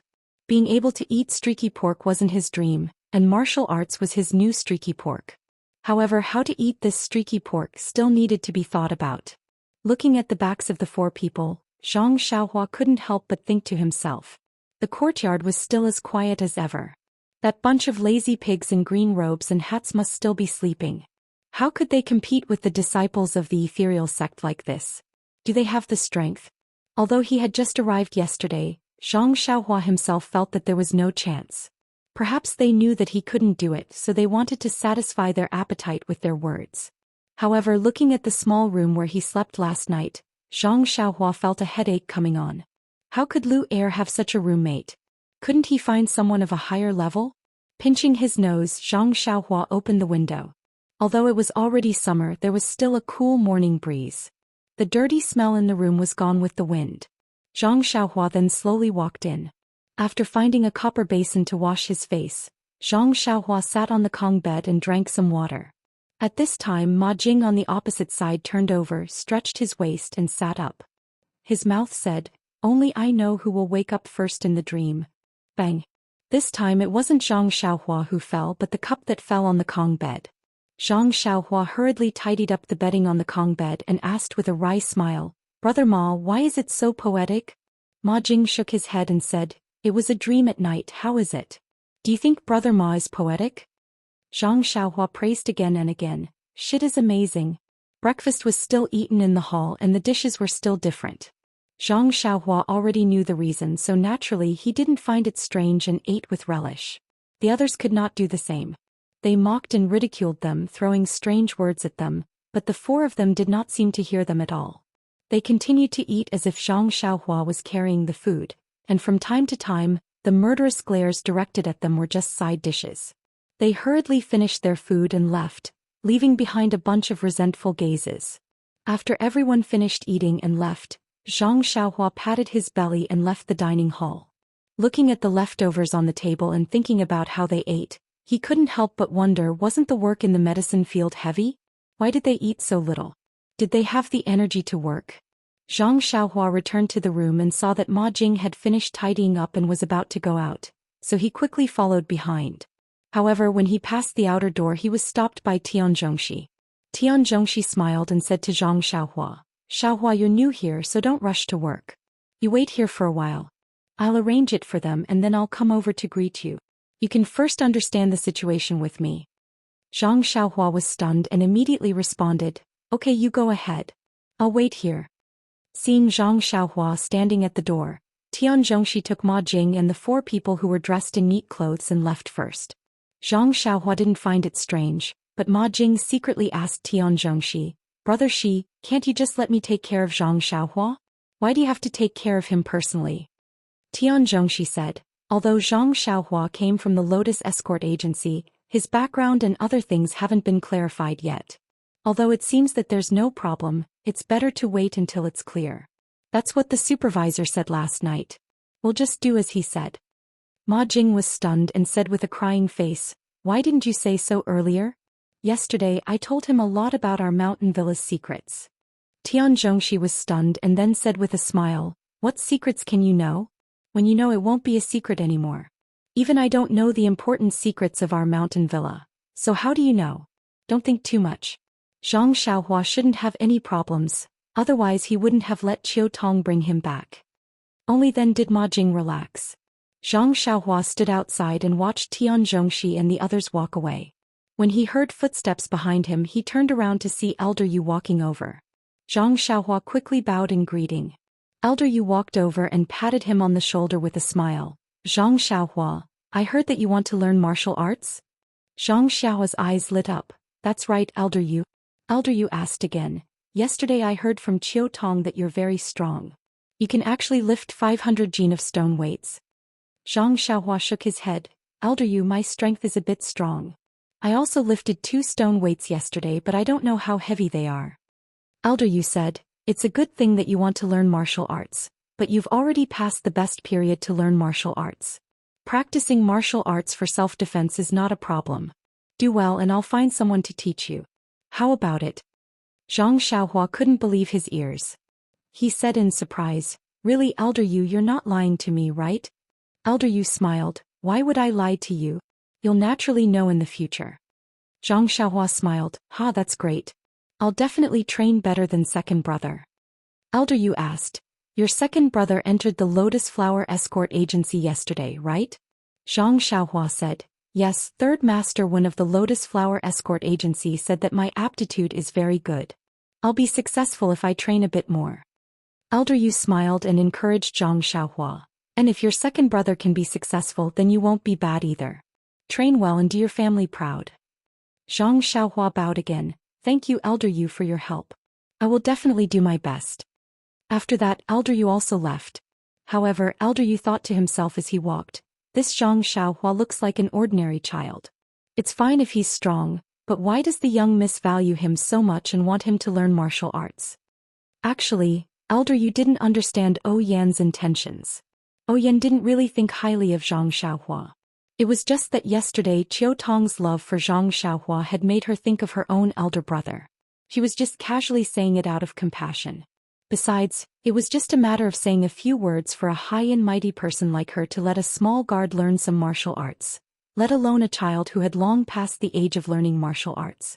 Zhang Xiaohua stood outside the door and waited for a meal before Tian Zhongxi returned. He brought Zhang Xiaohua around for a stroll.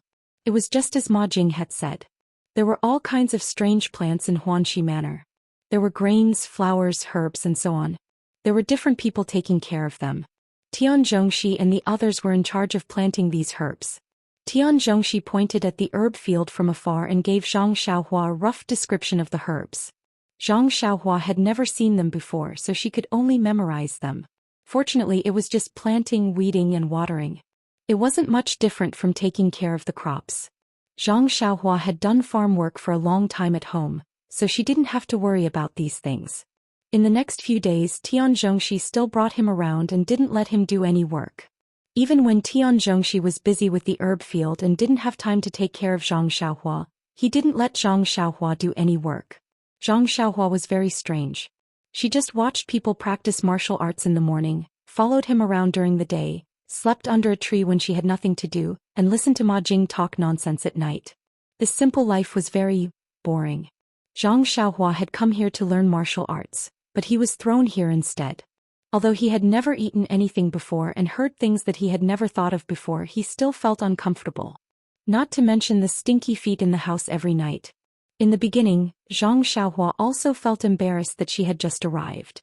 But later she couldn't stand it anymore. She had to indirectly tell Ma Jing that it would be best if he could wash his feet before sleeping. But that Ma Jing still did things his own way. Don't you think this made Zhang Xiaohua feel vexed? In the end, Zhang Xiaohua had no choice but to open the window to sleep at night for some fresh air. However, it was the same every night before going to sleep. In the morning, Ma Jing would close the window again. The air in the house was still very dirty. Ma Jing must have woken up from the cold at night and got up to close the window himself. That afternoon, Ma Jing mysteriously looked for Zhang Xiaohua and whispered to her, "Xiaohua, do you think my feet are very smelly?" Zhang Xiaohua said embarrassedly, "It's not too smelly but a little." Ma Jing nodded and said, "I know. From today onwards you don't have to worry." "Really?" Zhang Xiaohua asked in disbelief. "You've started washing your feet?" "Oh." Ma Jing shook his head and said, "I just told Brother Shi about this. Brother Shi said to let you move into his house." "Really? Brother Shi said that to you?" Zhang Xiaohua asked. "Yes, that's right. Brother Shi said that." Ma Jing nodded affirmatively. Zhang Xiaohua said gratefully, "Brother Ma, you're really a good person. Thank you." Ma Jing chuckled and didn't say anything. He went out to the herb field. In the afternoon, Zhang Xiaohua packed her things, which were the small bag and a roll of bedding. In the small courtyard, the rooms were not locked.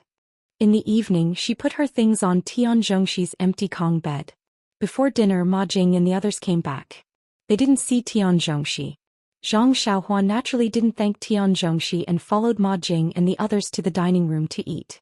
While they were eating, Tian Zhongshi came in. He was covered in dust and seemed to have not washed.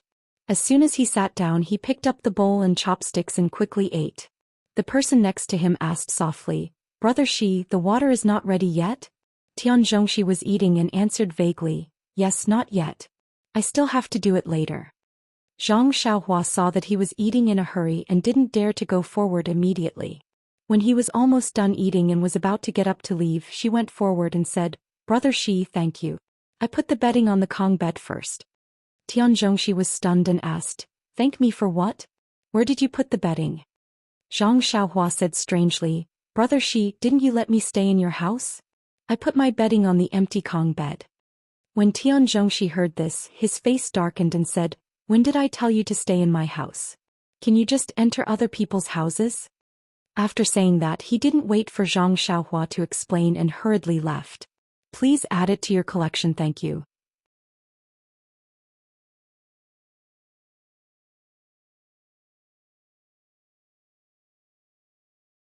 Chapter 78. Tian Zhongshi's words were like a clap of thunder, shocking Zhang Xiaohua on the spot. What was going on? Zhang Xiaohua looked back at Ma Jing and saw that he was eating happily. It seemed that he had already hidden Little Peach in a golden house. The smile on his face was deeply hidden behind the wrinkles of his dark and thin skin. Under the light of the fire in the dining room, the excitement in his eyes could be seen. There was even a flush on his forehead. Zhang Xiaohua seemed to understand something and was furious. Although he was a country boy and had not seen much of the world, he was not someone who could be easily schemed against and bullied. He did not offend Ma Jing. He just advised him to wash his feet and pay attention to hygiene. He was tricked by him and made Tian Zhongshi despise him.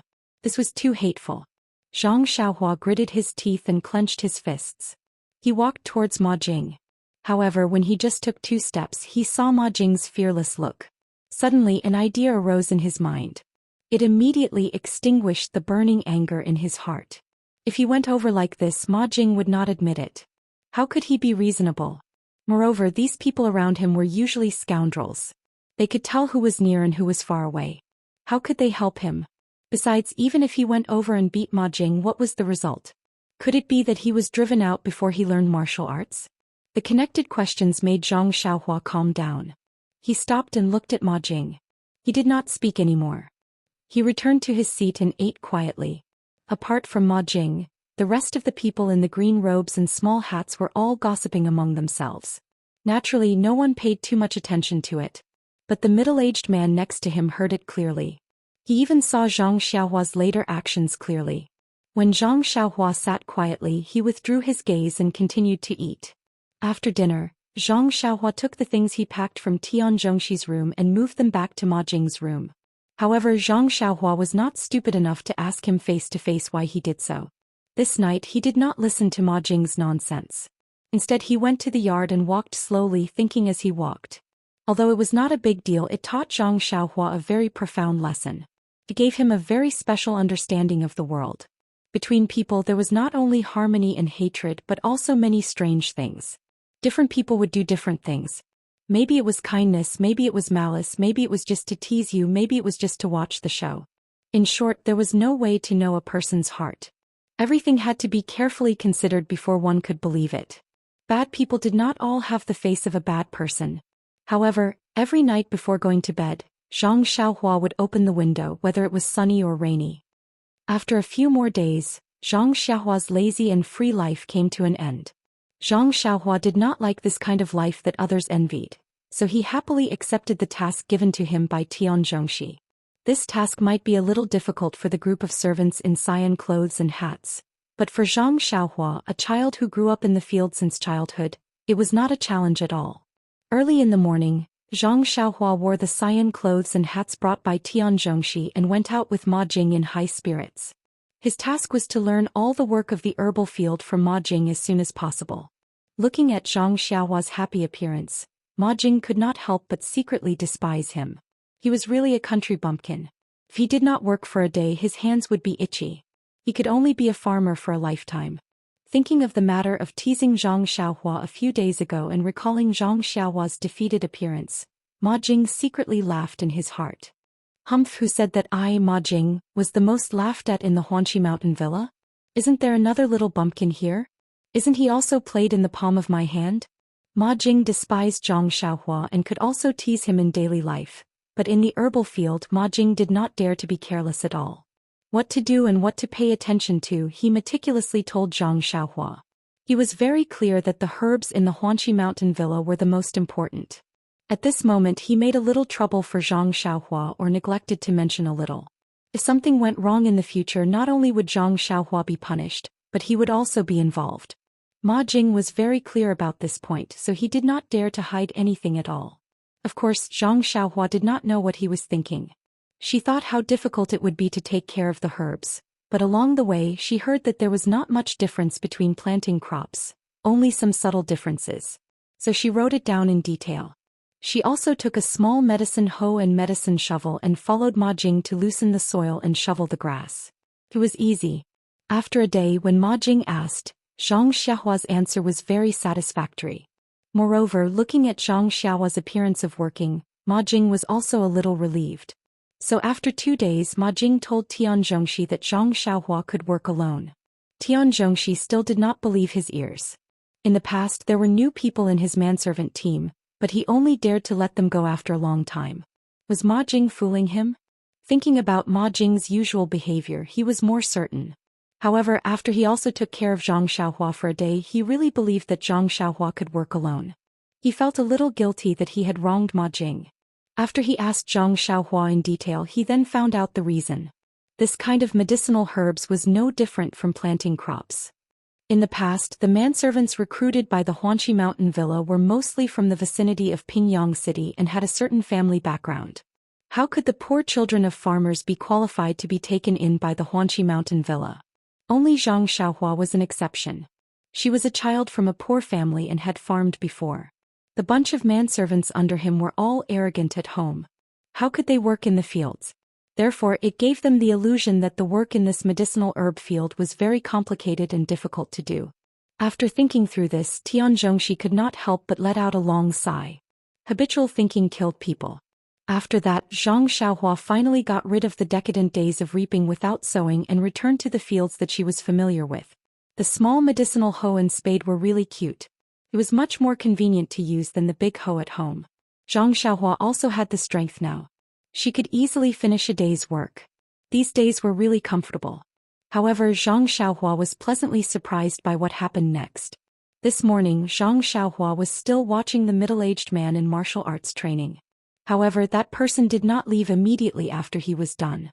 Instead, he walked in front of Zhang Xiaohua and said, "Your name is Zhang Xiaohua." Zhang Xiaohua blinked and nodded. Then she heard a very pleasant sentence. "Miss asked me to teach you martial arts when I have the time." Zhang Xiaohua opened her mouth and said, "Really?" That person smiled and said, "It's true. My name is He Tianshu. You can call me team leader He. Wait for me here after dinner tonight. I will start teaching you today." Zhang Xiaohua was stunned again. He was obviously happy. He Tianshu saw that Zhang Xiaohua did not say anything and knew how he was feeling. He patted his shoulder and turned to leave. Only Zhang Xiaohua was left digesting the news that she wanted to hear the most in her life. This miss was really a good person. Zhang Xiaohua almost wanted to rush into the inner courtyard and worship the Mississippi. However, thinking about the inner courtyard's complexity, if she got lost, wouldn't she be chased out as a peeping Tom? Only then did she extinguish the thought. In short, her gratitude towards Yen could not be expressed with words. She instantly placed this unknown miss on the same level as her sister-in-law Lu Qian in her heart. Zhang Xiaohua spent the whole day waiting anxiously and excitedly. There were even a few times when she almost made mistakes in the medicine field. This made Zhang Xiaohua immediately alert. How could she forget about this small beginning? Calm down, calm down. Zhang Xiaohua warned herself as she worked hard. From time to time she would raise her head to look at the sky. Why was the sun going so slowly today? In the torment, the sun finally set in the west. Tian Zhongxi's shout came from afar. Zhang Xiaohua immediately rushed out of the medicine field. She had long left her calmness behind. This state of mind that was not happy with external gains and not sad for oneself, Zhang Xiaohua was still far from it. Zhang Xiaohua hurriedly finished her dinner and came to the outer courtyard early. The moonlight was like water, but Zhang Xiaohua's mood was like boiling water. He was so excited. The wish that she had been thinking about for a long time was finally going to be realized. Who could still calm down? But why was He Tianshu not here yet? When she was eating just now, she saw that he was almost done eating. Usually he would finish eating early and come out early. Why was he so slow now? Zhang Xiaohua walked back and forth under the moonlight, anxiously waiting. After an unknown amount of time, she finally heard footsteps coming from the courtyard. Zhang Xiaohua hurriedly went to greet them. Sure enough, it was He Tianshu. Zhang Xiaohua happily said, "Captain He, you've come." He Tianshu looked at Xiaohua and said with a straight face, "Xiaohua, although I'm teaching you martial arts, I'm not your real master. Captain He is just a title. Do you understand?" Zhang Xiaohua blankly nodded. He Tianshu said again, "Although I'm not your real master, I'll teach you to the best of my ability. It just depends on how much you can learn." Zhang Xiaohua nodded again. He Tianshu continued, "Then I'll tell you the first thing today. When practicing martial arts, you must practice with a calm heart. Don't be impatient. Look at you now. How can you practice martial arts in peace?" When Zhang Xiaohua heard this, she immediately understood a lot. Yes, what had she become today? She was completely dazzled by this good news. She immediately gathered her thoughts and calmly said to Hidu, "Thank you, Captain He, for teaching me." At this time, He Tianshu nodded in satisfaction and said, "That's good. No matter what happens in the future, you must be as calm as an ancient well. Come with me." Geyser suggests that I update faster. I plan to start from chapter 90 and try to write 5,000 words per chapter. However, I'll still update every day. Thank you, reading friends. Please bookmark, thank you.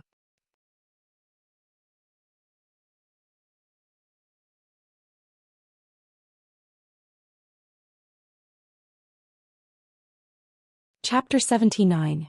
He Tianshu brought Zhang Xiaohua to a spacious area and asked, "Xiaohua, I heard that you've never learned martial arts before?"